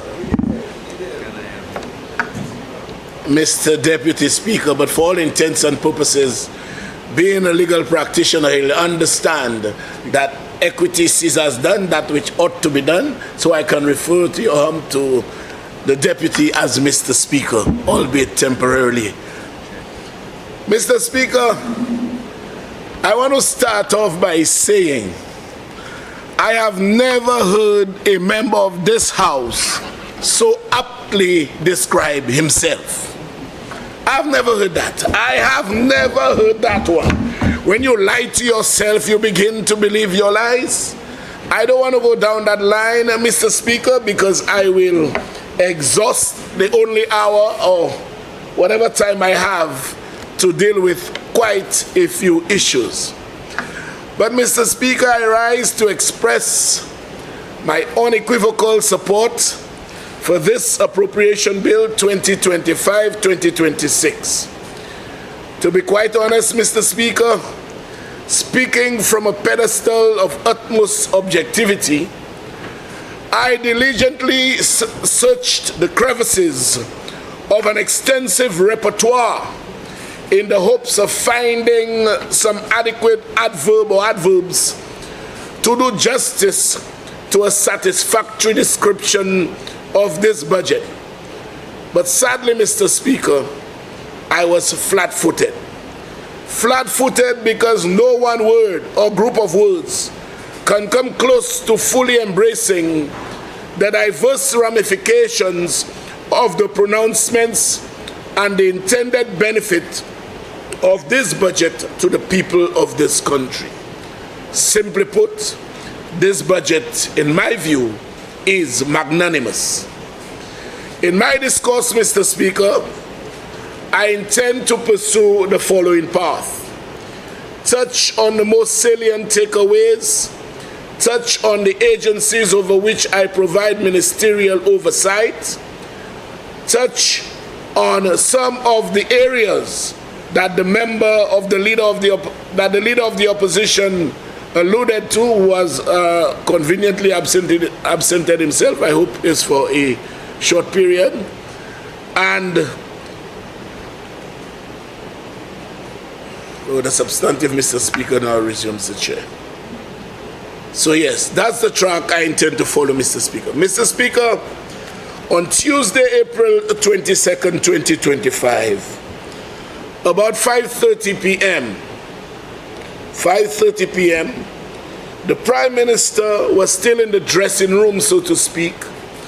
He had not even taken the pitch yet when he scored his most impressive triple century innings. And whilst in that dressing room, he overtly stated, for the benefit and hearing of all and sundry, that there will be no new taxes. In other words, Mr. Speaker, that utterance of no new taxes by the Prime Minister was within the first few minutes, if not the first few seconds, of his approximate 3-hour delivery. Yet, Mr. Speaker, the leader of the opposition was on the radio and TV saying that there was a $200 million increase in taxes. But guess what? He didn't stop there. The day after, he moved from $200 million increase in taxes to $300 million increase in taxes. But what he could not say, he could not say what was the new mechanism by that $200 or $300 million, whichever he selected, was collected. What exactly new did the government put taxes on? I am still looking, I cannot find. So, Mr. Speaker, we start off with no new taxes. But you see, he cannot understand how a budget so heavily equipped with benefits for the people of this country, so heavily equipped for everything for all and sundry. I will not call it a giveaway budget. I will call it a budget that takes care of all the people of this country, no matter your class, creed, religion, or political belief. Because when this government institutionalized policies, it does not say it is for the Labour Party members or the United Workers' Party members. It is for all and sundry across the board. But he cannot believe it, Mr. Speaker, because he's asking, where is the member for Castries East getting the money from? But it is simple, Mr. Speaker. It is simple. There is no longer a tremendous wastage of the people's money, Mr. Speaker. There is no longer a tremendous leakage, Mr. Speaker. There is no longer all the disappearance of monies through corruption. And I'm sure you know, Mr. Speaker, I think I've made it a document of the House before. Transparency International indicated that the perception of non-existent corruption has increased under the leadership of Philip Joseph Pierre. In fact, Mr. Speaker, it was at its lowest in the year 2017 when the member from Mico North was Prime Minister. We were 40 out of 100, Mico South, sorry. 40 out of 100. Today, Mr. Speaker, we have risen to 59. Our highest was 70, and we achieved it when the member for Viewfort North and the member for Castries North were respective prime ministers. Viewfort South, sorry, Mr. Speaker. Under them. And it dipped suddenly when the member from Mico South took over. So there is no longer that leakage of money going through corruption, Mr. Speaker. There is no longer a prime minister who leaves a vehicle on from morning to night, burning fuel as if he's spending money he does not care where it comes from. There is no Prime Minister, Mr. Speaker, who pays £2,000 a night, not caring that it is paid for by taxpayers, Mr. Speaker. There is no bypass road I know that this Prime Minister will build for any individual that will cost $15 million, Mr. Speaker. Preparing our budget? This Prime Minister will never spend $50 million on any company to assist in the preparation of the budget, Mr. Speaker.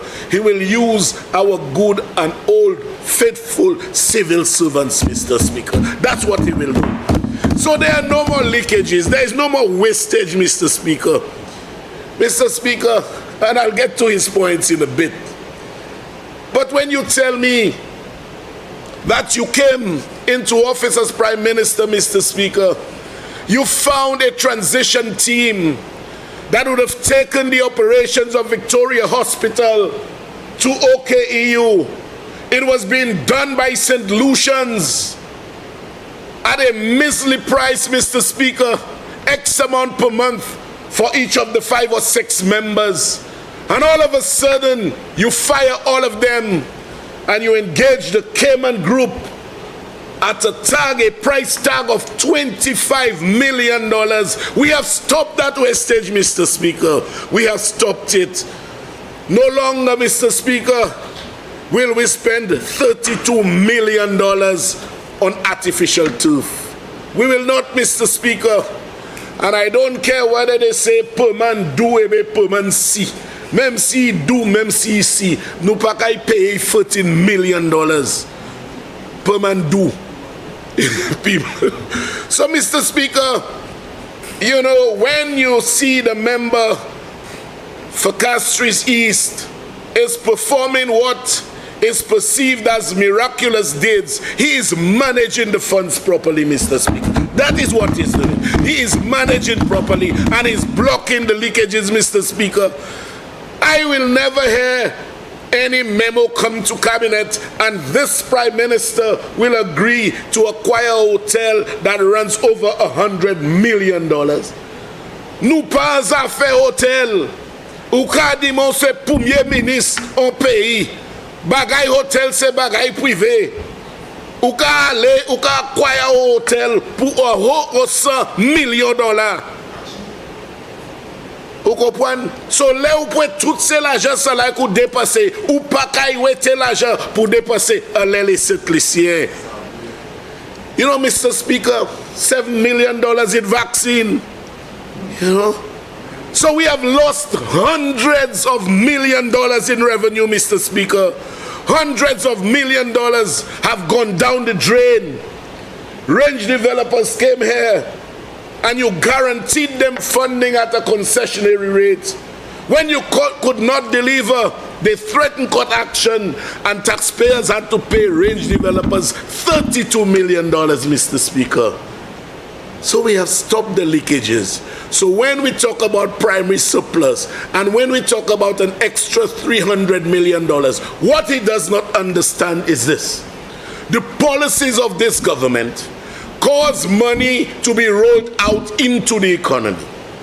When money is rolled out into the economy, Mr. Speaker, it leads to greater economic activity.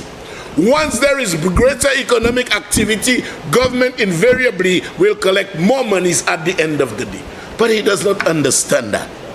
He does not understand that, Mr. Speaker. So, having stopped the leakages, and to borrow a line from the death announcements, those leakages are just too numerous to mention. So, Mr. Speaker, the long and short of it is that this government has stopped wastage. There is no more bleeding of the country's resources, and the country's revenue is now adequate to take care of its needs and its people, to discharge its social responsibilities, and to empower our people in a way that people can now become employers, employ others, and cause greater economic activity in this country. Hence the reason, Mr. Speaker, why, for the first time in history, our unemployment figures are below 10%, Mr. Speaker. So, Mr. Speaker, this glaringly shows that there is absolutely no comparison between the former Prime Minister, who now quite appropriately, although I rather suspect it's a short-lived, it will be short-lived, speaking from the standpoint of today, it will be a short-lived occupation of the chair of leader of the opposition, because I rather suspect when the elections are called in the not-too-distant future, it is due in July of next year, but even July is not too distant in the future, Mr. Speaker. I rather suspect all 17 members, the Prime Minister will have to select a leader of the opposition. That is my own suspicion, Mr. Speaker. So, Mr. Speaker, this government has managed well. And it is the proper management that has caused the Prime Minister, the Ministry of Finance, to forecast revenue expenditure and to do things in a manner that will redound to the benefit of our people without creating any further burden on them, Mr. Speaker. 10-year passport. Yes, the government collects revenue from a 5-year passport, and by virtue of extending it to 10 years, Mr. Speaker, we are going to lose revenue that we would have collected. That revenue will be half, if you want to put it that way. However, it is because of proper management and savings in other regard that the Prime Minister and Minister of Finance realize that we can give our people a break. In other words, let us pass on the benefit of good management to the people of this country, Mr. Speaker. But you know, they said it was their idea. They said so. We stole the idea. But by his own admission, woulda, shoulda, coulda, but didn't. You cannot tell me a simple thing like the elongation of the life of a passport from 5 to 10 years. It was your idea. You spent 5 years in office. You dragged the people of this country into an unwanted 6th year. You did not do it, and now as we are getting it done, you are saying we are stealing your idea.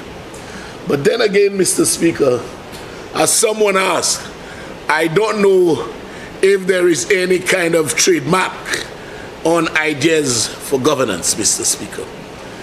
Mr. Speaker, sometimes you sit and you listen. You sit and you listen and you ask yourself, are you hearing correctly? Because you know, I heard some of the things that came out of the mouth of the leader of the opposition, and I simply could not believe them, Mr. Speaker. I simply could not believe them. Even the CXC, before I go to them, the CXC, you know, I heard the member for Swazel Saltibus asking or questioning the merit of paying 4 CXCs for students. Mr. Speaker, I could not believe the member, and I'll tell you why. I'll tell you why. His justification was that we should adopt a principle of meritocracy, those who deserve, those who are poor, because there are rich ones who can afford and there are poor ones who cannot afford. But Mr. Speaker, Mr. Speaker, I would not even take it from the standpoint of education. This is how I look at it. The opposition under its current membership, Mr. Speaker, is well known for the manifestation of the Belrose Doctrine. They are well known for that. So they would like a mechanism whereby those who deserve would be those they say deserve. That's what he wants. He wants us to implement a mechanism where those who deserve will be determined by themselves who are the political directorate, Mr. Speaker. You know, and then he said, don't pay for all, pay for some. Mr. Speaker, let me see this. No child, if we're ever to adopt that policy, no child from any constituency that voted for the opposition, if by faith they got into office, will ever be poor enough for CXC to be paid for them. Mevle dikosa that Mampuswa ikadi pa pay CXC by tout moun, pay by moun ki pasa pay because lando to a moun ki sa afford. Mwen di mada koreksa because yo se yo kalte moun de pou pa vote by you, même sou pov yo kay di ou wish because ou pa te vote by you. And that is the Belrose doctrine, Mr. Speaker. So a child who is living in total destitution, Mr. Speaker, who hails from Denry North, when the people in Denry North decide to re-elect Sean again, they will say, when they give him 4 in a row, Mr. Speaker, they will say, if by faith the UWP were to assume office, they'll say that child is not poor enough, Mr. Speaker. So they want a situation, a policy, a mechanism that would subject itself to manipulation by them, Mr. Speaker. Sadly. Look at this, Mr. Speaker. Look at this. The subsidy on rice, flour, and sugar. The leader of the opposition, he opened his mouth, Mr. Speaker, and he said that that subsidy is meant for poor people. And because there were a handful of hoteliers, just a handful of hoteliers who were benefiting, Mr. Speaker, from the subsidy, what did he do? He removed the subsidy. To punish 10, he sacrificed thousands of St. Lucians, Mr. Speaker. Kohayo Cafe. But when this government assumed office, Mr. Speaker, what did we do instantaneously is to restore the subsidy on rice, flour, and sugar meant for the poor people of this country, Mr. Speaker. Because you see, Mr. Speaker, no situation is foolproof. There is absolutely nothing you can do without having persons who try to beat the system. That is the nature of human beings, and that's a fact. You have the housing repair program, you assist people in good faith, and down the road you hear a man selling 5 sheets of plywood that Sean gave him. Those are things, those are the realities. But Mr. Speaker, do you castigate, chastise, and compromise the ability to help thousands of people because 1 or 2 people are unscrupulous? You cannot, Mr. Speaker. You cannot. And so it's sad, but there is no foolproof mechanism in any policy the government rules out. I remember I was making a case for a young man from my constituency, Mr. Speaker, when I called the youth economy, and the story I was given was sad but true. And whilst most young people in the youth economy are honest and hardworking people, while most of them have made the best of the opportunity, that does not mean they are not some who are untoward, Mr. Speaker. And so they will take the money that is meant for an investment and do other things, Mr. Speaker, not necessarily what the intention of the money was supposed to have been used for. You will get that. You will get that. You know, you will get that. There, we as a people, Mr. Speaker, that's how we operate. That is how people operate, the nature of people, Mr. Speaker. They always try to find a way to beat the system. So, Mr. Speaker, vouchers, another one. You know, I'm hungry, give me a voucher. Look, a $50 voucher. You turn around, Navan Sabawi, $40. That is the nature of people. Not all. It cannot be all. By and large, the majority of people are good people. When I hear persons say police officers are this, police officers are that, the majority of police officers are good, hard-working, honest police officers. The majority of them. That does not mean one or two would not behave in an unscrupulous fashion, but the majority of them are good ones. So, Mr. Speaker, we as a government will not put in place any kind of mechanism that would lend itself to the perpetuation of the Belrose Doctrine, Mr. Speaker. Because if you believe you want us to do something where we will say we will do it on merit, and the determination of merit is what the parliamentary rep believes, then opposition children will never enjoy a policy that was meant to roll out for everyone and across the political divide. So, Mr. Speaker, that is the flabo, you know. That is the flabo. They will sacrifice 500 poor children just because they come from constituencies that did not support them.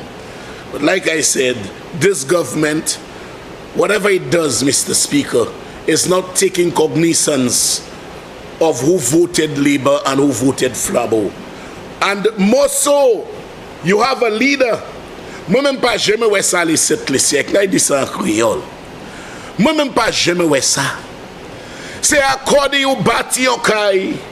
On moun vini me ou do. L'applicateur be ou do. Le yay ka ou le ou do. Mais le lui-même a toi dit dans caille like ou do.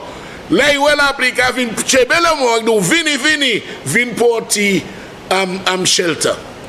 That is the measure of the Prime Minister, member for Castries East. Because dragged into a 6th year without any resources for the opposition, none whatsoever. And today, Mr. Speaker, today, in fact, being responsible for the councils, one councillor from Miku South told me that the member for Miku South said, when the Prime Minister gives him his CDP allocation, he will do this, he'll do that, and he'll do the other. Counting in a manner of certainty. In a manner of certainty. Actually playing on the benevolence of the Prime Minister, knowing full well there was no reciprocity in that regard. But then again, the Prime Minister is a good man, Mr. Speaker. He is a good man. Mr. Speaker, the nurses, no one can doubt that we suffer a brain drain, especially in relation to the health sector, Mr. Speaker. We suffer a brain drain, Mr. Speaker. And it is that brain drain we have to be extremely careful about, knowing what the policies are in relation to Cuban nurses, knowing the threats that we face as a small island developing state, knowing we cannot fend for ourselves in the global waters. And it is because of the vision of the Prime Minister. He indicated to Cabinet that, look, we need to secure the future for our people. Let us invest in nurses. And that is why today, Mr. Speaker, I am proud to be part of this government that will ensure in the next 3 or 4 years we will have adequate nurses to serve the people of this country without having to travel abroad for anything at all, Mr. Speaker. I am very, very pleased about that, Mr. Speaker. And by the way, Mr. Speaker, I want to place on record my disdain, my utmost contempt for statements made by a guy, I believe, who's just pushing out teeth, the teething guy. You cannot tell me, Mr. Speaker, you point at our doctors and nurses and paint all of them in one brush, Mr. Speaker. That is not only egregious, it's despicable, Mr. Speaker. It is. He has questioned the professionalism of doctors and nurses in this country. All of them, Mr. Speaker, because he's afraid to get a wrong injection. But you know, Mr. Speaker, what is even more surprising? I have not heard any kind of statement basically denouncing that kind of treatment or painting of doctors and nurses, Mr. Speaker. This is almost unforgivable, Mr. Speaker. And you know, there is an old saying, Mr. Speaker, there's a, how it goes there, you give them an inch, they take a yard. Because he made that statement and he felt he did it with total impunity, he has now attacked custom officers. He attacked custom officers. He attacked SLASPA staff. SLASPA Customs, where are you? A man who, if the Prime Minister decides to call elections today and gives the minimum mandated by the Constitution, 21 days, and fate has it, he becomes Deputy Prime Minister. He's saying he does not trust the nurses. He does not trust SLASPA staff. He does not trust custom officers because they will plant something in his bag. Mr. Speaker, it is that kind of treatment and distrust for our civil servants that caused the last administration to seek consultants from all over the place to do what civil servants had done from time immemorial, Mr. Speaker. From time immemorial, Mr. Speaker, a great influx of consultants under the last administration. You're telling me that under the Labour Party, during the reign of the member for Viewfort South as Prime Minister, a team, I remember Dr. Stevenson King was a member of that panel, a member of that group, to transition from Victoria to OKU. As soon as you came in, consultants, because you don't trust them, and you were paying the consultants, Mr. Speaker, over $2 million a month. And what is worse, it had to take this government to come into this house to borrow money to pay that debt. You know, Mr. Speaker, and you know, on top of all of those things, Mr. Speaker, on top of all of those things, you will believe, Mr. Speaker, that they would have at least a little respect for police and civil servants. You paint all nurses and doctors with one brush. You basically said SLASPA workers and custom officers will set you up. Then you turn around and say civil servants are putting you on notice. Civil servants are putting you on notice. And the other one said police are putting you on notice. So, Mr. Speaker, it appears that the emblem of democracy will soon disappear in the election process in this country. It appears that tyranny is quickly taking over and persons are being threatened into a position, Mr. Speaker. But there is an old colloquial saying, La linkuwi ikuwi jubawi, because the longest rope, Mr. Speaker, has an end. Mr. Speaker, another of the issues that I applaud is that of making workers over 2 years permanent. Some time ago, I had reason to go to the Department of Environmental Health. I found myself in conversation with a few persons, Mr. Speaker, a few persons who, one of them told me he had been temporary for almost 30 years. Mr. Speaker, I could not believe it. the question became, how long is temporary? Because had he been in the substantive service, after all now he would have been entitled to retirement, his pension. 30 years was still temporary. Mr. Speaker, I was left speechless.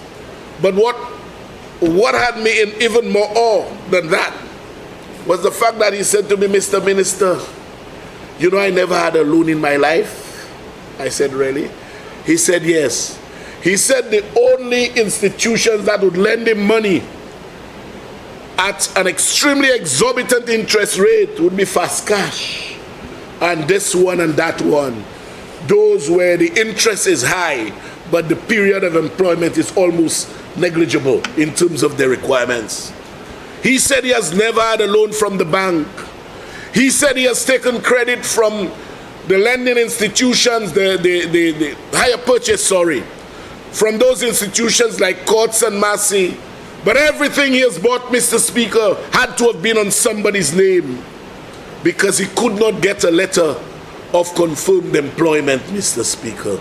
So, Mr. Speaker, I want everybody around this table to put their hands together for the 1,900 people that will be on permanent staff from the 1st of June 2025. That is a masterstroke, Mr. Speaker, because it has brought a certain degree of stability to the lives of many, many families out there. We may just don't know. We cannot fathom, we cannot imagine. But I can tell you, Mr. Speaker, the ramifications of that policy would be well received by a lot of families. And I know that this man is probably listening to me now, and he knows he can now go to Courts, he can now go to Massey, he can go to other places where they give goods on hire purchase and have an account in his name. He couldn't have done it. He had to be using people's names, Mr. Speaker. So I'm happy about that, Mr. Speaker. And, you know, right now they can go to the bank, they can borrow money for their children's education, because empowerment starts with either education or ownership of land. Those are the two main facets of personal empowerment, Mr. Speaker. Education or property ownership. So I'm happy about that. Mr. Speaker, teachers, you know, the payment for temporary teachers in August. You know, Mr. Speaker, I have the good fortune of cohabiting with a very fine teacher. Yes, a very fine teacher, and I want to take this opportunity. Yesterday was a birthday, belated birthday greetings of Daniel Thomas, and thank you for all the support you give me. I need it. So, Mr. Speaker, I can speak from a standpoint of experience.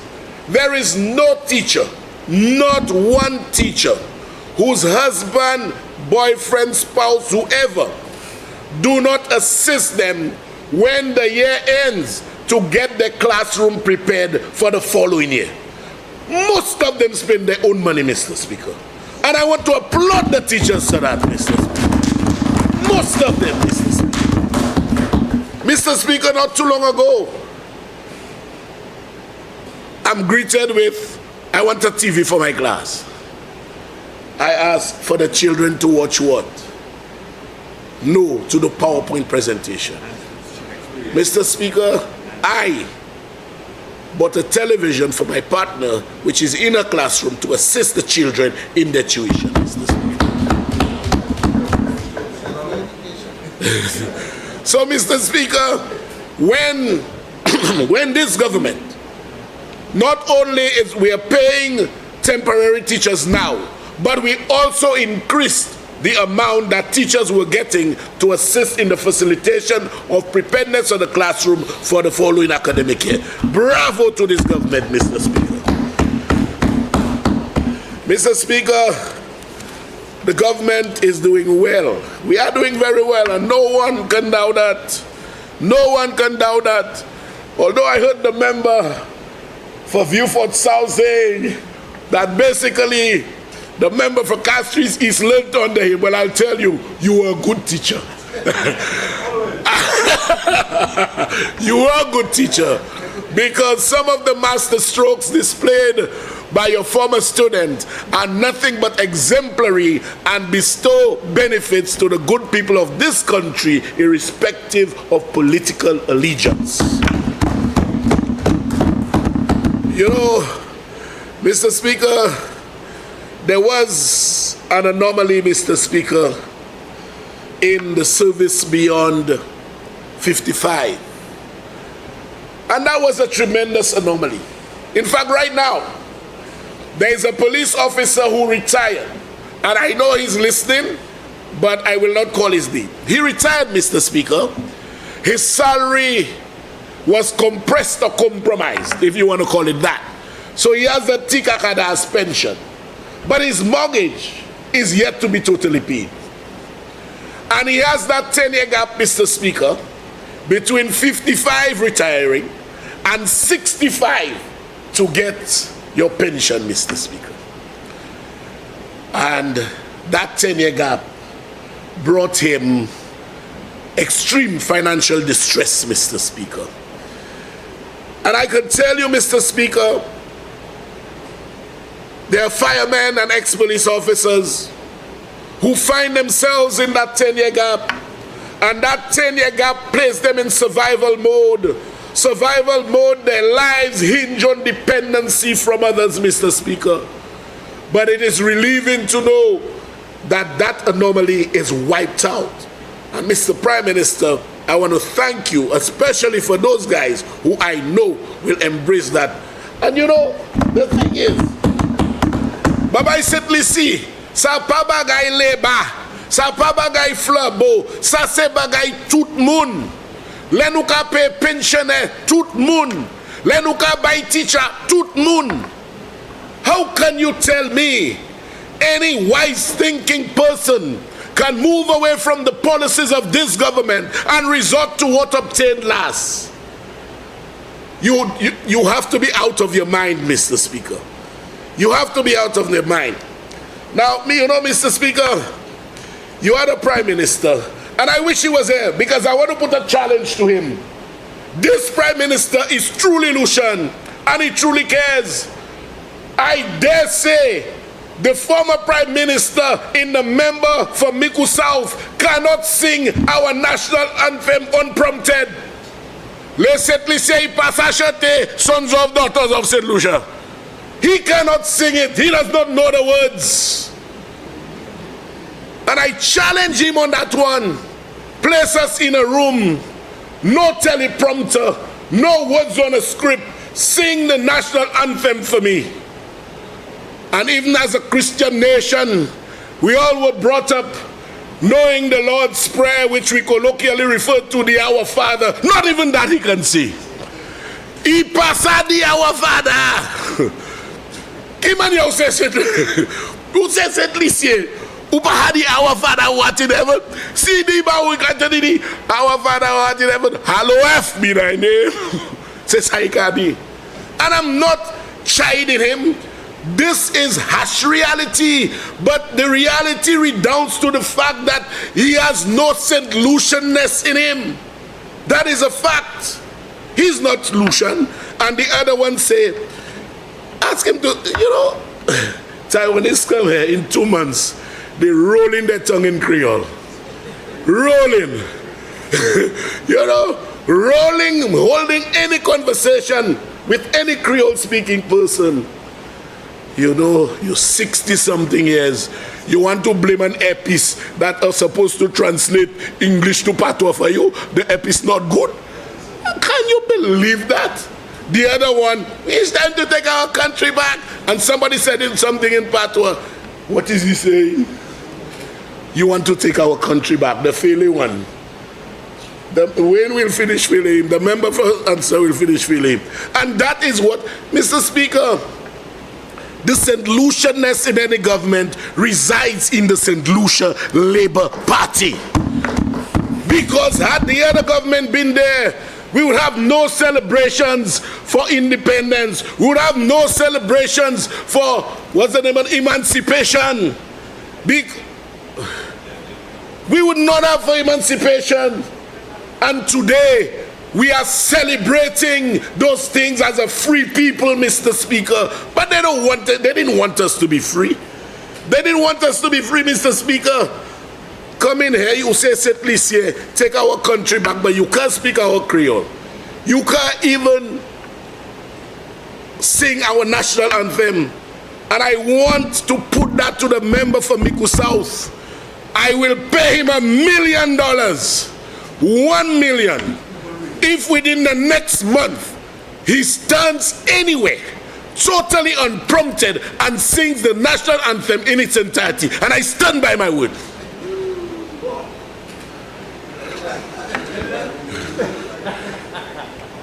He has no ability to retain. So once he'll start well, sons and daughters of St. Lucia. He'll forget the next line. He will forget. I am paying him $1 million to stand, I have to be present, sing the national anthem. And I'm giving somebody to hold the check. We could do it tomorrow or tonight. Tonight, Mr. Speaker, I am writing the check. I'm giving you the check. Let him exhibit his St. Lucianness by singing our national anthem in its entirety without being prompted. If that's the case, we adjourn for the year, coming back. So, Mr. Speaker, you take the challenge. You're too much St. Lucian for me. So, Mr. Speaker, you know, those people are not St. Lucians. They are not St. Lucians. Now, let me dwell on some of the things that the leader of the opposition said. He called myself and the deputy cowards. Mr. Speaker, in the Westminster system of government, when a prime minister delivers his budget address, the next person to speak is the leader of the opposition. It happens everywhere. He refuses to do it. He refuses to abide by the principles, the protocol of the system of Westminster, and refers to other people as cowards, Mr. Speaker. Louis George was there alone and he did it. And what Louis George said one time when there was no refutal, he said, "Labor, Debo," and he finished. You know, but you believe that you have to hear everybody to refute. You need not hear anybody, because what you are refuting are the numbers in the book.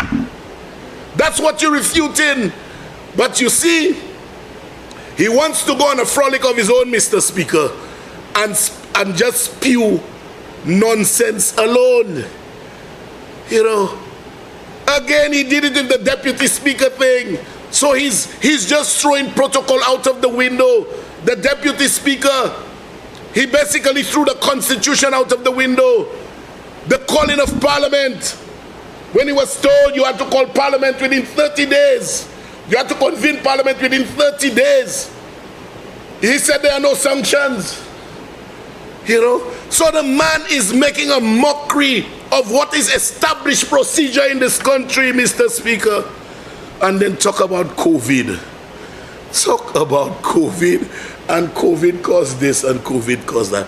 Mr. Speaker, if you check our growth between 2016 and 2021, you will see that the economy started contracting way before COVID. He picked it up, I think the last growth under the member for Viewfort South was about 3.4%. And as soon as it came in, Mr. Speaker, it started deepening. Before COVID, it was already minus 1.7 or thereabout, Mr. Speaker. That minus 1.7 was not influenced by any external shocks.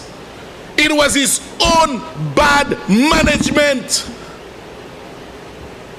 So don't talk about COVID. Everywhere in the world, Mr. Speaker, was hit with COVID. When you took over our economy, it was the best in the OECS. When you left it at the worst. And what is worse, Mr. Speaker? What is worse? Our economy, a small economy like ours, contracted the second worst in the world. The second worst. So it's poor management. And mind you, during COVID, he borrowed in excess of $500 million. So if there was proper management, that $500 million would have been circulated in the economy and would have given the economy sufficient cushion so as not to contract so much. But the man don't know anything, and he did not cushion COVID with the $500 million. You know, then he went to the airport, Mr. Speaker. Mr. Speaker, that's the first time in the history of my life everything that has to be constructed has a bill of quantities. Can you believe, Mr. Speaker, that this leader of the opposition, who was then Minister of Finance, started the airport, arguably one of our biggest projects, and started the airport without a bill of quantities. Without a bill of quantities. And all he said was, in a nutshell, spend money and the contractor will put another percentage on top of what you spend and will pay you. And you have the audacity to talk about... Remember, you have 12 minutes left. How many? 12. Not half an hour. Not half an hour. Not half an hour. No, 30. Yeah. I'll try and wrap up before that. 30. Leader of Government Business. Mr. Speaker, I beg to suspend Standing Order 32.8 to allow the Honourable Member an extra 30 minutes to complete his presentation. I'll complete with it. Honourable members, the question is that Standing Order 32.8 be suspended and Standing Order 32.10 invoked to allow the member of Castries Central an additional 30 minutes in which to complete his presentation. And now put the question. As many as of that opinion say aye. As many as of a contrary opinion say no. So the ayes have it. The ayes have it. Mr. Speaker, I'm aware that it's a Friday and I'm aware it's getting late. And I'm aware that the member for Soufrière has to drive to Soufrière. I will try desperately well, we get paid to come here. Oh, we get paid to come here, okay. That's what you get elected to do here. Okay, very well, Mr. Speaker. Mr. Speaker, can you imagine the member from Miku South speaks to a travesty to the people of Taiwan in relation, what did he speak about that he said it's the airport. The airport. Travesty to the people of Taiwan, Mr. Speaker. The people of Taiwan built a meat processing facility to the tune of $24 million for the government and people of St. Lucia. You decommissioned and destroyed it for one man. And you have the audacity to talk about, it's a travesty to the people of Taiwan. Mr. Speaker, and he spoke about stopping projects, Mr. Speaker. I couldn't believe it. I could not believe it. The Uranora International Airport should have been finished long ago. But he came in, paid IFC over $3 million. Well, we had to pay over $3 million, Mr. Speaker, because he did not want to continue with a program that he did not inherit. And he's well known for that. And then he talked about there was no tendering, Mr. Speaker. I mean, when you listen to this man, you wonder whether he's the prodigal son and he's the converted. You prepared a letter, a direct award for $70 million 11 days before elections to accrue interest at 1% per day. Thank God July 26, 2021 found itself that fateful 11th day for $70 million direct award. And today you talk about direct award. You sold our mall that was valued $60 million. Sold it for 13.5 in court about 3 weeks ago. When he was asked on the cross-examination, how much did you sell the mall? He said 27 million. But I will get the complete clip and play it for St. Lucians and show them the deed. Because this man has a habit that is internalized, where he spew lies with very much ease, with great ease, Mr. Speaker, because he suffers from autism. The Cabot lands, you know, Cabot lands. Take pensioners' money, lend it to Cabot to buy lands, 12 million US, $32 million. Cabot sold one lot for 9 million US and paid us off. There was no tendering. You sold our mall, all kind of things you do. And today, you talk about tendering, you know, and it talks about exposing the state to lawsuits. You gave T.R. King a deal, 1,000 acres at $1 an acre, and you were actually asking T.R. King to take us to court, having created the mischief, rather than assisting the government and people to solve the mischief that you created. You want to capitalize on it for political gain. Take over. So, Mr. Speaker, talk about foreign workers. Then the man talk about taxes, increased taxes.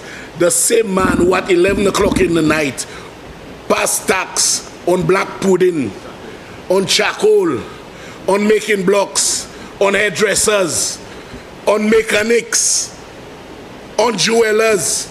Today, you want to talk about taxes? You know, this man, Mr. Speaker, quite honestly, I don't know. But I'm looking forward to the day, Mr. Speaker, when the Almighty will bless us with an eternal exit of the member for Miku South from our political landscape, Mr. Speaker. Mr. Speaker, the government has shown a propensity to listen to the cries of its people, Mr. Speaker, and to respond appropriately. Right now, rather than giving away land, the government announced a policy that as long as you have been in occupation of residential land for over 30 years, this government will give you the land totally free, Mr. Speaker. And that is a masterstroke, Mr. Speaker. That is the difference, Mr. Speaker, between the former administration and this government. $1 an acre, no, give it to you. And that's for foreigners, Mr. Speaker. That is for foreigners. So this government, Mr. Speaker, is doing things totally differently. And in that regard, a statutory corporation is already being worked on, Mr. Speaker. Those lands will be vested in that statutory corporation. I want to compliment and thank the member for Viewford South. It was his idea to move in that direction so that it will make transfer to the beneficiaries much, much simpler. Now, Mr. Speaker, you have to send the deed to the Governor General. It has to go to the Attorney General, Governor General. All the generals are involved. And so it takes an eternity, even if it's 5 square feet of land, Mr. Speaker. Mr. Speaker, in that regard, there are over 800 persons in Pomme Auger, Opicor, and in that general area that will receive land totally free, Mr. Speaker. And I want to place on record I want to commend on record the member for Labrie for his persistence, Mr. Speaker, in ensuring his constituents were catered for as he took cognizance of the history of the occupation of those lands, Mr. Speaker. We already have over 1,000 lots that have been surveyed, and commencement of the delivery of those deeds will be pretty soon. Mr. Speaker, in addition to persons in that area, there are persons who have lived there for less than 30 years. They will be getting the land at $2.50 a square foot, as has already been done in Talvin Babono.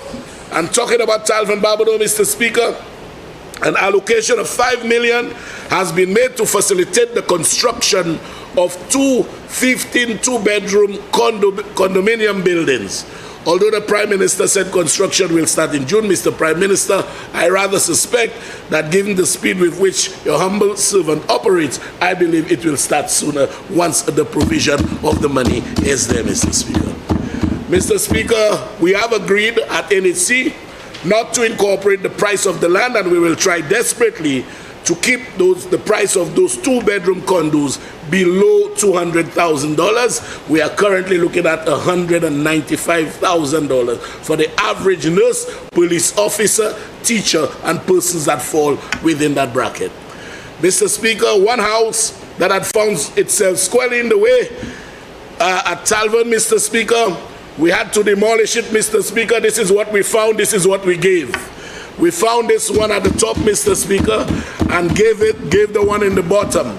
On the day we were handing over the keys, the lady was pleasantly surprised, Mr. Speaker, when I announced that along with the house, she will pay $0.00 for the land. So she gets house and land completely free, a package valued at least $200,000. Mr. Speaker, in Ridgeway, Tioshe, the constituency of Miku South, lands had been acquired ever since the member from Viewford South was Prime Minister, and he manifested an intention to regularize it and put in the relevant infrastructure. Although it is in the constituency of the last Prime Minister and currently Leader of the Opposition, for 5 years, Mr. Speaker, I rather suspect because it was acquired by his predecessor entitled, Mr. Speaker, he did absolutely nothing to assist the people, Mr. Speaker. Mr. Speaker, it had to take this government and this minister to come in at Ridgeway, put in concrete roads, put in concrete drains, and to give 14 deeds to the people of Ridgeway completely free of charge, Mr. Speaker. They paid not a penny, Mr. Speaker.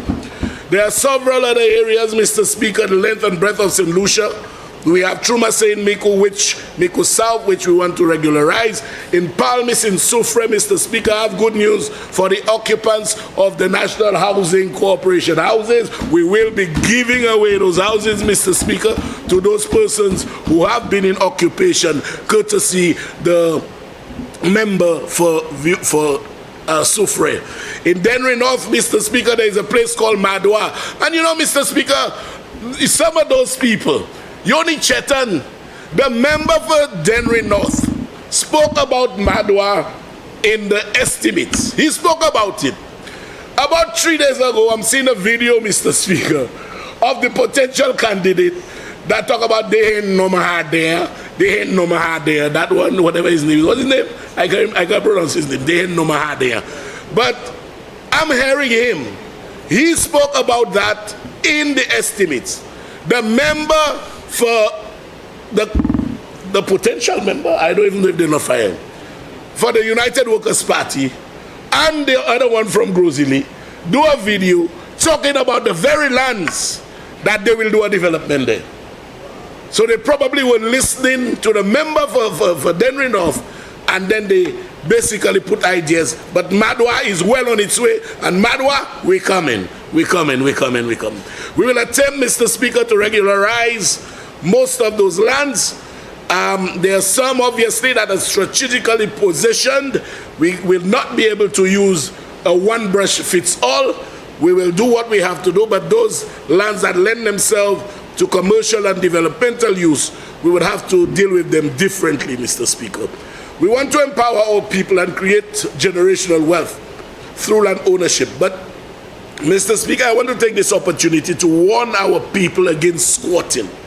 You know, there are areas as a government we want to come in and regularize. We want to give persons title, we want to put in infrastructure. Whether the lands are private, which have to be acquired, or they are government owned, or they are owned by government agencies. However, the haphazard settlements, Mr. Speaker, make it extremely difficult. There are situations in which you cannot even run a survey line for 20 feet without running into somebody's bedroom or in the bathroom. So it makes it difficult. So let's set this here. Gouvernement I try edezo, but bagay squat sala ano try finye pi souple. So we look at ezo souple, we just do good by squat la wete Churchill ek nukai edezo. Mr. Speaker, I feel the compunction to reflect on a $5 million allocation for cemeteries. I cannot help but remember what transpired in Miku North, a constituency, Mr. Speaker, that had been loyal to the United Workers' Party from time immemorial. Between 2016 and 2021, Mr. Speaker, there was not one available tomb in Monrepo. Not one. And everybody in Monrepo who died, their loved ones had to bury them, closest being Deriso. Mr. Speaker, under the guidance, under the pressures imposed upon me, exerted on me by the member for Mico North, we acquired lands, Mr. Speaker, we built a cemetery, and I'm pleased to announce, Mr. Speaker, that persons have already been buried in that new cemetery in Mico North, Mr. Speaker, in Monrepo to be precise. Mr. Speaker, we have some other work to do in various areas. In Bexon, we will be spending money on the Northern Cemetery. We want to do some work in Vieux-Fort. Vieux-Fort was running out of tombs, and one time I had to call the Honorable Prime Minister about 3 or 4 days before Christmas, I think that was of 2022, and he made monies available for me to arrest the situation because of what was happening in Vieux-Fort. The tombs basically had run out. But I'm pleased to announce, Mr. Speaker, that we have a great supply and we will continue in that regard. The guys are doing good work down there, and obviously I do it with the collaboration of the member of Vieux-Fort South. Mr. Speaker, our National Housing Assistance Program will continue, and in that regard I can announce that over 2,000 St. Lucians have already benefited, and we have spent in excess of $8.5 million, Mr. Speaker. Mr. Speaker, it would be remiss of me, as I wind down, if I did not mention the hard work of the mayor and staff of the Castries Constituency Council. Mr. Speaker, we recently commissioned the anchorage on Jabati Street. It came with extreme difficulty and not without building this for the fishermen, equipped with vending machine, Mr. Speaker. Yes, Mr. Speaker, that is what we had to build, Mr. Speaker, for the fishermen who sold fish next to the market. And it is equipped with ice machines and running water, Mr. Speaker.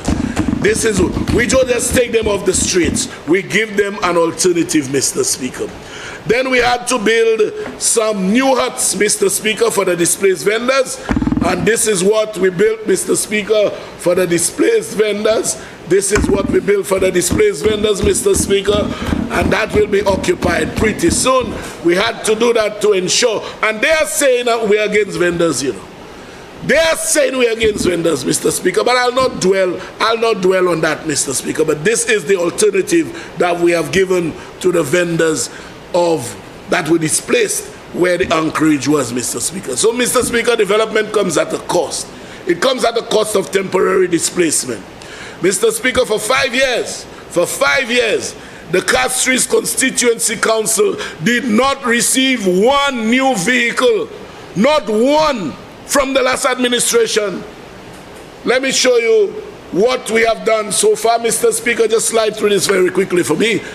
Right between when we came in, Mr. Speaker, all the officers have body cams, Mr. Speaker. All of them have body cams. Right now, Mr. Speaker, we bought 13 of them. Let's go on. Yes, bulletproof vests. We have 23 bulletproof vests, Mr. Speaker. 23. We have 4 new motorcycles. 4 new motorcycles, Mr. Speaker. Let us move on.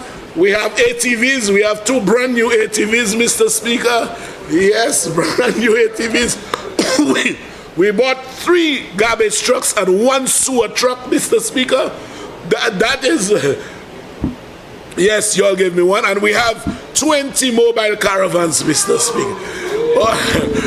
And of course, I can tell you, and along with that, we built comfort stations and the market. So, Mr. Speaker, yes, I'm member for Castries East and member for Castries South. You will get a caravan each or 2 each. I'm saying it openly. But Yes, but it just shows, Mr. Speaker, how we uplift our people, how we take them from the streets, give them either a mobile canteen or a stationary home. No longer do they have to push carts. No longer they have to leave pieces of steel protruding on the road. That's an eyesore, you know. We are cleaning up Castries, Mr. Speaker. We are cleaning up Castries. Mr. Speaker, as I wind down, you know, the potential member for Soufrière, he wants to, and it was endorsed by the leader of the opposition, talking about if they come in, GPH will go.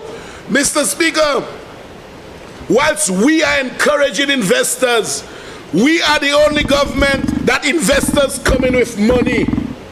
Between 2016 and 2021, not one investor came here with any money, Mr. Speaker.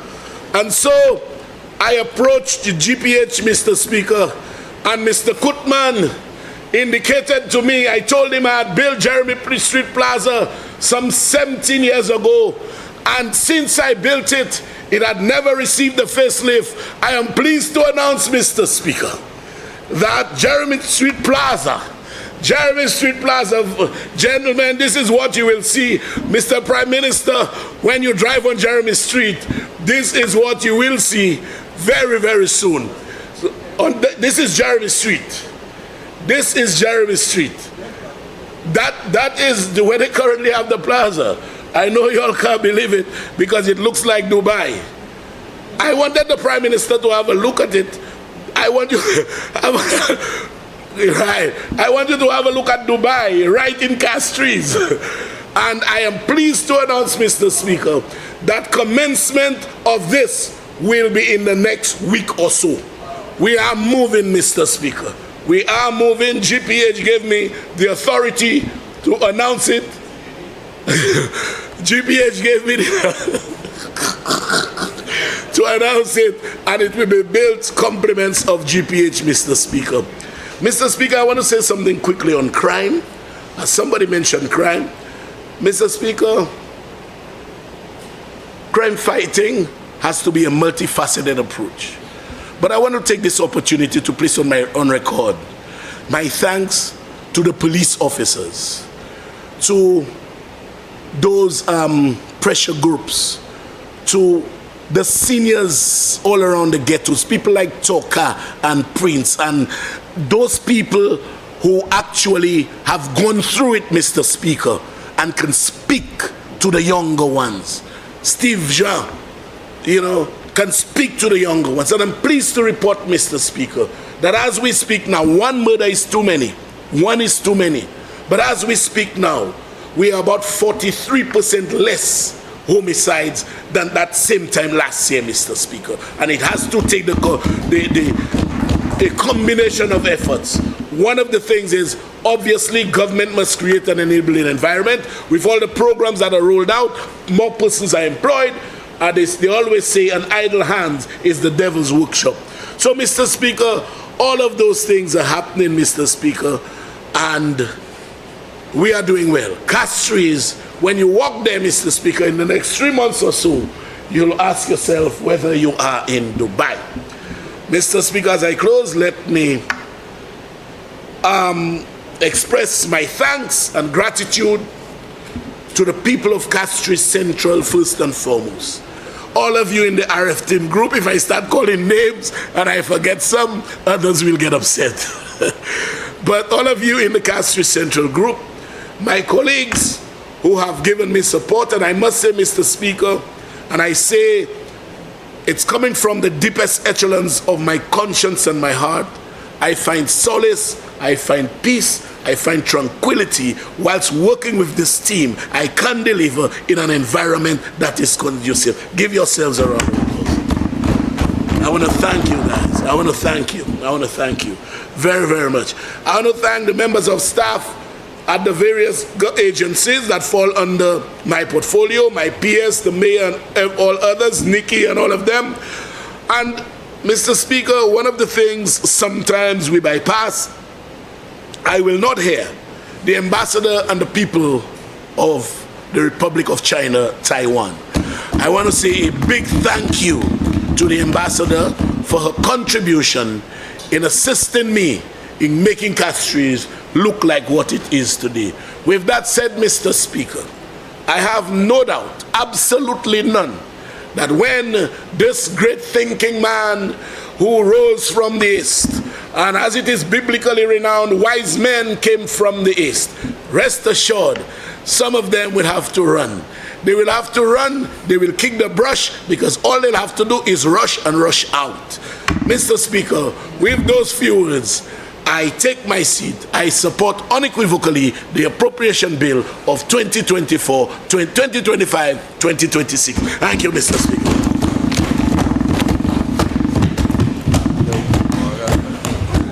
Member for Castries South and Leader of Government Business.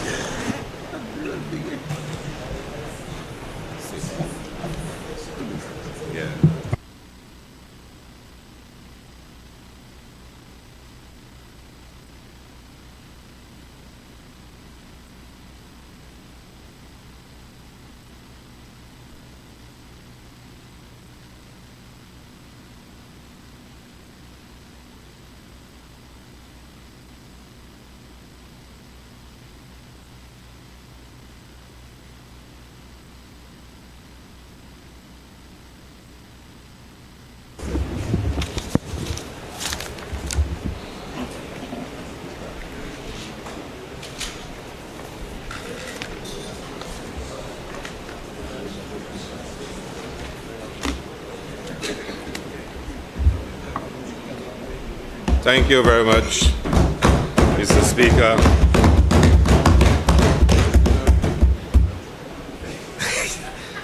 Mr. Speaker, I rise in support of the Appropriations Bill for 2025-2026. And Mr. Speaker, it's been a long day. And I must say to you, Mr. Speaker, my colleagues today have said just about everything that can be said about this budget. And there's little more that I really have to say, Mr. Speaker, in defense of the bill, Mr. Speaker. And if you listen to the various contributions, Mr. Speaker, it really showed the depth, the quality, the competence that exists on this side of the House, Mr. Speaker. From yesterday, Mr. Speaker, you heard from the various members their achievements, their reflections on what the Prime Minister presented, Mr. Speaker. And I must say to you that as a member, I am inspired to be part of this honorable team. Mr. Speaker, I also want to thank my family, my supporters in the constituency, my constituency group, the persons who really make it happen for me in the constituency, Mr. Speaker. I want to express my thanks to the PS and staff within the ministry, Mr. Speaker, and of course all the various agencies that fall under the Ministry of Tourism, the chairpersons, the CEOs, the hard-working civil servants, Mr. Speaker, who contribute to the successes and ensuring that the country is where it is now, Mr. Speaker. I have to express my sincere gratitude to all of them, Mr. Speaker. Mr. Speaker, St. Lucia is on a journey of progress, prosperity, and opportunity for all. And that journey rests on a singular principle: putting people first. 4 years ago, at about this time, the member for Miku South, in an address, seated and half-shaven, deliberately curated to show that he had been working long hours, removed his glasses, stared at the camera, and made the chilling proclamation that we have no more money in this country, and that this was serious, that the government had exhausted all of its resources, in addition to that of the NIC and donor agencies. In other words, he said that the country is broke. But what he was truly telling us, Mr. Speaker, that he in fact had badly managed the economy and totally messed up the handling of the COVID-19 crisis. Records show that we are one among the worst affected economies in the world, Mr. Speaker. In the world. The records also will show that the economy was starting to dip, and colleagues before me have pointed it out. Even before COVID-19, the economy was going downhill. Mr. Speaker, our people were hurting. Our country was in crisis. Our economy was struggling. Unemployment was high, and investor confidence was low. There was evidence of reckless borrowing and mismanagement under the UWP government, and it left us with a crippling debt situation, and the nation was on the brink of economic collapse. His words, Mr. Speaker, I can still remember it. We are broke, Mr. Speaker. The same member, the leader of the opposition, said that's how bad it was, that there is no sense in saving lives when he cannot protect the livelihood of our people. Remember that famous quote? Remember that infamous quote? Thank you. He said so. It is among the most chilling moments of my life listening to him. And 4 years later, rather, just a little less than 4 years later, under the leadership of Philip J. Pierre and the St. Lucia Labour Party, things have turned around. Mr. Speaker, I refer to page 8 of the budget statement that states that the economy grew by 4.7% last year. And this is the 4th year of sustained economic growth. And here it is. It is expected to grow by another 4% for 2025. In fact, I believe, Mr. Speaker, that it will grow more than 4%. Mr. Speaker, the economy did not just grow. The unemployment rate dropped to 10.6% in 2024 and reached single digits in the final quarter of 2024, the lowest level on record. Mr. Speaker, the member from Miko South was writing all day yesterday, all day today, and he was teased by one of our colleagues and asked him whether it was one of his new candidates, Titus Preville, who had prepared his notes for him, and whether Tommy Descartes had prepared his notes for him, and whether Stephen Frivry, his new brigade, Mr. Speaker, had prepared his notes for him. And we were expecting him to come and really launch an attack on the budget, Mr. Speaker. But the reality is that this budget statement was one of magnificence. And there's very little they could have said about it. And the rebuttal from the member from Miku South is one of the most disappointing I've ever heard in this honorable House, Mr. Speaker. You would want to believe, Mr. Speaker, that with all the new advisors that you have, and by the way, every single one of them was promised that they'll be the next leader of UWP, so they should contest elections. Each one of them, and I happen to know all of them, Mr. Speaker, they were promised that they would be the next leader, Mr. Speaker. But what was interesting, Mr. Speaker, and I think my colleague from Library has really taken it on and clarified it to some extent, but I still want to say something on it, Mr. Speaker, because the member from Strozel and the member from Miko South spoke about the unemployment figures, because they believe that they must question the figures and they must debunk the notion that the country is doing well and that unemployment is dropping, Mr. Speaker. And they claim that between 2003 and 2004, the labor force decreased by 4,000 persons. 4,000 persons dropped out, in their words, 2023 and 2024. And that is the reason why unemployment dropped. Now, Mr. Speaker, I'm not going to debate all of that with them. All I want to ask them, Mr. Speaker, is to look at the figures on page 126 of the Social and Economic Review, Mr. Speaker. Between 2016 and 2019, under the United Workers' Party, the labor force declined from 104,625 to 100,976, almost 4,000. Under them, Mr. Speaker, it declined by almost a similar number, and unemployment dropped from 21.3% to 16.8%. So when it happened under you, there were no questions, there were no doubts about it. It was acceptable, and they boasted it was the excellent stewardship that caused it. But in this instance, they're questioning it. But look, Mr. Speaker, from 2021 to 2023, the labor force increased. But the logic is, as the labor force decreases, unemployment must decrease. But that's what they say, and that's the reason why it decreased, is because the labor force decreased.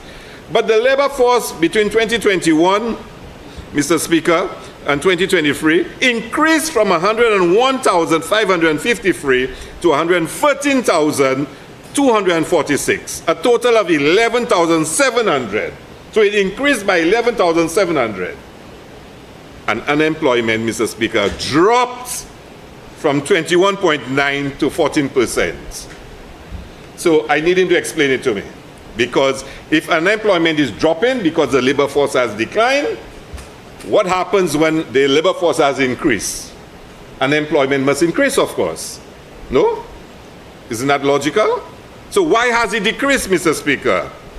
Why has it decreased? You see, Mr. Speaker, and a member from Vieux-Fort North once said it, when challenges arise, when there are difficulties, we don't complain. We don't complain, Mr. Speaker. We don't. And when we got the mess that was left behind, we didn't complain, Mr. Speaker. All we did, we rolled up our sleeves and we got to work to put the people and the country first, Mr. Speaker. That's what we do on this side. We don't complain. We don't run away from the challenges. And you just heard the member from Castries Central tell you about what he had to do to be ensured that the anchorage open up, to move the fishermen, and to do all that has been done to improve the conditions at the market, Mr. Speaker. We don't complain. We get it done, Mr. Speaker. We get it done. So today, Mr. Speaker, almost 4 years since we got into government, St. Lucia is stronger, more resilient, and on the path to lasting prosperity. Mr. Speaker, we still have a long way to go. We still need to work harder to rebuild our country and ensure it is one our people deserve.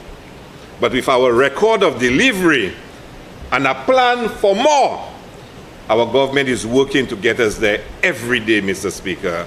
And that is why there is such confidence in this government and in the St. Lucia Labour Party, Mr. Speaker.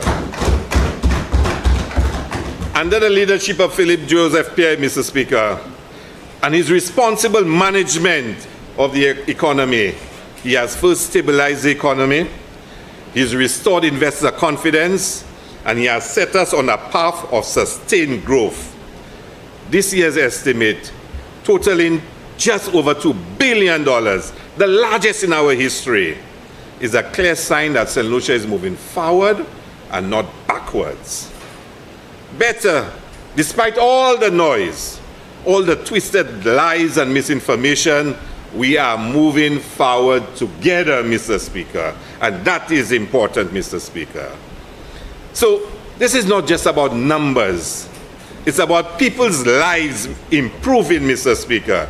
Every single one of my colleagues indicated to you how this budget is impacting the lives of persons in their constituents, Mr. Speaker. Because our government cares about working families. We care about the middle class and professionals, Mr. Speaker. We care about pensioners, young people, farmers, and small business owners, not just a privileged few. This budget demonstrates that, Mr. Speaker. For 6 years, too many communities were ignored. This government has ensured that it is reversing that neglect, Mr. Speaker. That Belrose doctrine is no more, Mr. Speaker. every constituency will see some tangible improvements, Mr. Speaker, from new roads and better schools to expanded healthcare and upgraded community facilities. Every single colleague in here can speak of the improvements, Mr. Speaker. And even in Miku South and in Strozel, they too can speak of improvements, Mr. Speaker. The member from Strozel can tell you of the improvements in Strozel, Mr. Speaker. And compare that, Mr. Speaker, to when we were in opposition. How many of us could have spoken of any improvements in our constituencies, Mr. Speaker? So, Mr. Speaker, no matter where you live, this budget works for you. Whether you are one of the 1,900 workers who will now be made permanent, whether you are a police officer or fire officer, no longer will you be running after criminals at 60 years old or climbing ladders at 60 years old, Mr. Speaker, because you will get a pension, Mr. Speaker, at 55.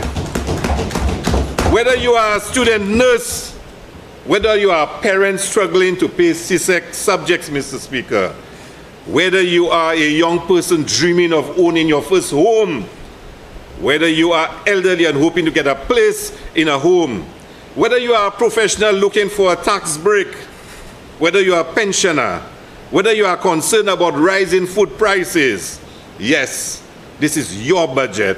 This is the people's budget, Mr. Speaker. The UWP doesn't want St. Lucia to succeed. I'm convinced of this. They would rather see the country fail than see progress under this government. The United Workers' Party, and you hear them every single night, is prepared to burn all our progress down and see that St. Lucians become impoverished just to get the chance to rule over the ashes, Mr. Speaker.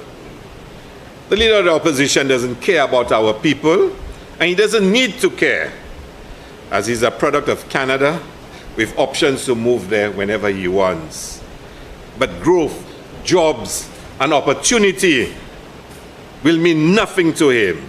But for our people, they mean a better future for their families. When they were in government, Mr. Speaker, we have heard over and over, Mr. Speaker, about the debt, the mismanagement, how they insulted the people of St. Lucia.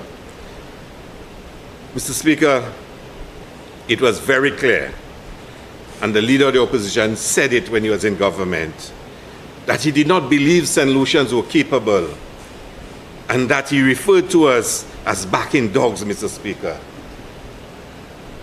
Jackasses, Mr. Speaker. Mendicants, Mr. Speaker. That's how he described us. That's how he described the possibilities of our nation, Mr. Speaker. And today, 4 years of economic growth. Surpluses, Mr. Speaker. It tells you, Mr. Speaker, what leadership is all about. And under Philip Joseph Pierre and the ministers in this government, Mr. Speaker, we've provided leadership to take the country where it is. So what is their goal now, Mr. Speaker? Is to tear down what we are building, to spread misinformation and to block progress, Mr. Speaker. Not because they have a better plan, but because they have no plan, Mr. Speaker. But we refuse to let them drag us back into the days of reckless spending, stalled projects, and economic instability. We refuse to let our country be divided and weakened. And St. Lucians know that by coming together in the national interest, we are stronger, can be richer, and achieve more. I say to the right-thinking UWPs, there is still a chance to be a part of this journey. To put you first, to put our country first, we can move forward together.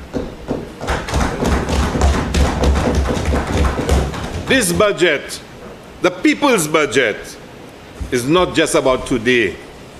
It is about securing St. Lucia's future for generations to come. We are building a strong, independent, and self-sufficient nation, not one that relies on loans and handouts, Mr. Speaker. The government's fiscal discipline has ensured we have the space to invest in the future while honoring our financial commitments. That's what the surplus means, Mr. Speaker. And this long-term financial security ensures that our children and grandchildren will inherit prosperity and not debt. So, Mr. Speaker, this budget is not about statements like a coulda, woulda, shoulda. It is a commitment to progress, Mr. Speaker. A commitment to opportunity for each citizen, development for every single community, and prosperity for the entire nation, Mr. Speaker. And each of us in here, Mr. Speaker, we will not rest until every St. Lucian feels the benefits of progress, Mr. Speaker. We will continue investing in jobs, business growth, and social programs that uplift our people. We will ensure that no one is left behind, and we will not rest until we achieve that. This is not about the wicked not resting, Mr. Speaker. This is about hard work, Mr. Speaker, which is why we're not resting. This budget says that the St. Lucia Labour Party is delivering for the people, building a stronger future, and ensuring that St. Lucia never goes backwards again. So the leader of the opposition, Mr. Speaker, on one of his programs says that this is a manifesto disguised as a budget presentation. The member from Strozel says it is an AI budget. Well, Mr. Speaker, wait till they hear next year's budget. Because if this one is a manifesto and this one is AI, they will hear next year, Mr. Speaker. But simply spoken, Mr. Speaker, this budget is the future of St. Lucia. It says lots done, lots to do. A government with a record of delivery and a plan for more. Our nation united in securing a better tomorrow. And I say again to all St. Lucians, let us move forward together. Mr. Speaker, the leader of the opposition says that tourism performance was dismal. Mr. Speaker, in 2021, upon assuming office, our government was very clear that it wanted to restructure the tourism industry. And Mr. Speaker, the Prime Minister was a former Minister of Tourism under Dr. Kenny Anthony, the member for Beaufort South. And there is so much of what we're doing now that is rooted in an understanding of the tourism industry created as far back as 1997, Mr. Speaker. And the member from Beaufort South spoke about the lineage, the unfolding of so many projects and ideas that are consistent with the principles of George Charles' party, Mr. Speaker. And he's right.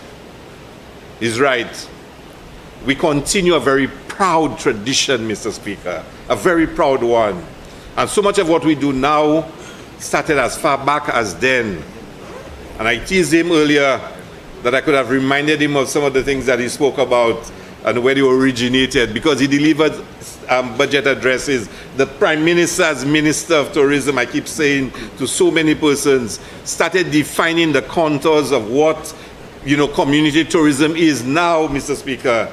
I heard the leader of the opposition speak about the anchorage and whatnot. The ORTCP started under Dr. Kenny Anthony, Mr. Speaker. I don't know if he remembers that, Mr. Speaker. That's where it started, Mr. Speaker. It didn't start with no United Workers' Party under Alan Shastney, Mr. Speaker. You see, we always wanted to restructure this tourism industry because our government's philosophy is clear that St. Lucians must own and operate as much as possible the tourism sector. And this is not just a theory. It is the foundation we are building together to ensure long-term growth and empowerment for our people. Our extraordinary beauty and our greatest asset, our people, are what drives success in our tourism. Therefore, our government is firm in our philosophical conviction that the benefits of tourism must largely accrue to our people. They must be put first, Mr. Speaker. So in July 2021, we first assessed what was being done in the tourism industry, what was good, what was bad, and what was needed to make it better to achieve our philosophical conviction. Mr. Speaker, I am proud, honored, and privileged, yet with a sense of humility, that going into my 4th year as a Minister of Responsibility for the portfolio of tourism, that the tourism industry in St. Lucia has recently posted its best year ever, Mr. Speaker, by measurement of visitor flows and the estimates of on-island visitor expenditure. So let's take a look, Mr. Speaker, at 2024, a year that the opposition says was a dismal year, a terrible year, that we are on the precipice of collapse in the tourism industry, Mr. Speaker. The data will show that it was a year of remarkable growth and performance, Mr. Speaker. In fact, in 2024, St. Lucia reached a historic milestone with approximately 435,000 stayover arrivals, surpassing the previous record of 423,000 set in 2019 under the United Workers' Party. But let me remind you, under the previous Labour Party government, where Lon Theophilus was Minister of Tourism, you would recall that Club St. Lucia closed down, which was then the largest hotel in St. Lucia, and Royalton was being built. Remember that. By 2016, Royalton opens shortly after. The United Workers' Party gets into government. They now have the largest hotel in St. Lucia open. They now have a club open. And then in 2019, they have the highest number of arrivals until last year, with a lot more rooms and the most rooms in the history of St. Lucia. But I'll come to this shortly again. Stayover arrivals increased by 14% over 2023. The months of January, March, June, and October saw the highest growth compared to pre-pandemic records. 7% growth in January and March, and 14% growth in June and October. Let me put these records in context. All of this was achieved with at least 500 less rooms than what we had in 2019, Mr. Speaker. Just put that into context. In 2019, when it was achieved, they had just had the opening of Royalton and Harbour Club, and had the most rooms in the history of St. Lucia. And by 2024, when we broke the record, we had 500 less rooms than in 2019. But yet, we are in crisis. Yet, we are in crisis. For last year, Mystic was closed, Starfish was closed, and St. James Club was closed. And we still had the most stayover arrivals in history. And yet we are in crisis, Mr. Speaker. Cruise passenger arrivals increased substantially 2024 compared to 2023 by an additional 108,000 arrivals, Mr. Speaker, to total 509,000 passengers. This was fueled by an additional 70 cruise vessel calls in 2024, totaling 334 for the year. Arrivals by yachts as a third category of visitors by way of entry continue to climb steadily, having advanced by 7% to total 49,953 visitors for 2024. I am sure you will agree that this is not an industry in decline and on the precipice of collapse. Mr. Speaker, it gets more interesting. On-island visitor expenditure, which is a measurement that I'm keenly interested in because it is a measure of the value of business accrued to St. Lucia, is estimated at approximately $3.6 billion for 2024. The analysis of the data revealed that for 2024, online visitor expenditure increased by 19% over that of 2023. 19%. Mr. Speaker, these achievements were not made in a vacuum. And it's important to place our progress into context so that one may gain a full appreciation for the efforts which were made in 2024. Firstly, the state agency responsible for marketing St. Lucia overseas, the St. Lucia Tourism Authority, worked in close collaboration with other key trade partners, both locally and internationally, to increase the island's visibility and general appeal in the global marketplace. The synergized efforts of the hotels and the Tourism Association membership, international travel agents and tour operators, airline partners, and major event organizers all played key roles in creating a strong demand for St. Lucia amongst the community of persons desirous of having a Caribbean vacation. And I want to say a very special thank you to all the partners that have been working with us, Mr. Speaker. And these partners will tell you, Mr. Speaker, they can compare what it is now to what it was before, Mr. Speaker.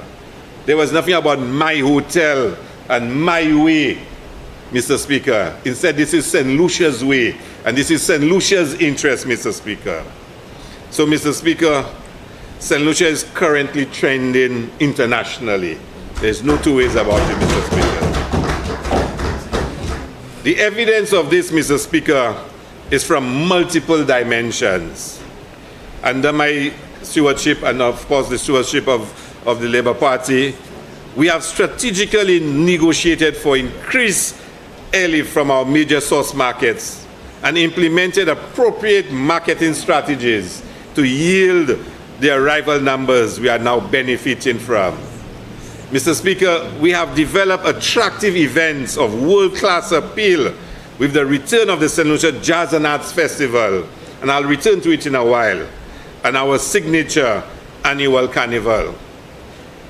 In addition, Mr. Speaker, on account of our focused marketing efforts, the service delivery of our workers within the industry, and the product and experiences that we offer to visitors, St. Lucia has attained numerous awards, Mr. Speaker.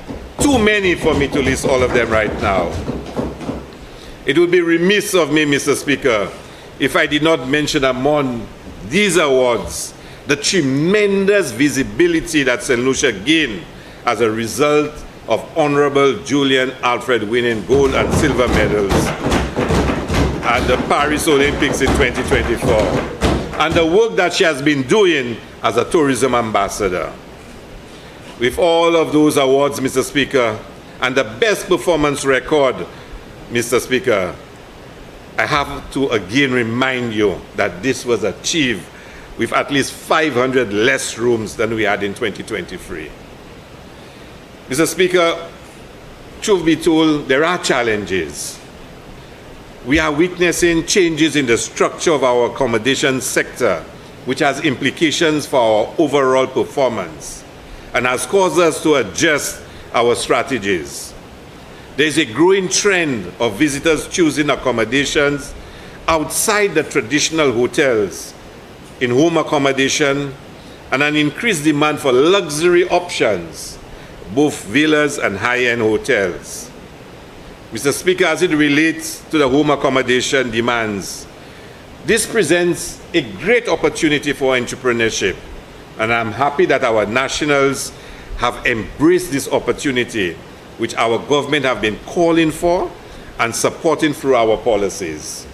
We want to encourage more of this, more St. Lucians to own villas and home accommodation options, Mr. Speaker.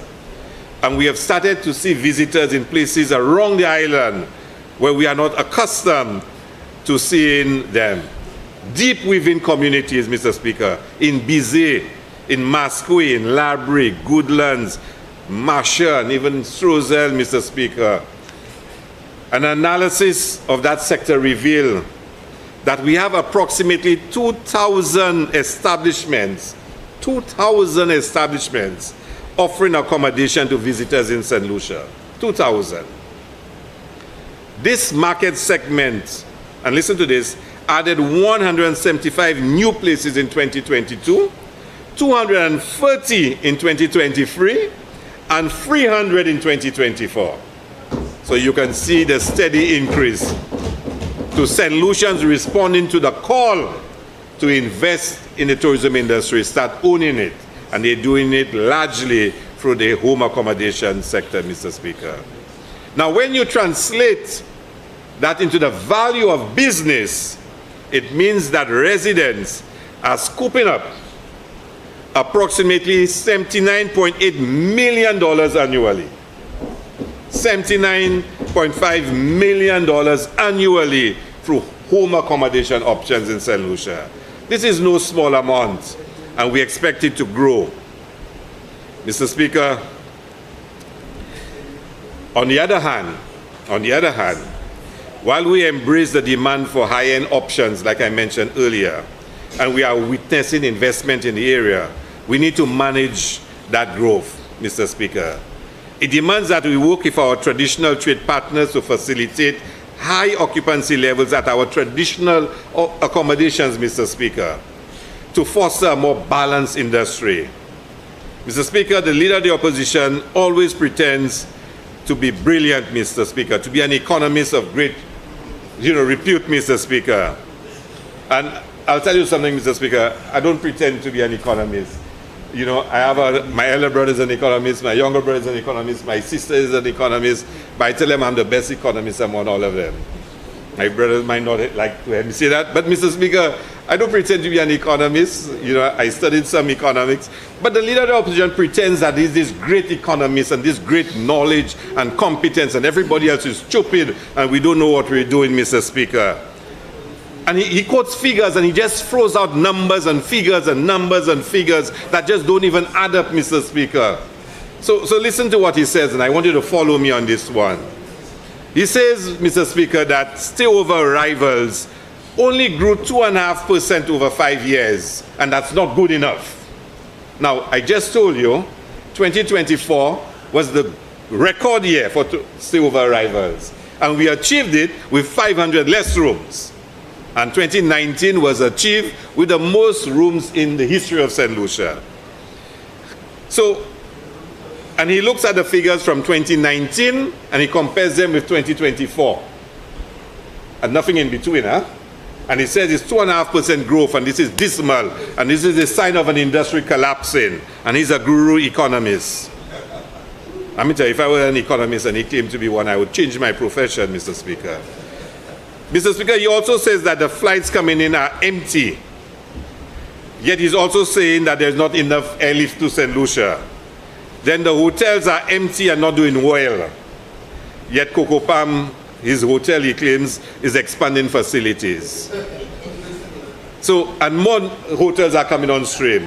So explain to me, how is it that you're saying the hotels are not doing well, the economy is, the tourism industry is about to collapse, but you expanded? But you did, well, you added a piece and you didn't even have DCA approval to the piece that you added, Mr. Speaker. And let me not even go down in this, a new restaurant and a new piece you added. You didn't even have DCA approval, Mr. Speaker. But then, anyway, Mr. Speaker, let me stay focused. But Mr. Speaker, it doesn't matter if it's 600 square feet. Let's look at page 109. Can I get a glass of water? He asked whether I give him his incentives. Mr. Speaker, and the leader of the opposition, today is not the day for this, because for you to get incentives, you must have DCA approval. That's part of what the legislation says. So you're applying for incentives only for us to find out that you never had DCA approval for the works that you were doing, and then we didn't give you the incentives, or it was not processed as you wanted it, but you completed it without DCA approval, Mr. Speaker. But let's look at page 109 page 109 of the Social and Economic Review. When we came to office in 2021, stay-over arrivals was 199,345. Now it is 435,659. An increase of 118.5%. How am I lying? Look at the page. But you didn't look at 21 when you were quoting from 2019 to 2024. You didn't look at it. We came into government in 2021. I can only account for the performance of the industry from 2021. That's what I can account for. But here it gets more interesting. Tourist expenditure moved from 2.6 billion in 2019 to 3.6 billion in 2024. If I believe that, it's in the Social and Economic Review. And these were the figures you were quoting when you were Prime Minister. But all of a sudden, I should not believe it. Mr. Speaker, let me continue. Hotel occupancy, according to the same Social and Economic Review, in 2024 was the highest ever in the history of St. Lucia.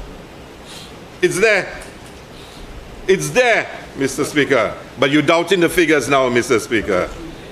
You know, I'll move on, Mr. Speaker. The same leader of the opposition, Mr. Speaker. He says he's disappointed in me.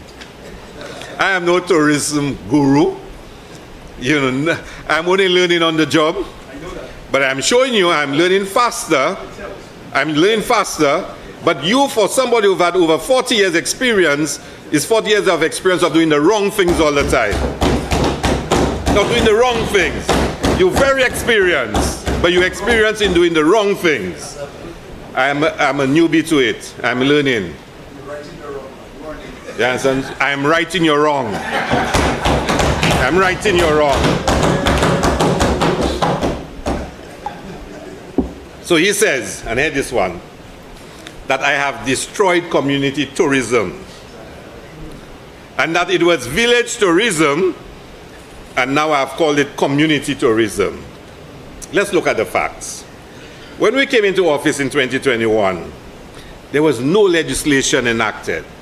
None. There was no agency or institution established. Yet over $5 million had been spent or given out in contracts under his village tourism. There's no legislation to guide it. There's no institution to manage it, but he's already spent $5 million. Can you imagine that? You know, but I will tell you though, there's been quite a lot of preparatory work that was done. I must say that. I'm a fair person. When I got into the ministry, there was a lot of preparatory work that was done. And you have to accept that. But in reviewing it, I sat down, I reviewed it, I spoke to the Prime Minister about it. In our view, there was a fundamental misconception in the approach that he wanted to have.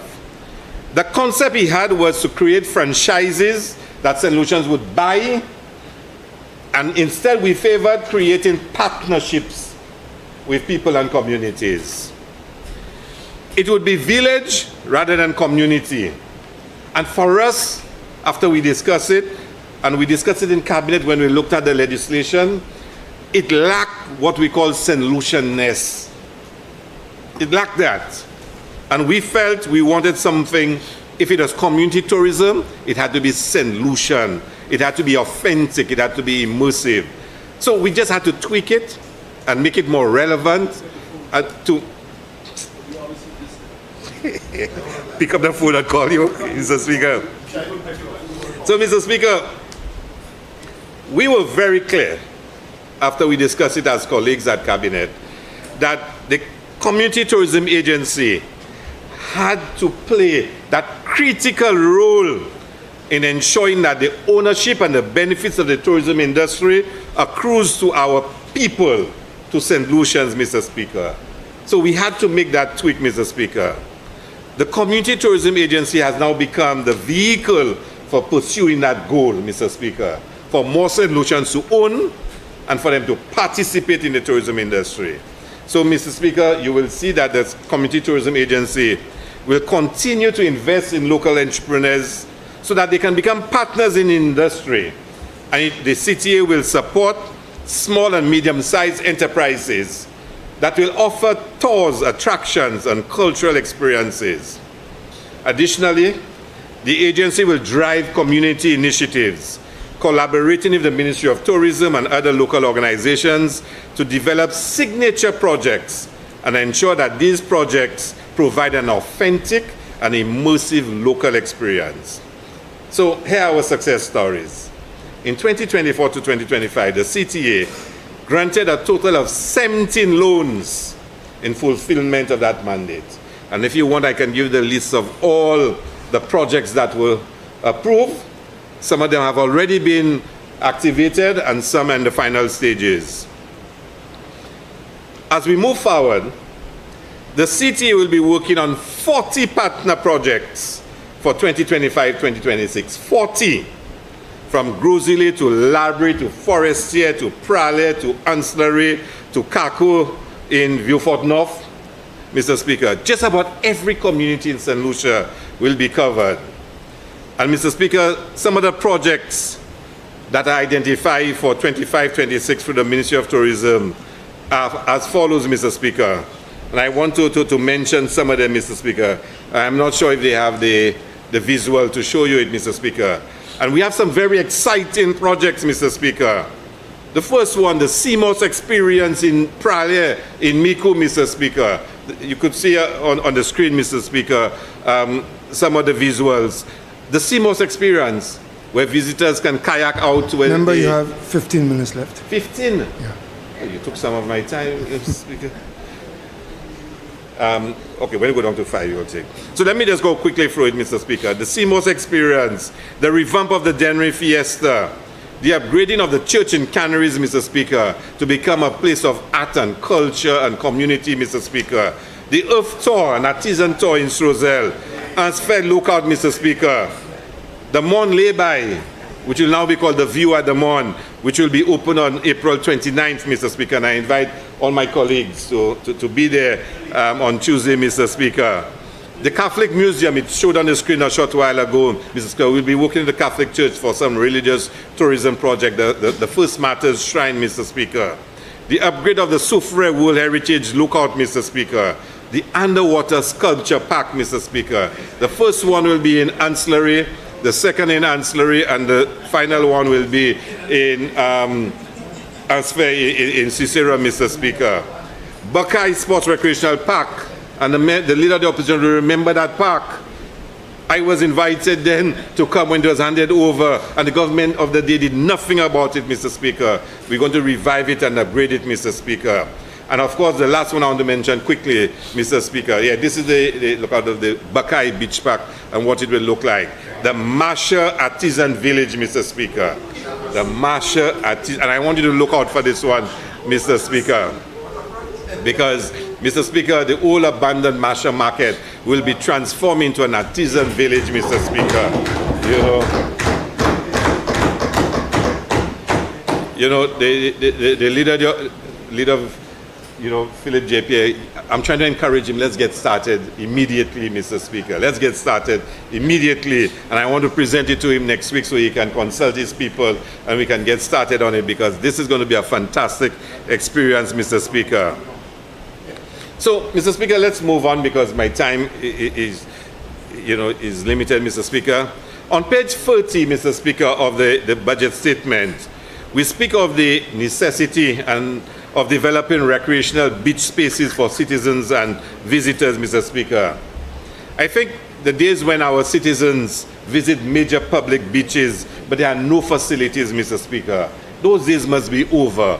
When you go to the beach with your family, there are no restrooms, Mr. Speaker. There are no vending facilities. We need to upgrade, not for visitors, but for citizens as well, Mr. Speaker.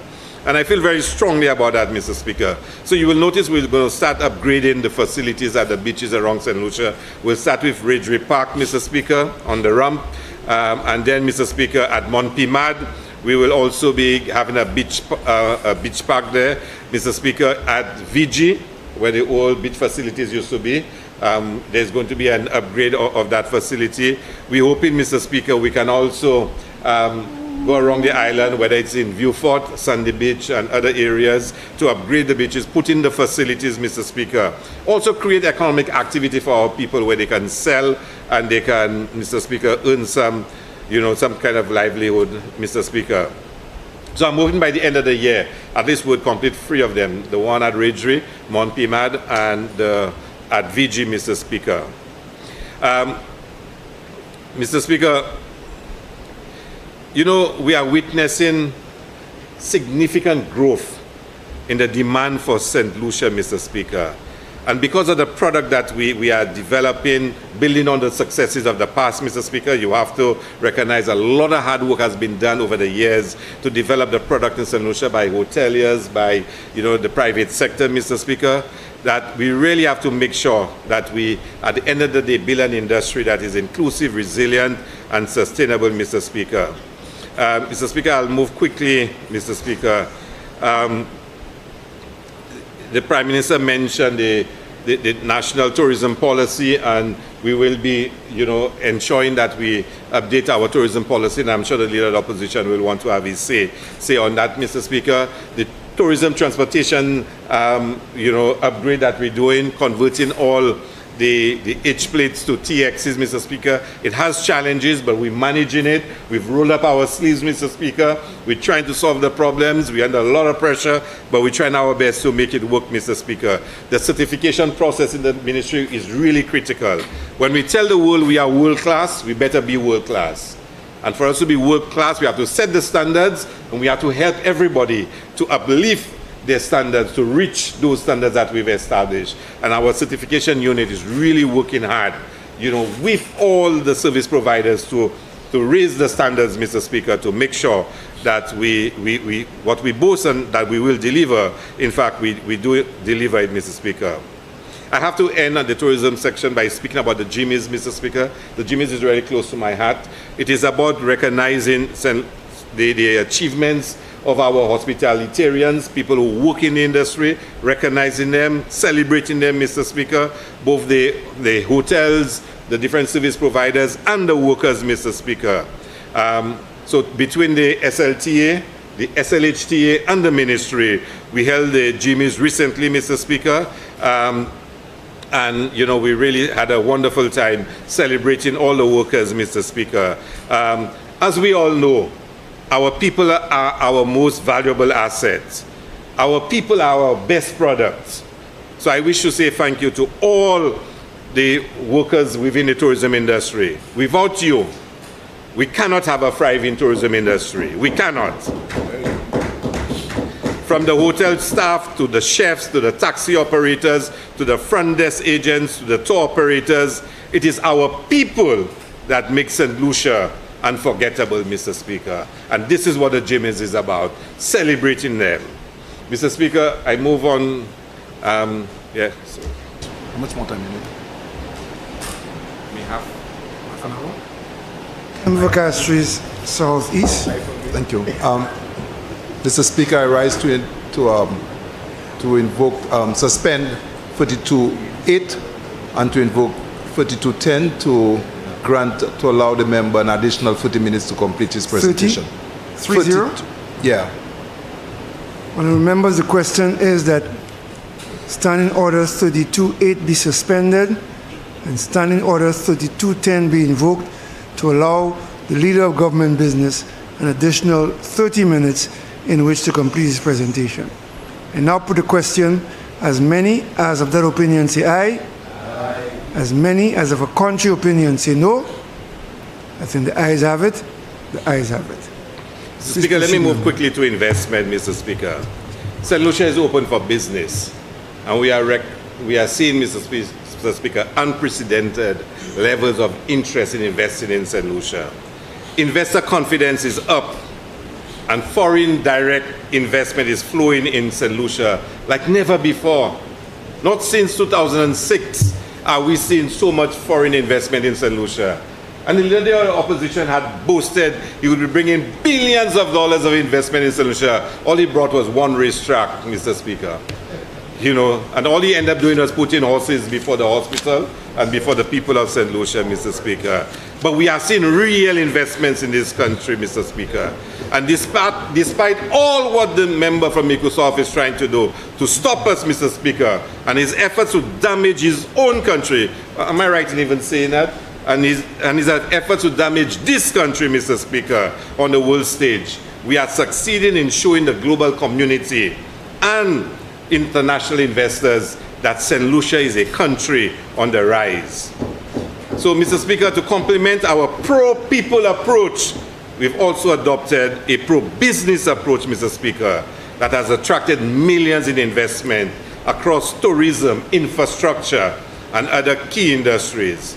Upon assuming office in July 2021, as a government, we took a strategic look at a number of contentious projects which we had criticized when we were in opposition. We made it very clear to the respective developers what our concerns were and requested that we work to resolve them.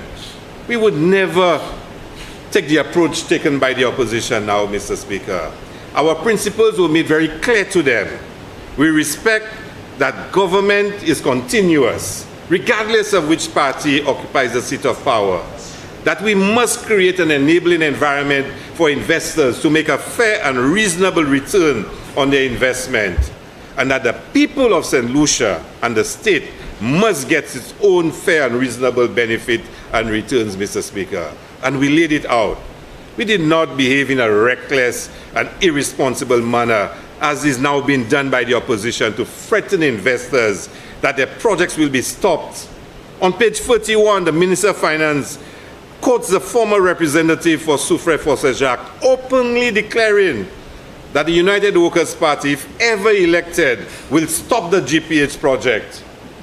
And the leader of the opposition in this House on Tuesday banged the table in full approval of that statement, Mr. Speaker.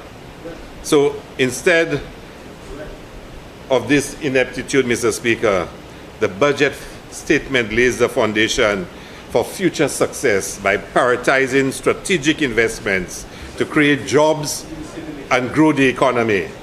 But the United Workers' Party will not learn. They will not change. But we'll never forget under the UWP, investors lost confidence in St. Lucia due to their reckless policies and their poor governance. They cannot boast of one major investment during their 6 years in government. Not one. Not one, Mr. Speaker. But our government has restored credibility and is bringing tangible results, Mr. Speaker. The Tourism Development Act has created a highly facilitatory workshop for investment, especially local investment. On page 14, reference is made to the investments which are ongoing within the tourism sector. Like the Minister of Finance, I am pleased with these investments. It is interesting to note, Mr. Speaker, and I want you to hear that, Mr. Speaker, that between Isla Resorts, the Ridgely Beach development, and the Rodney Bay City Center, over 3,000 new hotel rooms will be added to our accommodation stock. Just in that area. Mont Pimad, Ridgely Beach, Rodney Bay City Center, 3,000 new hotel rooms will be added to our accommodation stock when completed. This means more jobs and economic opportunity for our people. Mr. Speaker, in 2024, the Ministry of Tourism alone approved 40 projects valued at 3.8 billion EC dollars. Can you say the same was ever done in any single year that you were Prime Minister? The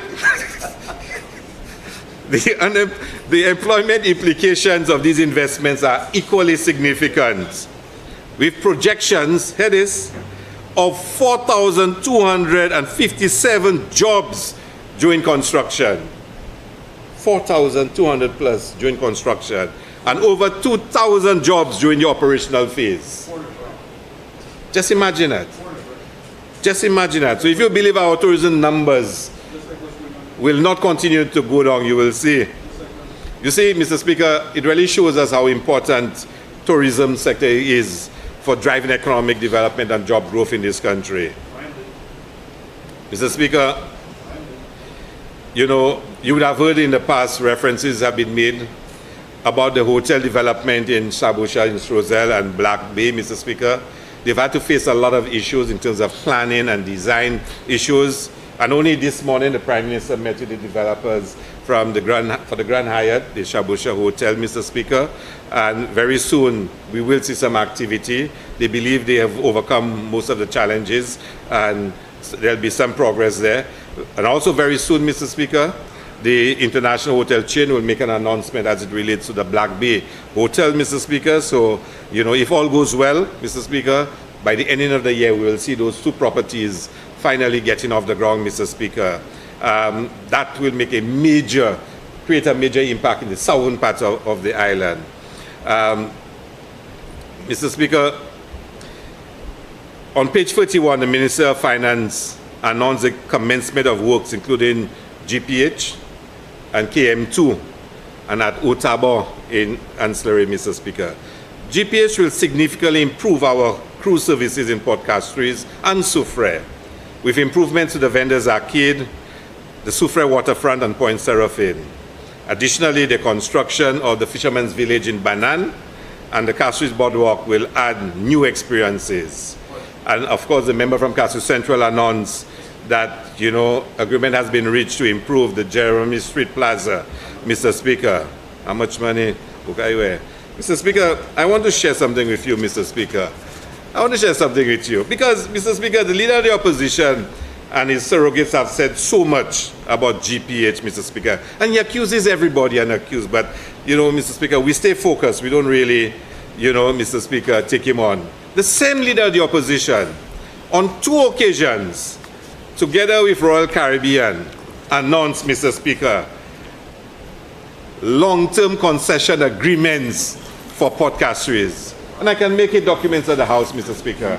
And these are not, Mr. Speaker, me just saying anything. These are official press releases from the government of St. Lucia when he, Mr. Speaker, in 2008 with Royal Caribbean, Mr. Speaker, and hey, Mr. Speaker, you talk about Huda, Puda, Shuda.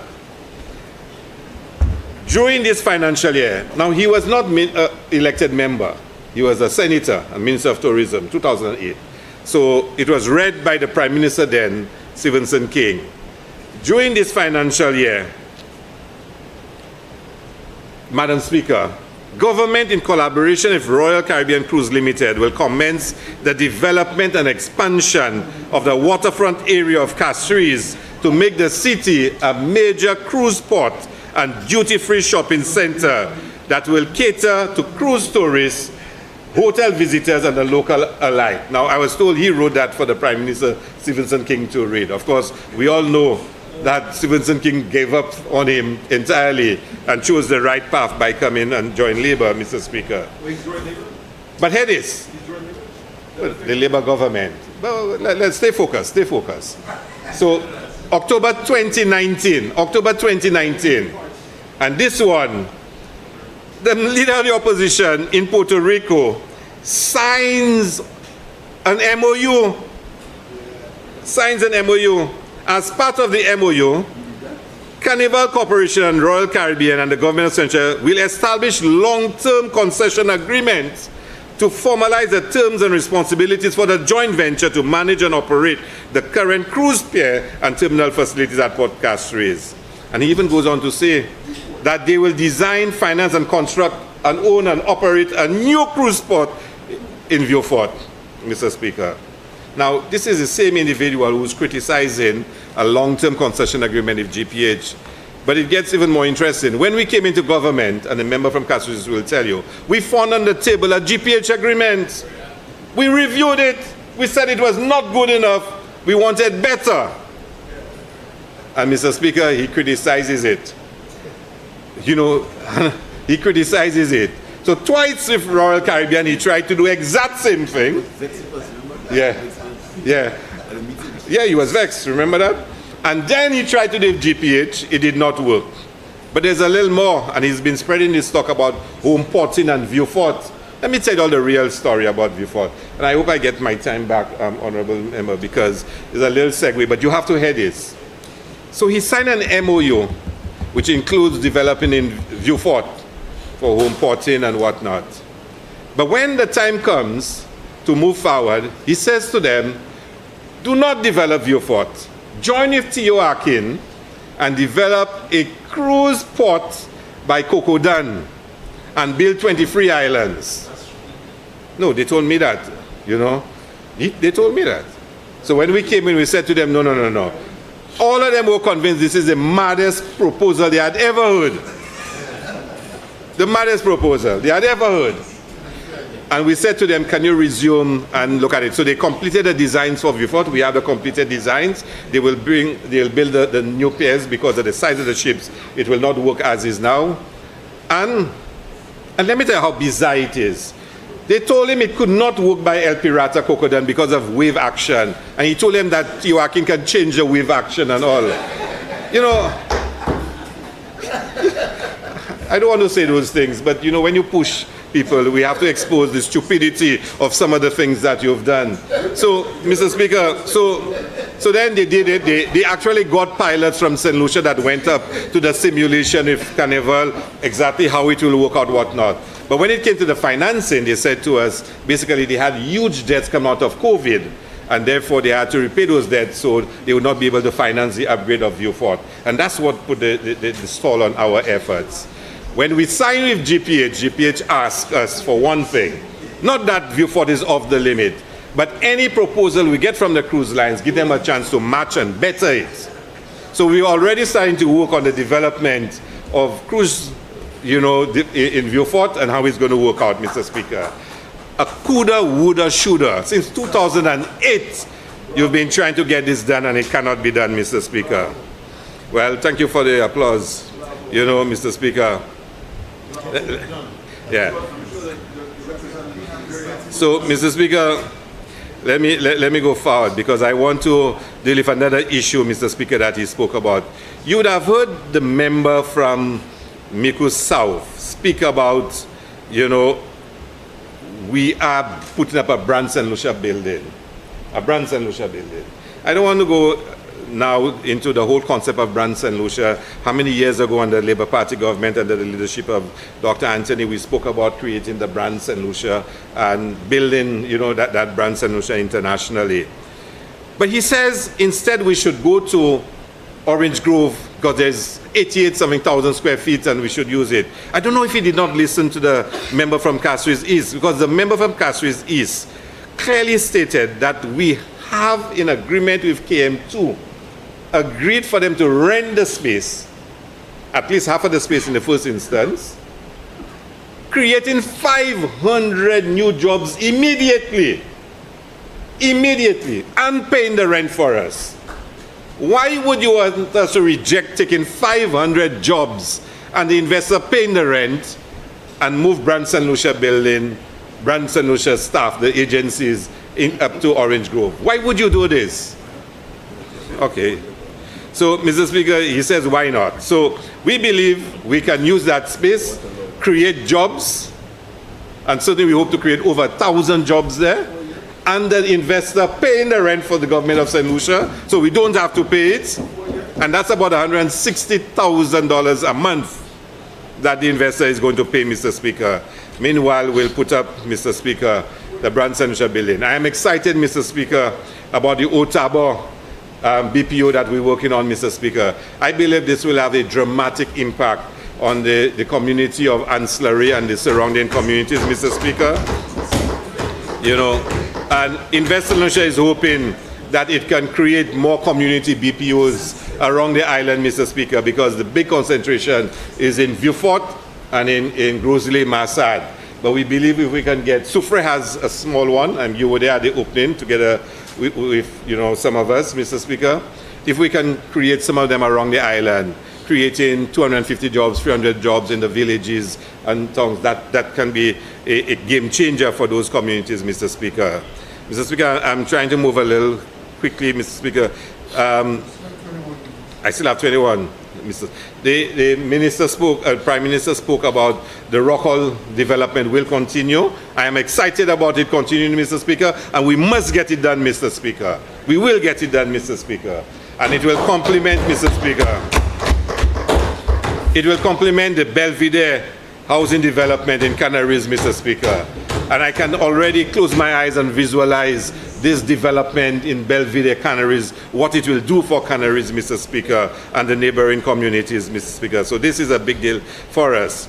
Mr. Speaker, very soon an announcement will be made about the construction of a resort, Mr. Speaker, at VG on the old site of the Red Lion Hotel, 150 keys and 50 luxury residences. Mr. Speaker, I am not the the international chain has asked that they will make the official announcement, so we will let that happen in its time. But I just want to signal that we are working on it.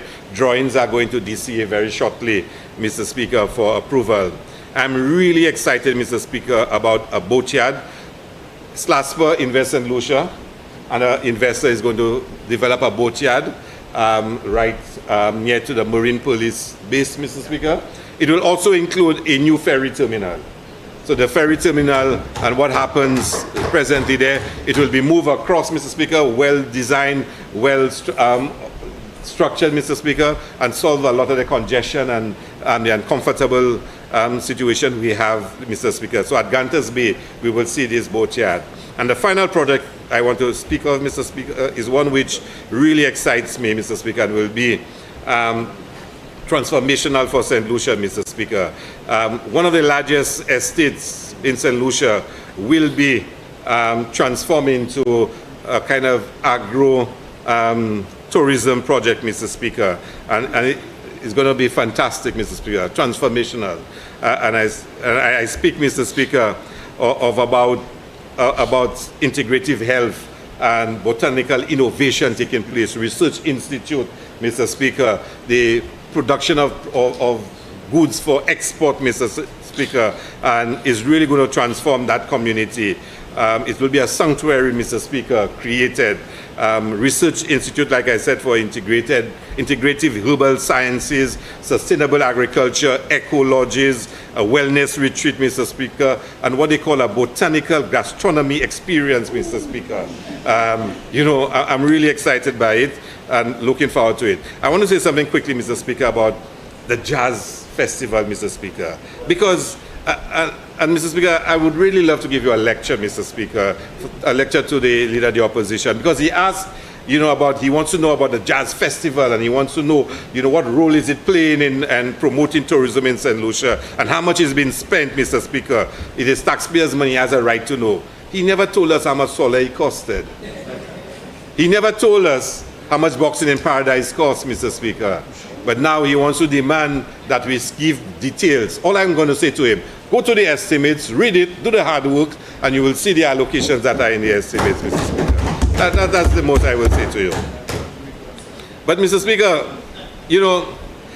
there's so much about the Arts and Jazz Festival, Mr. Speaker, and what we're doing for culture and creative industries in this country. Never before have you seen the support that has been given to creative industries and culture in this country, Mr. Speaker? Never before. When we are exciting young people, to get involved in the creative industries, to get involved in the cultural industry, Mr. Speaker. And it is really transformational.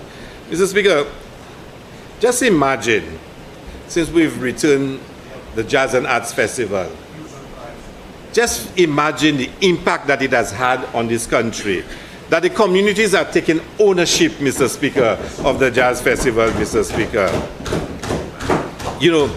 In the Jazz and Arts Festival, we're marrying culture and creative industries with tourism, Mr. Speaker. Think of all the small businesses that benefit, all the small industries that benefit, Mr. Speaker, from the Jazz Festival.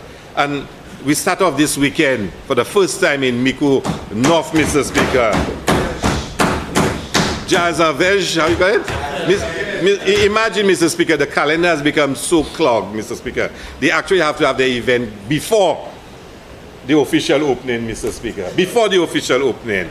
And I can tell you, and I want the Leader of the Opposition to go to Miku and see for himself the transformation that is doing in Miku South, in Miku North, Mr. Speaker. Go and see it. See, and then go to Bexar for Inspiration Jazz. You need some inspiration, Mr. Speaker.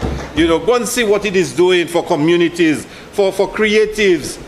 No, Moshi is already, no, we don't want him in Moshi. Let's stay out of Moshi, Mr. Speaker. Remember, you have 15 minutes left. 15, okay, Mr. Speaker. Mr. Speaker, see what it is doing for the communities. And head the vision. We want, Mr. Speaker, we want the communities to use it as a stage for local creatives to get an opportunity to showcase their talent, to nurture their talent, and aspire to make it to main stage, Mr. Speaker. We have more locals on main stage than ever before, Mr. Speaker. Ever before, Mr. Speaker. And for us, Mr. Speaker, all the communities are getting into it. And we already have a vision as to how it will develop. We will now want the communities to also introduce the arts component, not just a music festival, but from next year, Mr. Speaker, start having an arts component. So we also develop spoken words and visual arts and performing arts and add that, Mr. Speaker. And for St. Lucia to become a hub of creativity, Mr. Speaker. You know, for 2.5 weeks, 3 weeks, Mr. Speaker, the whole country just erupts, Mr. Speaker, into creativity. And what that will do for our various communities, Mr. Speaker. So I invite you, all St. Lucians, to go to Miko, to go to Bexar, go to Ancillary, go to Viewfort, Mr. Speaker, and go to all the community events and to support it. And then I heard the member from Strozel speak of Strozel, or of coming to Strozel Jazz. And I wanted to say to him, and I will say it now, just imagine if St. Lucians make that decision, just if they do, and put back the leader of the opposition in government, and for him to cancel jazz again, Mr. Speaker. Just think about that. Just think about that. He's pledged that he will cancel jazz because he doesn't support it. He said jazz is finished, Mr. Speaker. I don't know if you all recall this, Mr. Speaker. Openly saying that jazz is dead. And he introduced Soleil, Mr. Speaker. And imagine he getting an opportunity again, Mr. Speaker, to do so. You know, I don't know about you all, but I can tell you it will be a very sad day for St. Lucia for us to go back to those days, Mr. Speaker. Carnival. And I heard one time the leader of the opposition boasting that he made Carnival what it is in St. Lucia. I've never heard such absurdity. Never, ever. But what I can tell him, that in 2023, the first 2 weeks of July, in 2023, there were 22,612 arrivals. In 2024, it increased to 26,429 within 1 year, 17% increase. And since post-COVID, the arrivals in July from, for Carnival has become the most significant period of arrivals in St. Lucia. And I can tell you, I've spoken to most of the bands, at least the bigger ones, and they're telling me, Mr. Speaker, they're sold out. You're talking about bands now with 2,000 revelers, Mr. Speaker. 2,000. And some of the private events and fests are already sold out, even before they've gone on sale. Sold out, Mr. Speaker. This is how St. Lucia is trending. And that's how our carnival is trending, Mr. Speaker. So, you see, every day they criticize me and they say the nastiest things about me. I don't even bother with them. I'm already thinking of jazz next year. That's what I wake up thinking about, Jazz next year and carnival next year. That's what makes me tick. That's what makes me tick, Mr. Speaker. I'm already thinking of how those things, I close my eyes and I visualize it, Mr. Speaker. I don't visualize of putting a prison under Bridge Street with a tunnel to get two prisoners. Can you imagine that was said in the House today? That he thinks we should build a prison underground. Instead, I mean, this is absurdity, Mr. Speaker. Mr. Speaker, I have to say quickly, the national, the efforts to restructure GIS, Mr. Speaker, and let me just move on to a couple of other agencies, to restructure GIS and make sure GIS becomes more relevant and can serve the needs of the public service. GIS has one of the largest databases in St. Lucia. The history of St. Lucia, the recordings, we really have to find a way to resolve some of the challenges that are faced by GIS. And maybe I myself have to find a way to give more time and attention to GIS to make sure, some of their plans are fulfilled. But importantly for us, Mr. Speaker, was that Radio St. Lucia was closed by the member from Miku South. Was closed. You remember that? And now, Mr. Speaker, we're bringing it back, not as Radio St. Lucia, but as St. Lucia FM. And over the next few weeks, it's already available online, but we will be able to have live broadcasts, Mr. Speaker, of St. Lucia FM, and to make sure it once again becomes the nation station. It will never be the same. Never be the same. There are too many stations now, and the consumer has so many more choices. But at least, Mr. Speaker, we'll be able to have a national radio station. Mr. Speaker, I must speak about cultural preservation in this country, the work done by Folk Research Center, Mr. Speaker. Important, critical work, Mr. Speaker. We're thinking about Jeune Creole, how we're going to grow it, transform it, Mr. Speaker. Maybe not this year, but from next year. The work done by the CDF, Mr. Speaker. You know, the tremendous amount of work, Mr. Speaker. We have to recognize the work that is being done, Mr. Speaker.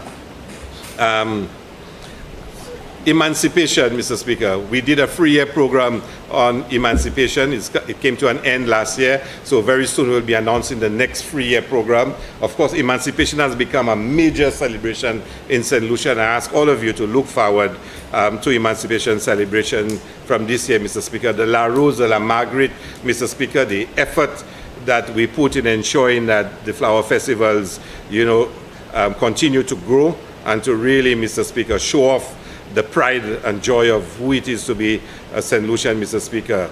I'm hoping, Mr. Speaker, we can spend some time, Mr. Speaker, on the music. We really have to put more effort into the Dennery segment, Mr. Speaker. And of course, solo music, Mr. Speaker, real, authentic, immersive St. Lucian experiences like solo, Mr. Speaker. We will be able to, Mr. Speaker, to promote it, the quadrille, dancing, ballet, Mr. Speaker. There's so much more work that we can do, Mr. Speaker, and I'm looking forward to all of that, Mr. Speaker. Mr. Speaker, let me end, as I know that time is nigh, Mr. Speaker. You know, I have to say a few words about CIP. I must. The matter is before the court, so I'm kind of limited in what I can say. So how much more time do you have, Mr. Speaker? 8.5 minutes. So, Mr. Speaker, I'll just take it. So, Mr. Speaker, a lot has been said by the leader of the opposition about CIP and whatnot.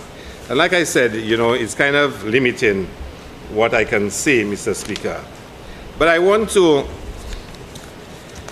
take you back, Mr. Speaker, to the CIP, what it was and where we are right now. On another occasion, I will answer a lot of the accusations made.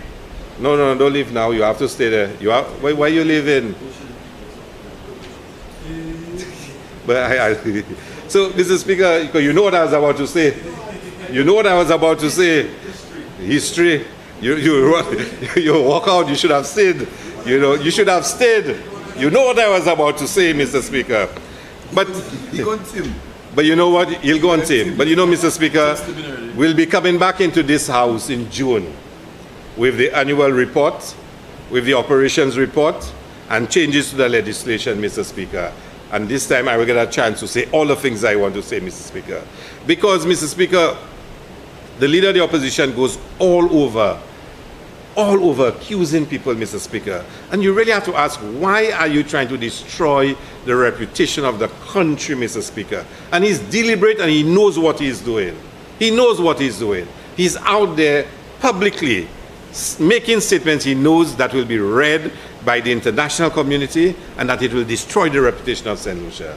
He speaks about correspondent banks and people involved in all kinds of illegalities, Mr. Speaker, knowing that when certain players read about those things, it will put an eye on St. Lucia. It will watch the banks in St. Lucia. The member from Mico South was so nasty and vindictive. He publicly announced the names of lawyers in St. Lucia. Why? Because he wanted to hurt them because they did not come out in support of him. And he knows when he mentions their name, they will be put on the radar because he's out there saying that they are doing wrong, Mr. Speaker. That's the nature of the person. That's the character we're talking about. So he's going to desecrate professionals who are just doing their jobs as lawyers, Mr. Speaker. He wants to destroy St. Lucia. He wants to destroy our banking sector, Mr. Speaker, because he wants St. Lucia to fail. Because in his mind, if St. Lucia fails, it opens a doorway for him to get back into power. Why would you want correspondent banking arrangements for St. Lucia to be threatened? Why? Is it a lust for power, Mr. Speaker? Why would you want St. Lucians to be watched, Mr. Speaker, because you are claiming they are doing things that are wrong and they're not doing anything that's wrong, Mr. Speaker? Why would you do it? Why would you join with Martinez, Mr. Speaker? Why would you do such a thing when we said to you we had no business with him, he was not part of St. Lucia, but you made the entire industry and all over the world believe that something was so wrong with St. Lucia and what we were doing, and you had so much evidence. You and Guy Joseph went up to the Washington and said you all saw the evidence and you'll bring it back. And then that failed. That failed. All the bombshells failed, Mr. Speaker. All of that failed. 5 minutes left, member. 5 minutes left. And then, Mr. Speaker, you decide now to file an injunction against the program, to stop the program. To stop it, Mr. Speaker.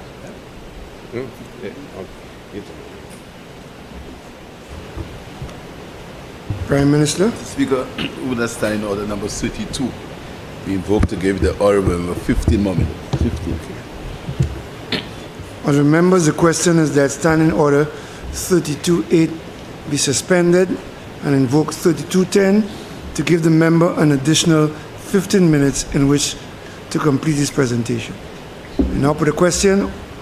All in favour? Aye. All who are opposed? I think the ayes have it. The ayes have it. Yeah. And Mr. Speaker, questions were raised. I delivered an address, Mr. Speaker, answering the questions. I was invited by the Chamber of Commerce and I went through detail by detail how the program was structured, how he changed it. He introduced commissions in St. Lucia. He introduced it in St. Lucia, Mr. Speaker, and explained all the due diligence and made sure everything was explained. I came to the House, I made a statement, Mr. Speaker. He could have gotten all the answers that he wanted. On the matter of the MOA, Mr. Speaker, St. Lucia did not sign it immediately because we had contracts in place, Mr. Speaker, and we said either they are grandfathered or if we are to sign them, it would put us in a ticklish situation where we now have to go and renegotiate those contracts. We said so in July last year. Eventually, we signed the agreement and we started discussions on the contracts, Mr. Speaker. We said so. It's public knowledge. But you will file an injunction against us, knowing all those things, Mr. Speaker. And because you want the whole world to know that you file an injunction against the CIP program and, of course, slandering it and slandering St. Lucia. And to say now that it is crashing and it's in crisis. You are creating the semblance of a crisis. You're describing it as a crisis. You're telling the world that there is a crisis, and then you say to us, oh, now you all have a crisis on hand.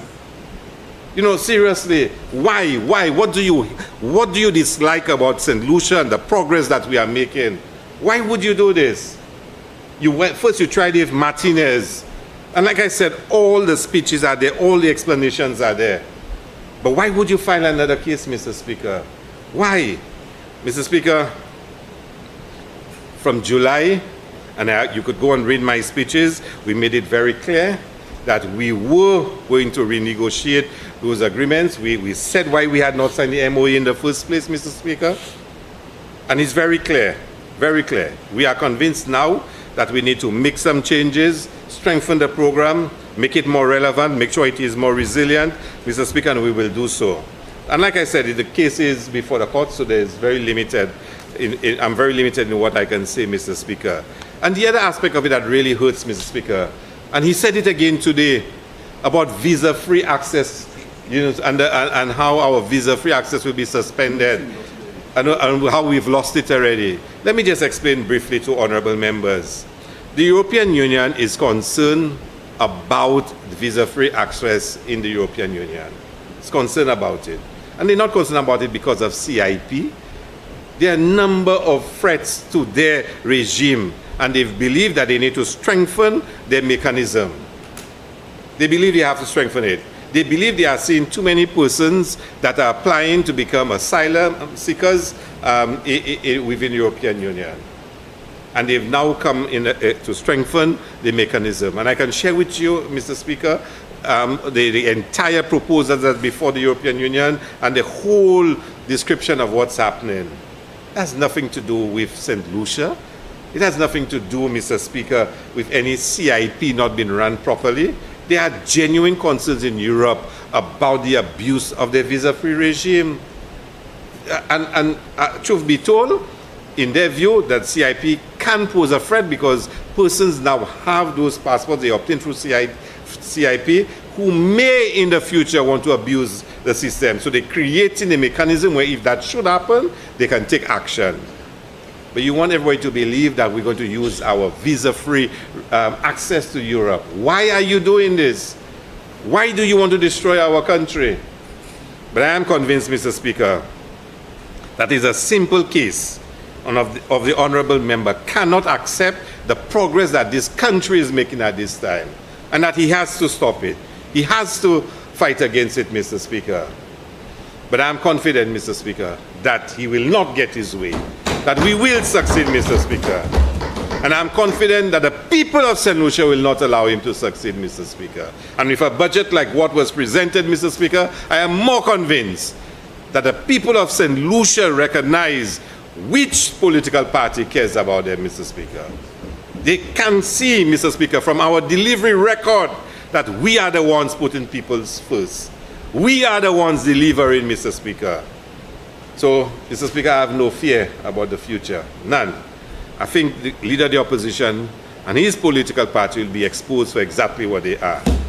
So, Mr. Speaker, I want, before I end, to just say to my constituents, you know, Mr. Speaker, we will see and we will talk and we will, you know, take care of our business. There's a lot happening in the constituency.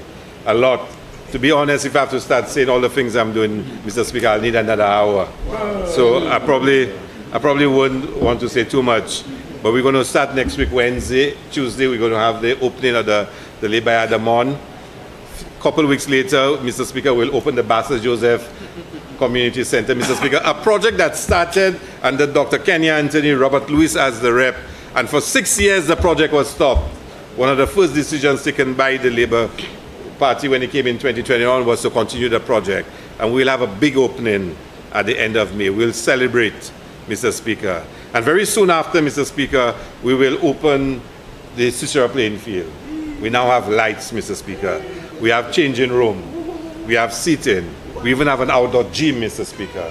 And as soon as we open, Mr. Speaker, I will start a community coaching program for all young people every Saturday on the Cicero playing field, Mr. Speaker. And when I get my nets from the Minister of Sports, Mr. Speaker, we will reintroduce cricket in Cicero as well, Mr. Speaker. And of course, you know, I can talk about the health center, Mr. Speaker, the community center for Cicero. Can you imagine Cicero is one of the biggest communities in St. Lucia, and there is no community center. That's just totally unacceptable, Mr. Speaker.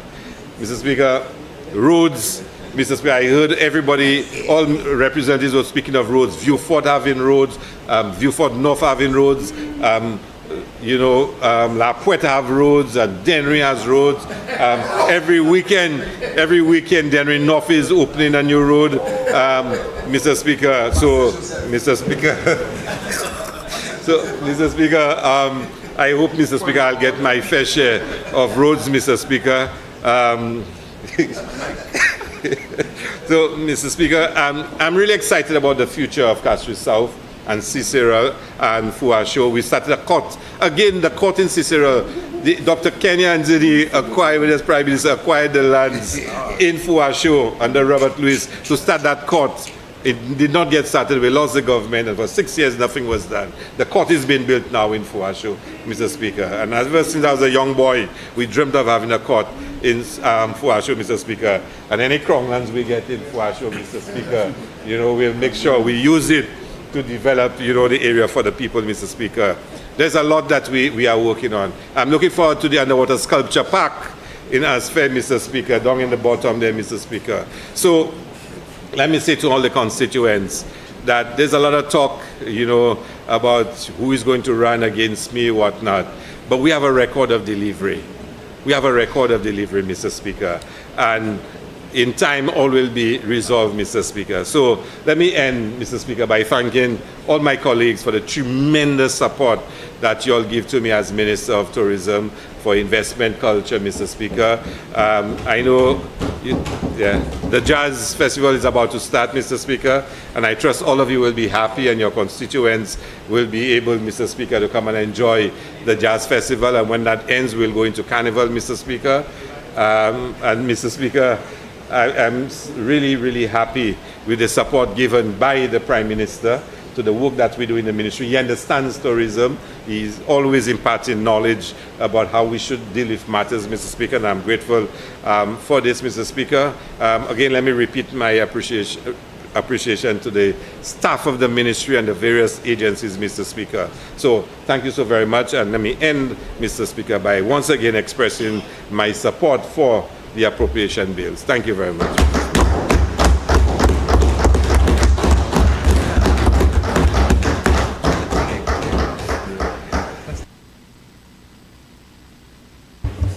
Prime Minister.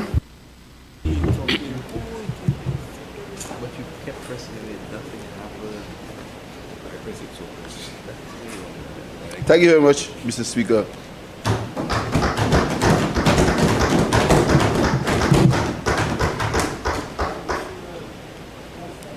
Mr. Speaker, the measure of a man is his ability to say, I made a mistake. And when you say you make a mistake, you try your best not to make that same mistake again. That's how you grow, that's how you develop, and that's how you improve in anything that you're doing. Mr. Speaker, this evening I heard a very remarkable and bizarre thing. I heard the leader of the opposition say he was building a prison underground and you would drive down a tunnel and go through a tunnel and go to the prison. So St. Lucia will have underground prisons. St. Lucia is back in the days of dungeons in Bridge Street. So, but Mr. Speaker, I mean, this is more serious than it is, you know.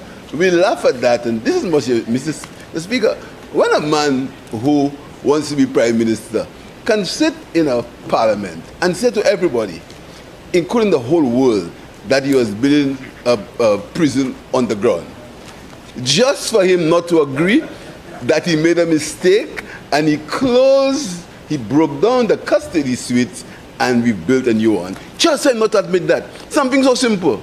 But Mr. Speaker, I'll tell you something. I won't be long. I have every promise that the leader of the opposition made when he was Prime Minister. Everyone. Everyone. You see? Everyone. Promises 2017-28 budget. Every promises 2018-2019 budget. Promises 2021, 2019-2020. Promises 2020 budget. Every promise, Mr. Speaker.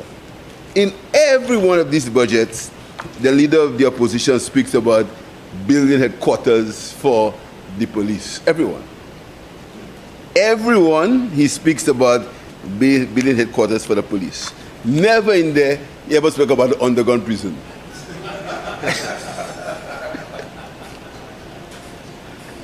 Mr. Speaker, I can make it a document in the house. Because I know, Mr. Speaker, this is so serious.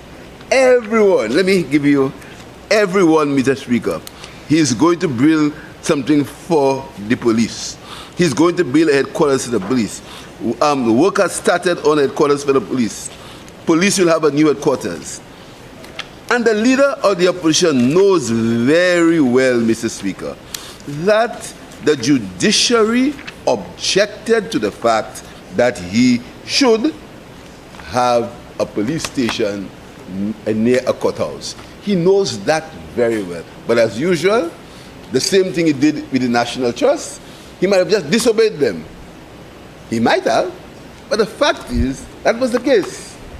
So, Mr. Speaker, I want you to imagine having a prison on the ground in Bridge Street. That's your homework for tonight. But Mr. Speaker, it's more serious than that. It's more serious, Mr. Speaker. Mr. Speaker, the leader of the opposition, you know, because as I said, the measure of a man is learning things. So I called a friend of mine who is a lecturer in economics at the University of the West Indies. Now, I don't profess to be, I'm just a simple, ordinary human being that God has blessed and caused me to be who I am. So you never hear me proclaim. You hear, I have never said that I'm a 6-star general. Never said might, never. But they say I say it, no problem. They say all can't think of it. I've never said so for myself, but they say I say, so I'm not complaining. So I asked him, what do you think about the leader of the opposition, the former Minister of Finance, saying that the economy grew because of inflation? He said to me, the person who said so has committed an abortion to the subject of economics. Mr. Speaker, to say that the GDP of a country grew because of inflation, Mr. Speaker, GDP at constant prices, that is how you measure the GDP of a country, which is the increase in the goods and services. And that is measured using a base year. Use a base year.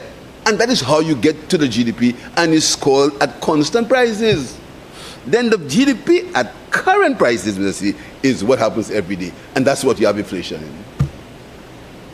But he goes to the and you see, and the media must not allow the leaders to get away with these kind of things. Because to tell the world that the government GDP has not improved because it's done with inflation is erroneous, is wrong, is misleading. So he goes on and he says, where is the growth in the economy? Mr. Speaker, I was not the one who said there's growth in the economy, Mr. Speaker. I'm not the one who said it. The leader of the opposition used to come here every year and quote IMF reports. You know, he should stop. You know that? He stopped talking about IMF reports, Mr. Speaker. Mr. Speaker and his advisors, advise him better, please. Do him a favor. Advise him better. IMF reports, Mr. Speaker. IMF reports. The same IMF report that measures the economy. Because I know IMF Executive Board concludes 2024 Article 4 consultation. The same IMF report. The IMF report. I'm not the one who did it. And possibly, and that may not be a good thing to say, and possibly Minister of Finance who has never gone to IMF meeting. That may not be a good thing to say, but that's a fact. Because fundamentally, there are some things that I agree with and some things I disagree with. I believe that economics should not be measured in terms of metrics and ratios. I think economics should be measured by the quality of life of the people in the country. That is my measure. But I respect I respect the technocrats, I respect the role of the IMF, and I comply. So, Mr. Speaker, IMF concludes 24. Listen to what the IMF says about St. Lucia. St. Lucia's tourism-dependent economy has normalized after the pandemic. GDP growth is expected at 3.7% in 2024. On a strong tourism, construction, and manufacturing activity. The IMF. And I invite anyone, Mr. Speaker, to go and look for it for yourself. It's a published report, and you can see it on the IMF website. Every year after that, 2003, St. Lucia's economy is expected to grow. So, it is a fact that St. Lucia's economy has grown, not only because I said it, or because the Social Economic Review said it, but because the IMF has agreed. Why? How can you dispute that? How can you possibly say that is not true? It's grew because of inflation. Then he goes up and he says, no, give me the signs of the economy growing. And the example he uses is electricity. He says, for the economy to grow, electricity consumption must improve, Mr. Speaker. Mr. Speaker, he either doesn't remember or he doesn't care. Electricity consumption has increased to between 287, between 200 2024 and 2024 to 409 kilowatts. That is the measure. Every ratio, every economic indicator says that the country is growing. The only person who doesn't believe the country is growing is the leader of the opposition and his surrogates. The only person, Mr. Speaker. No, Mr. Speaker, you know, it is very sad when someone can stand and deliberately mislead people, even though the facts are clear for everyone to see. So, Mr. Speaker, I won't be long. Just a few things that the leader of the opposition spoke about that is really troublesome, troubling. The debt to GDP ratio was 95% when he gave it to us in 2020. In 2020. This year, it is 72.7%. But the leader of the opposition says, we've grown the debt by how much is that? $1 billion. I mean, this is, why? You know. But the same leader of the opposition speaks about running the country for COVID. His COVID contracted debt, Mr. Speaker, is right here. We are the ones now who have to pay for the COVID debt because he had 5 years grace. We have to pay it now, but we're not complaining. We are buckling down and we're paying it. Mr. Speaker, many of my colleagues and people in my party tell me, why haven't you done this and done that and say this and that about... But Mr. Speaker, as the Deputy says, Mr. Speaker, as the Deputy Prime Minister says, we are in this business to work and improve the lives of the people of St. Lucia. We're not in this business to blame people. Blame. We don't blame anybody. We sit down and we work.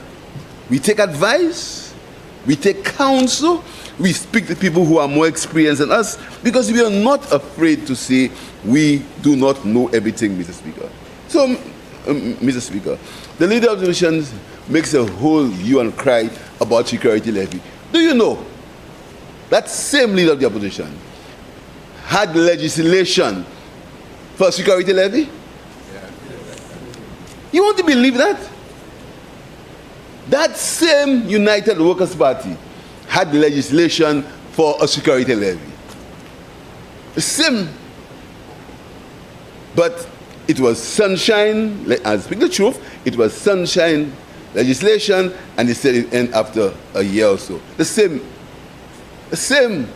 government that is a whole problem was in, he had one, and he must say that's not true. Mr. Speaker, then he speaks about bananas. These are the people who sold the ships, you know. These are the people who sold the ships and the ripening room so that you cannot send bananas to England. That's the gentleman, you know, did that. That's the gentleman. And said he'll send bananas to Martinique but now he makes an excuse and says, oh, bananas didn't go to England.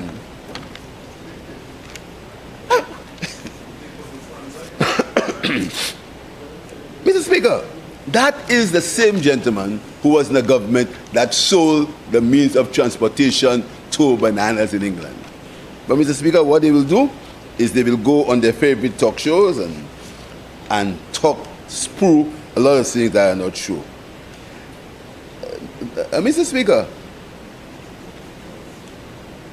this government has done the most innovative transformational thing for the private sector, Mr. Speaker.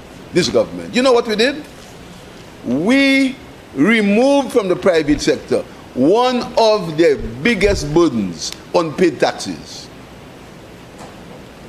And anybody, and the member of yourself started it when we had what is called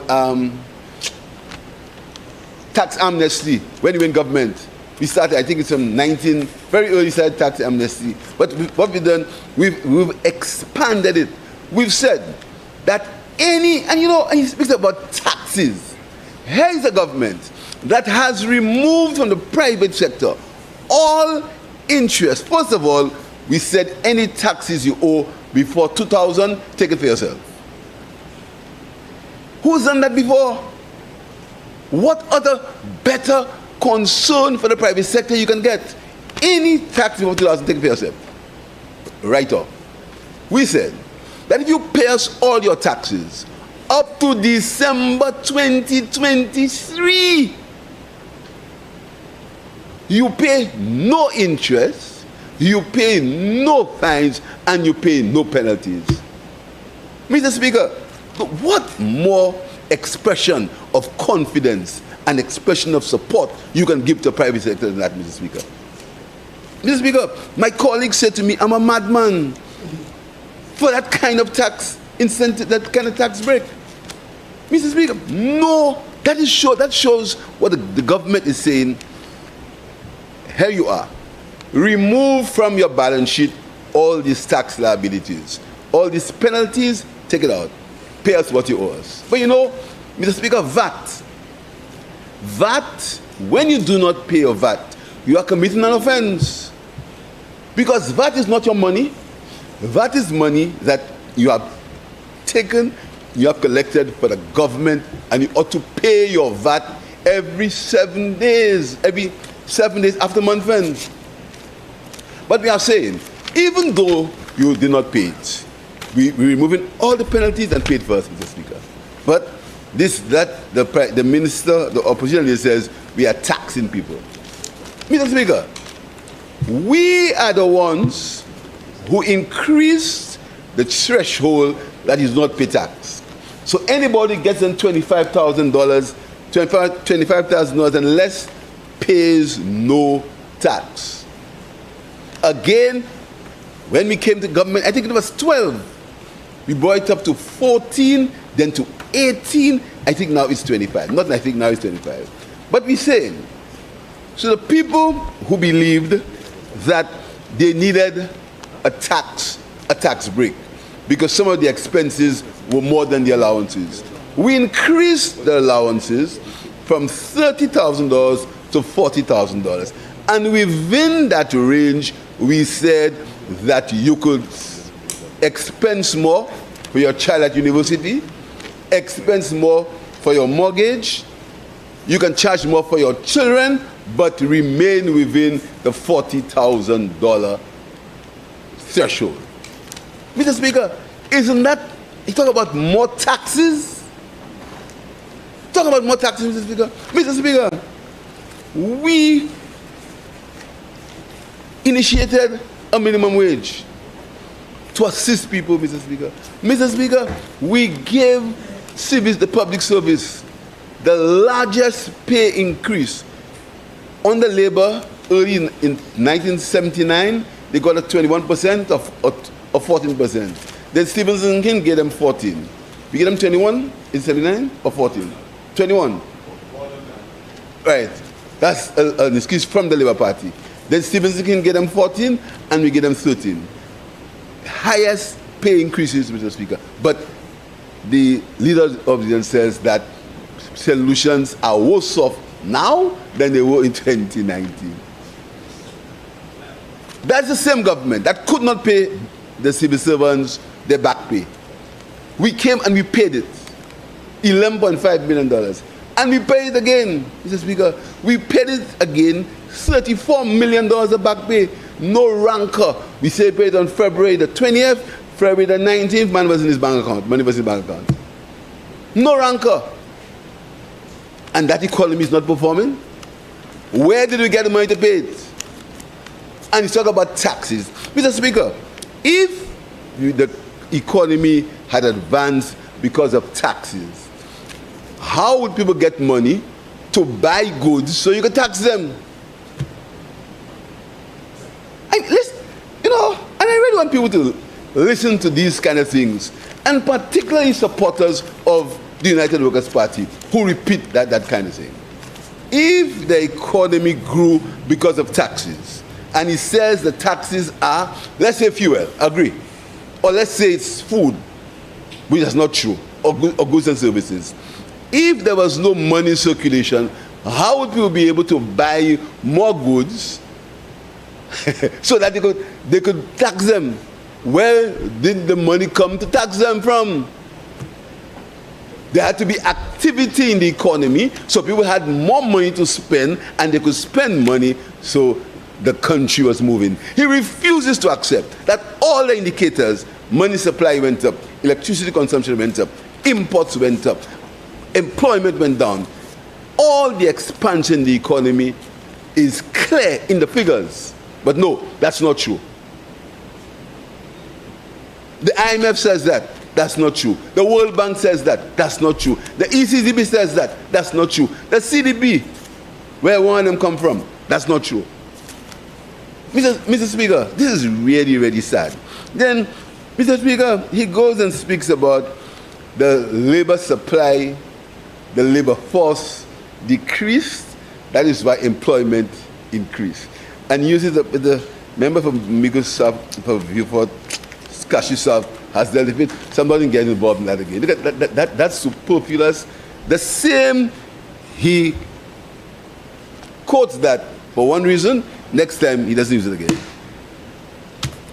Then he says that the election, the budget was an election manifesto, an election gimmick. When you say to policemen that when you take 20 years service, or you get to the age of 55, you can get your NIC money. That's an election gimmick? That's a gimmick? It's not something that happens next year, you know. It'll happen forever once we stay in government. That's a gimmick? When you say to teachers that the time has come when we'll pay you your entire salary in August, that's a gimmick? It don't happen once, it happens all the time. When you give pensioners an increase from the 300 meters, and it's, you know, it's real conscience, you know. Because the leader of the opposition, when they asked him about what you think about the increase in pensions, the guy sat and straight face, he said, if it is a real increase. I mean, Mr. Speaker, you want to tell me, you have so much hatred in your heart for the people of St. Lucia that even when something works out for them, you refuse to say it's something good.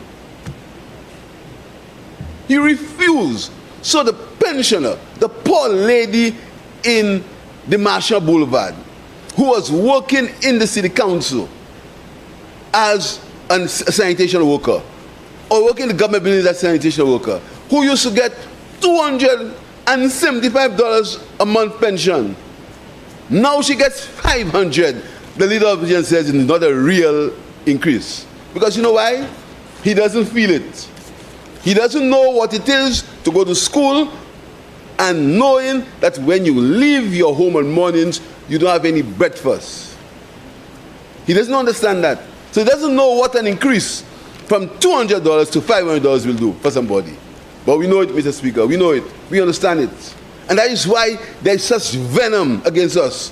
Because all of us understand what the people of St. Lucia need. And we are grateful to the people of St. Lucia for putting us where we are. And that's the basic difference. We are grateful. We don't have arrogant postures and believing that we have the people of St. Lucia that we have a right. We are men who are men and women who understand that we are in politics to serve, Mr. Speaker.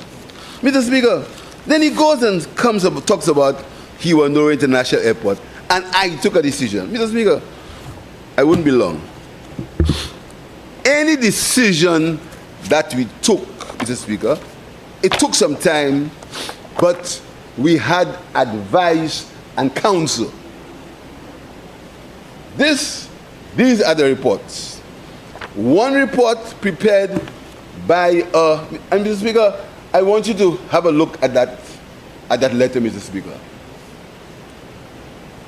Have a look, Mr. Speaker. When the leader of the opposition says that he was not the one that gave any contract to OECC. Read that. Read that, Mr. Speaker. Read it. other particulars of the loan,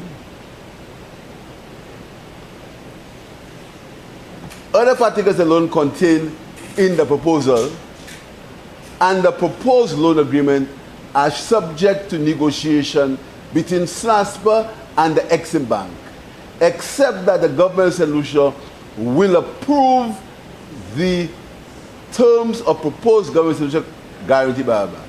Finally, I wish to confirm to you officially and in writing that the government of St. Lucia has identified Overseas Engineering and Construction Company, LTOC, as its preferred contractor for the project.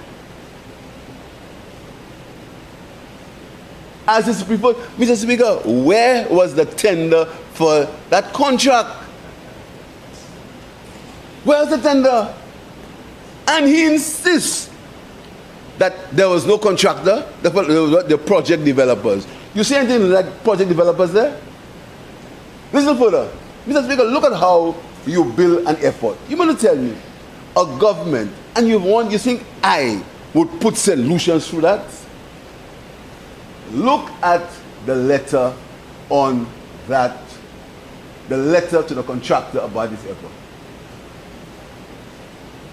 The contract amount may increase or decrease upon the determination and agreement between the two parties involved in the actual cost. In the actual cost of the whole works, including amount of variations ordered and approved by us. So you're giving the guys a blank check, tell them go and build an airport, and if it costs more, I'll pay it. If it costs less, I wouldn't pay it. And Mr. Speaker, you think you could put, I would put a country through that? I mean, if all good conscience, you think I could sit in the cabinet, or we, and put the country through that, Mr. Speaker? Mr. Speaker, the largest construction project in the island, no bill of quantities. No bill of quantities, Mr. Speaker. And the people, we looked for a company called Antenna Airport Consulting Services, an international company. After we got a report, a review from the government of St. Lucia, we had some local technocrats. They did a review for us. We said, let us audit it. So we asked a firm of international consultants to prepare it for us, Mr. Speaker.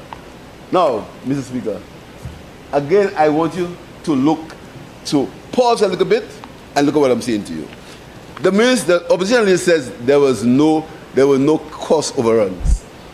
Mr. Speaker, look at a bill from the contractor.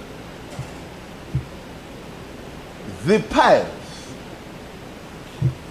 for US dollars 42 million cost overrun.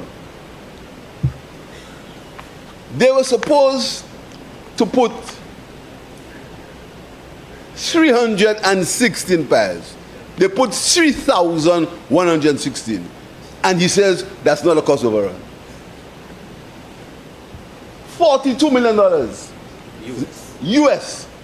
But he says it's not a cost overrun. Further, Mr. Speaker, further, Mr. Speaker, here is what the consultants are saying to us. It has been oversized and not for the long-term traffic. Listen to that. The airport he was building, the consultant says, not me, the solution said that too, but you know, we had to get other people to do it first just to audit what the company solution says. Option 1 has been oversized, not only for the long-term traffic, but more notoriously for the short to medium-term traffic. I'm not the one who said it, you know. So that is what they wanted to put us through. That's what they wanted to put us through. That's what they wanted me to put the people of St. Lucia through, Mr. Speaker.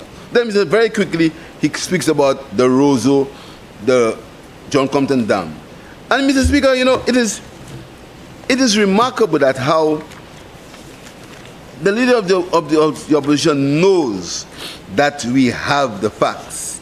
But because we do not want to put St. Lucia as the minister member for LBC in all that row. So we do not allow, we do our work and we keep quiet. But the time will come when we have, and he threatens us all the time. You say, put the facts out, the time will come, Mr. Speaker, when we have to do it. We have to, Mr. Speaker, and the evidence is there and the evidence available. The John Compton Dam. The John Compton Dam, Mr. Speaker. Mr. Speaker, the John Compton Dam. Only 8% of the sale capacity was taken out. Only 8%. And the cost of that 8%, Mr. Speaker, was $52 million for 8% of the sale. Very clear. The World Bank comes and agrees with us. The World Bank is more diplomatic. The World Bank says that let us talk again about the desilting of the dam. He says that's not true.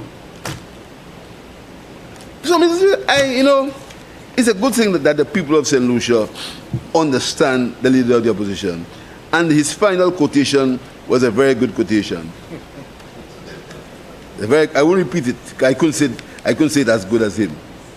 Very good quotation, Mr. Speaker. So, Mr. Speaker, I believe that GPH, the leader of opposition says that GPH is bad. GPH is bad. Apart from he negotiate, I remember one day coming to a meeting, and I can repeat it because that's true. I'd left the member for Miku, for Castries South, in a meeting with the GPH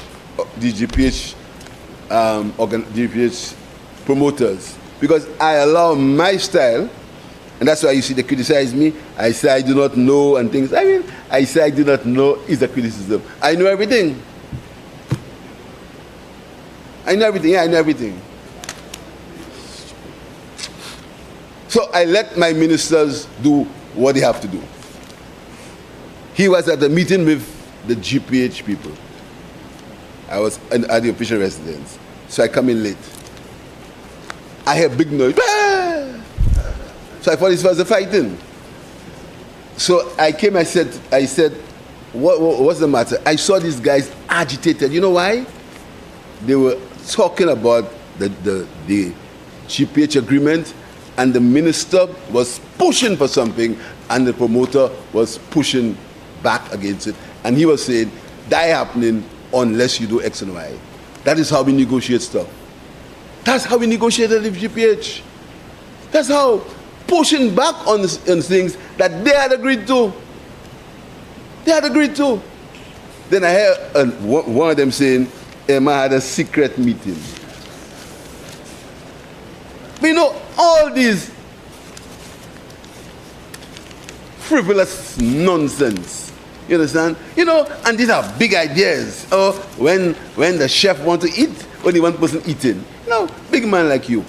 Explain to the country why bananas why we couldn't sell bananas again. Explain that to the country.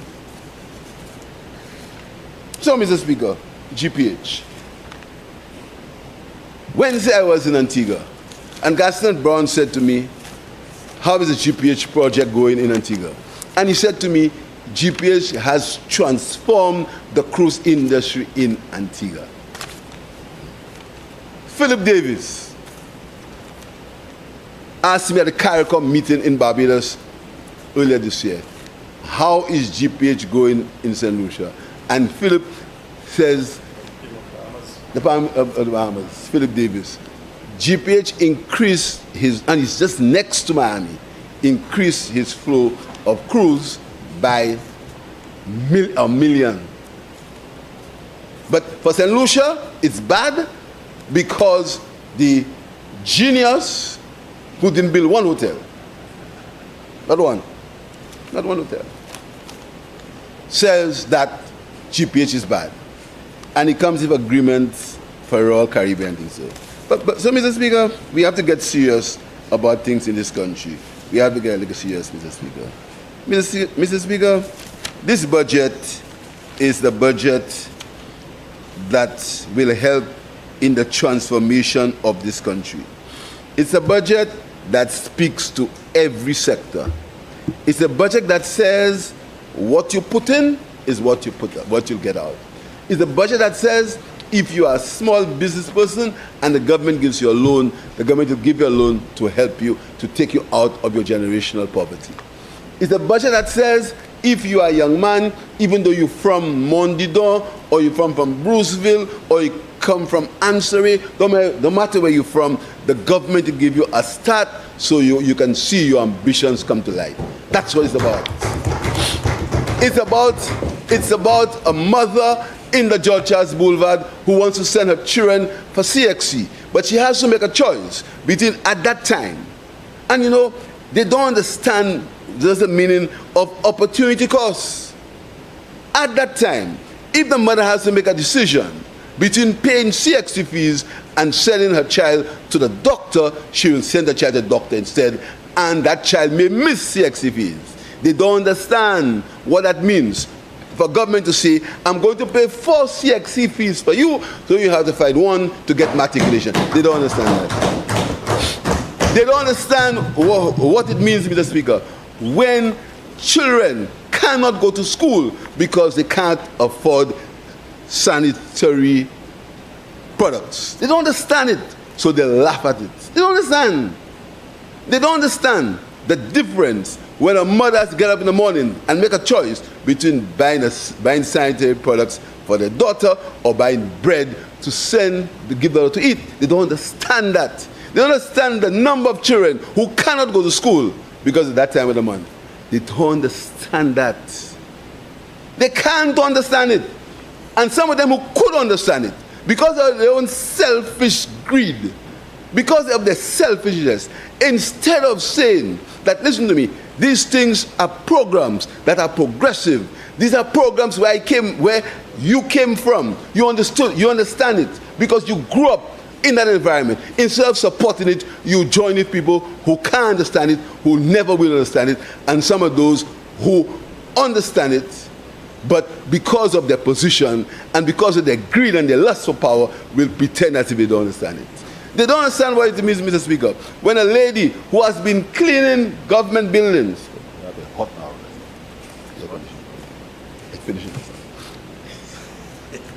they don't understand, Mr. Speaker, when a lady who is cleaning the government buildings wants to buy 20 sheets of plywood to put a kitchen in her house, cannot buy it because she has a contract and she can't go and get a loan in the credit union, anybody else, and she has to go to a place where the interest rate is going to be 25-30% because she only has a contract for 2 years. They don't understand that.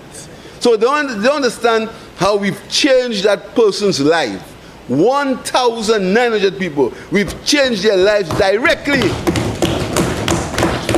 They won't understand that. They can't understand it, Mr. Speaker. But whilst we're doing that, we are giving businessmen waiving their tax for them. Whilst we are doing that, we're saying to the middle class, take $40,000 more in allowances. Whilst we're doing that, we're saying that to the homeowner, $400,000 stamp duty free. Don't pay any stamp duty on that. But what they do, they ridicule us. They ridicule us, Mr. Speaker. Mr. Speaker, the leader of the opposition wants to take the government to court for sovereign wealth fund. You want to believe that, Mr. Speaker? I'll quote for you his exact words on the sovereign wealth fund. Because, you know, they always tell you, PSA, nobody can never say, nobody can never quote me as saying. Nobody. They only say in PSA, put my voice on. Say I say, put my voice. Never. Let me show you something about sovereign wealth fund, Mr. Speaker. The leader of the opposition, in a budget, one of his budget addresses, Mr. Speaker, he says that, no, but before I go there, Mr. Speaker, you heard about Galaxy? And if you listen to them, you'll find that Galaxy is a creation of this government. using galaxies created by us. Budget address, Mr. Speaker. Budget address. 2021 to 2021, June 23rd, 2020.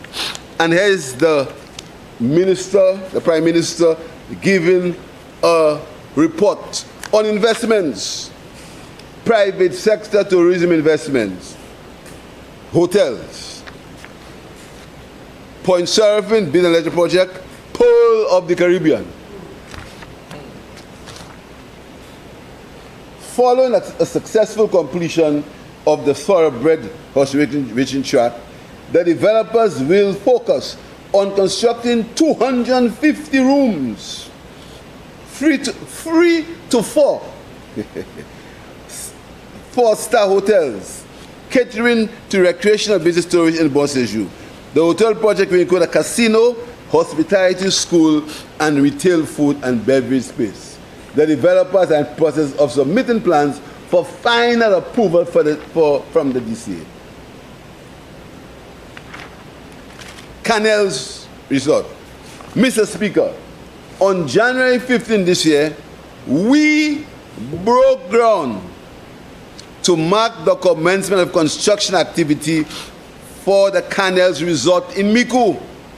The developer is Caribbean Galaxy Real Estate Limited, a subsidiary of the Galaxy Group. The resort will consist of residences and 2 hotels managed and branded by AMR Resorts, Apple Leisure Group. The total investment is estimated at US $300 million.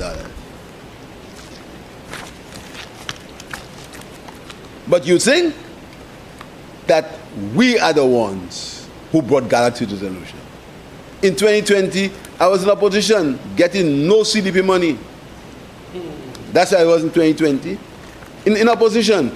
But these are his words, Mr. Speaker. But if you hear him speak now, as if he knew nothing about Galaxy. Galaxy never existed for him, Mr. Speaker. Health, a national health. You hear him talk about health insurance, a national health fund, health. Every year, a different thing about health, Mr. Speaker. Every year, a different thing about health insurance. The next one, talk about levies. Let me read something from to you about levies, Mr. Speaker. Let me read something. It's a pity that, okay, health. My government aims to pursue this a 2-pronged attack, which pursues public-private partnership for the provision of services and introduction of national health insurance. Later on the line, later on in the next year, Mr. Speaker, about health again. About health. Another one, the Castries market redevelopment project is expected to commence during this fiscal year, 2019. Undertaken on a phased basis, a temporary site has already been identified for the relocation of vendors. Vision, nothing. Going further, Mr. Speaker, you know, Mr. Speaker, one of these days, we'll have to call a special sitting of this Parliament to do a few things. Discuss St. Jude, discuss Hiwanora International Airport, and discuss promises, Mr. Speaker. And I'm putting them on notice. Take all my 4 budget address and do the same thing I do there.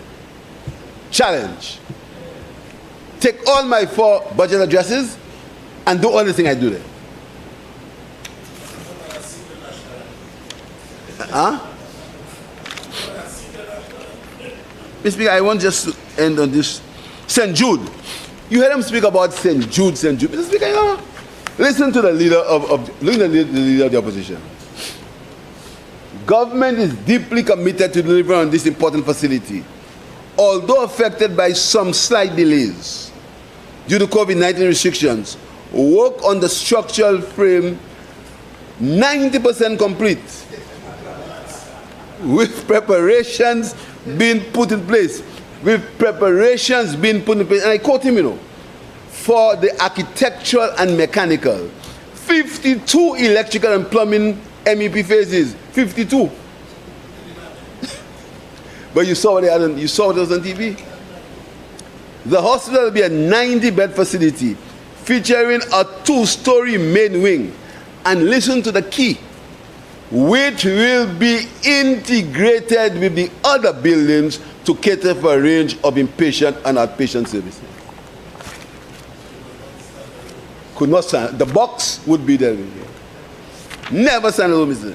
Now, Mr. Speaker, health insurance. Mr. Speaker, has much of which essentially include an essential health benefits package. Cabinet took a decision to form a national health insurance levy. Cabinet to a Prime Minister, levy. you have 15 minutes I left. don't need more time. A levy, form a national levy to draft recommendations towards the introduction of a financing levy that can provide health insurance to every citizen. Mr. Speaker, that committee provided a preliminary assessment to Cabinet in October 2019, and I wish to inform you of the following. A decision was taken to explore a fixed charge fee structure, which will be shared between the employee and the employer. This fixed charge will finance a national insurance system. Levy. And on everybody, but our health insurance levy, not health insurance, our health security levy is not on goods, not on food, but fixed income levy. More, Mr. Speaker. Mr. Speaker, you know, I have to do that because, you know, you'll go outside and you hear people, you hear, and next week you'll hear the surrogates all over. 10-year passports. You will swear, it's always a Lucia. The first is a copy idea, you know. You will swear, nowhere in the world have 10-year passports, you know. I mean, this is crazy. As if nowhere in the world has said the great United Workers' Party, under the visionary leader, decided that they would have 10-year passports, and the Labour Party copied it.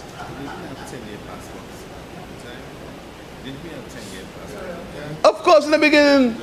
But when we did the first printing, for some reason, and we agreed, we didn't back down. We agreed. We said that probably might have been an oversight at that time for security reasons. We said, no, we have 5 years. We changed right away. We changed it. We agreed. We didn't go in the posture of I'm right, I'm right. We changed it. But it's the vision of the leader that made us do 10-year passports.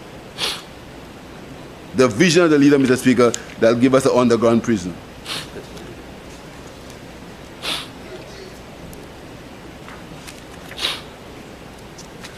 So, Mr. Speaker, I'm proud and I'm happy that we have been able to keep many of the promises, Mr. Speaker. Now, Mr. Speaker, listen further. OKU Hospital. I also wish to give honorable members the assurance that the transitioning of the Victoria Hospital to the OKU Hospital will be completed during this year. Coming to you just now, Chief. That year was the first year they were in government.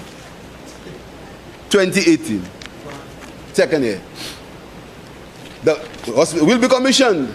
You know? And Mr. Speaker, I can get to you, can make a record of the house. Because these are not things, I mean, they always say, I say. Pierre said this, I say that I never see a two. And you know, Mr. Speaker, a guy was on a radio station threatening the whole country, threatening to burn the country. And you know, I won't say anything now. Apart from the threats, the normal threats all the time, a guy said, because you know why he said? Because I said that I've never seen a 2-story airport. So he burned the whole country for that. Guy said so. But I never said so. But anytime, and Mr. Speaker, and the society keeps quiet when these outrageous things are said. Nobody stands up and says that's not true. But if any member, especially one member, if he says anything, they call it threats. No one has stood up and said some of the things that have been said should not be said because it's inciting violence and destruction of the country. Nobody. But Mr. Speaker, the people of St. Lucia have spoken before, and the people of St. Lucia will speak again, Mr. Speaker. So, Mr. Speaker, I promise you, and with the consent of the members of the cabinet and the members of the parliament, Mr. Speaker, we will have to have a full debate on St. Jude and Human International Airport. We need a full debate on that, Mr. Speaker, to put the matter to rest once and for all, Mr. Speaker. But the good news, Mr. Speaker, is that we are seeing the end of the St. Jude Hotel construction project. Hospital, Minister. We are seeing the end of the tunnel as far as the hospital is concerned, Mr. Speaker. And Mr. Speaker, that will be a glorious day. A day that started when that hospital got built, Mr. Speaker, and I feel the concern of the pain of the representatives from the south of the country, from Beaufort South, Beaufort North, and Labrador, Mr. Speaker. Anytime we sit in cabinet and we felt the anguish and the pain, Mr. Speaker, and to know that this hospital had nearly reached completion, completion date was near, and because of selfishness, and because you want to damage, and this is something sad, Mr. Speaker. You know, when we came into government, as I end, anything we found, and you heard him say a few minutes ago, he found some projects for the village tourism project. He said so. He was man enough to say, we found something there. When we came, the things we found there, we thought it could work. We never denied them. But these people talk about stopping projects. These people cancelled a Kuwaiti loan to build a grocery highway just because it was negotiated by him. They cancelled it. The Kuwaiti consultants called me, and it's because they thought St. Lucia had a continuity in business. And they said, what is wrong with you? Why have you cancelled? I said, no, we're not in government again. He says they couldn't understand. They cancelled the loan, and they slandered the Kuwaiti people. Say they stole toilet paper, all kind of things in front of the house.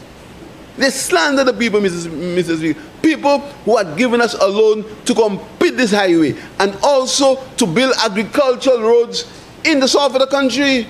A list of agricultural roads. The roads in this country have not been so bad.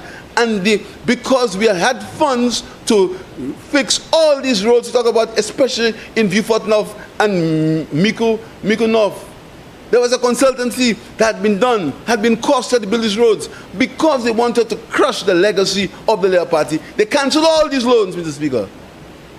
Cancel it.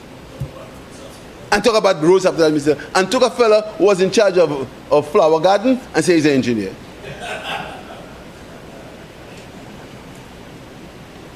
Ask him.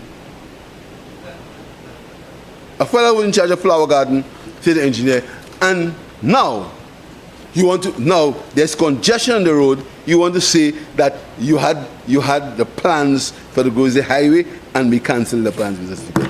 So, Mr. Speaker, I think that we have a very exciting time ahead, Mr. Speaker.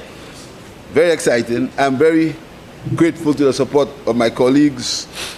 I know sometimes I may not deliver the CDB funds as I should, but that's all because I need to conserve. And that's why, Mr. Speaker, we have a sovereign wealth fund. The sovereign wealth fund is for the future. The sovereign wealth fund is to tell you, put something aside for the future. That's what it's all about. And it's a lesson for all young people of this country. Put something aside for the future. And the government is leading by example. So I want the people of St. Lucia to embrace the opportunities that we are offering them. I want to tell the police of this country, we do not improve their status by having dances for them, by having balls for them, and making people who come model. make men just like women tomorrow. That is not how we are improving the quality of life. We are improving the quality of life by increasing the number of policemen on the road, by giving them more equipment, by building a new police headquarters in Grosile, Mr. Speaker. And you know, the pain in that is that these guys say the Grosile station was the idea. Mr. Speaker, the guys bought a building. They made somebody buy a building to sell for them. To rent for them. And up to now, Mr. Speaker, the police in Grosile, and talk about working conditions. You know, Mr. Speaker, I'm sure many of you did not know that. We are renting quarters for the police in Grosile. We're renting for them. Whilst the construction is taking place, we are renting a place for them. I won't say where, for security reasons, where they can rest comfortably while the construction is going on, Mr. Speaker. That's how we care about police. That's how we care about them. 5 minutes left. So, Mr. Speaker, I want the police to know that we do not just say we support law and order. We don't say that we talk about citizen security. We put our money and our resources where our mouth is, Mr. Speaker. And as we speak, the Ansel police station has been transferred to Ottawa. As we speak, and next week, the Vieux-Fort police station will move to the building that they allowed to stay. The Vieux-Fort police station needed some minor repairs. They closed it. They allowed it to deteriorate. And now we had to spend about $4 million in it. But hopefully, not hopefully, the police will move into the new police station in Vieux-Fort anytime now if they have a move, Mr. Speaker. And that's the message we send out to the police. Do your work. Don't get involved. Your work is to deal with citizen security. The nurses, Mr. Speaker, we saw a problem in nurses. We are saying, let us pay the tuition so we can get more nurses in the system. Bodily, Mr. Bodily. Firemen, we have revolutionized the fire service in St. Lucia. And there's going to be a graduation of about 53 new fire recruits. Because of this government, we increase the number of firemen, Mr. Speaker, and opening the substation in Ansel Castries, Mr. Speaker. That's what we do. That is what we do. The things we do are measurable. You can measure them. The things we do are tangible. The things we do, you can see it. You can touch it. When we give teachers money for their materials, it's not thing we say, you know. You can feel it, Mr. Speaker, and talk about materials. I want to compliment the Minister of Education, Mr. Speaker, because TVET education was something they spoke about every year. Now, the children are going to the school. You can't allow, how are you? You party, you can't allow, they put their uniforms and they go to school. And when we open the Mon-Lay-by, and the many of Vieux-Fort probably knows a lot about them, that the Mon-Lay-by came up by a taxi driver told me that there was a nice view there, and the tourists wanted to go to the washroom. So he said to me, he said, where's the washroom? The taxi driver said, there. Where's the washroom? There. And the fellow walked in. Where's the washroom? There. And the guy is walking. So he says, where's the washroom? The fellow said, there. Anyway, there is the bush. That's just the washroom. So I came to the cabinet and I gave my colleagues the joke about the bush. And we started by building a toilet facility up there, Mr. Speaker. And then it came up to what it is there. And now the member for Castries South has taken it. He didn't. And then he's put a new face on it. And now we are very happy to have a modern Mon-Lay-by opening when? On Tuesday, Mr. Speaker. That's how we do our thing. So, Mr. Speaker, I want to thank everyone. We have a lot of work to do, Mr. Speaker. We are remaining focused. Keeping our eye on the price, Mr. Speaker. So, Mr. Speaker, we are entering a very interesting time, a time that where men and women will have to show their political mettle. That's a time that all of us will have to deal with, Mr. Speaker. I personally am looking forward to that time. I'm looking forward to many other things. But, Mr. Speaker, I want to thank my colleagues. I want to thank everyone. I've got nothing more than support from the cabinet.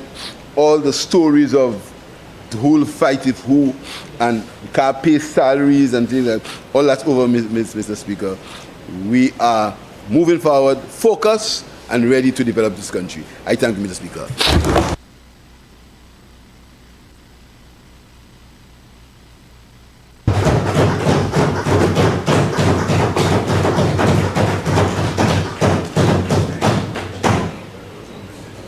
Honourable members, the question is that the Appropriation 2025-2026 bill be read a second time. I now put the question. As many as of that opinion say aye. Aye. As many as of a contrary opinion say no. I think the ayes have it. The ayes have it. An act to provide for the services of the State of St. Lucia for the year ending on the 31st day of March 2026.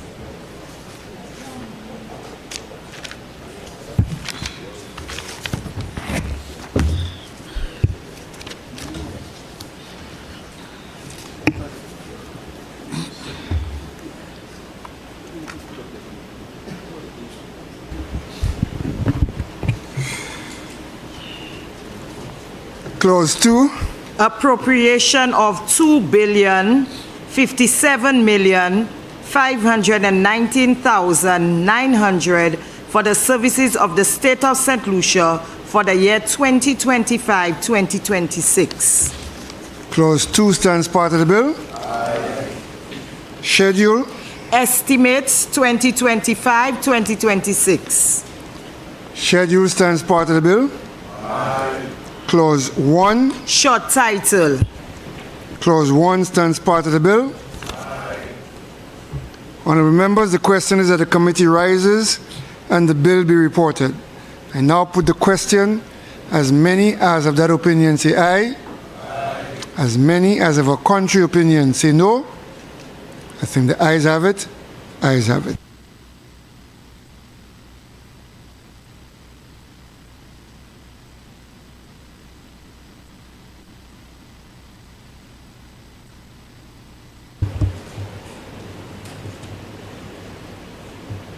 Honourable members, I beg to report that the Appropriation 2025-2026 bill went through committee stage without amendments. Minister for Finance. I move that the report of the committee be adopted and the bill be read a third time and passed. Honourable members, the question is that the report of the committee be adopted and that the Appropriation 2025-2026 bill be read a third time and passed. I now put the question. As many as of that opinion say aye. Aye. As many as of contrary opinion say no. I think the ayes have it. The ayes have it. Be it enacted by the King's Most Excellent Majesty, by and with the advice and consent of the House of Assembly and the Senate of St. Lucia, and by the authority of the same as follows. This act may be cited as the Appropriation Act 2025-2026. Appropriation of $2,057,519,900 for the services of the State of St. Lucia for the year 2025-2026. Leader of Government Business. Mr. Speaker, I beg that this House stands adjourned sine die. Honourable members, the question is that this House do stand adjourned sine die. I now put the question. As many as of that opinion say aye. Aye. As many as of a contrary opinion say no. I think the ayes have it. The ayes have it. Sitting adjourned. All right.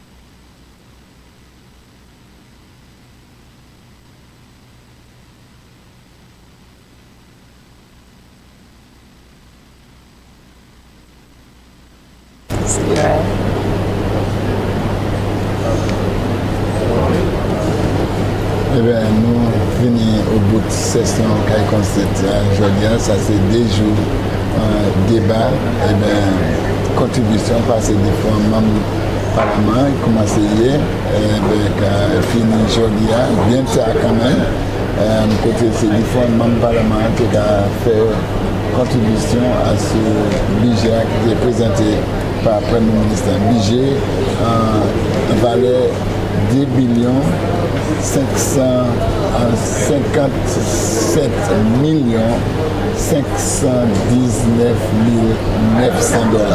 Avec c'est comme différents membres du Parlement fait différentes contributions.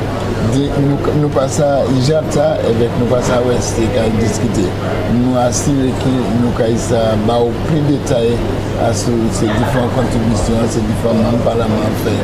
Durant ça c'est nouvelle notebook on the GIS and team. Yes, well, Michael, as you indicated, we have come to the end of 2 full days of lively debate on the Appropriations Bill 2025-26. The debate was of a very high standard, I think, and we hope that you have enjoyed the day's proceedings. I am Claudia Monlouis. Take care until next time.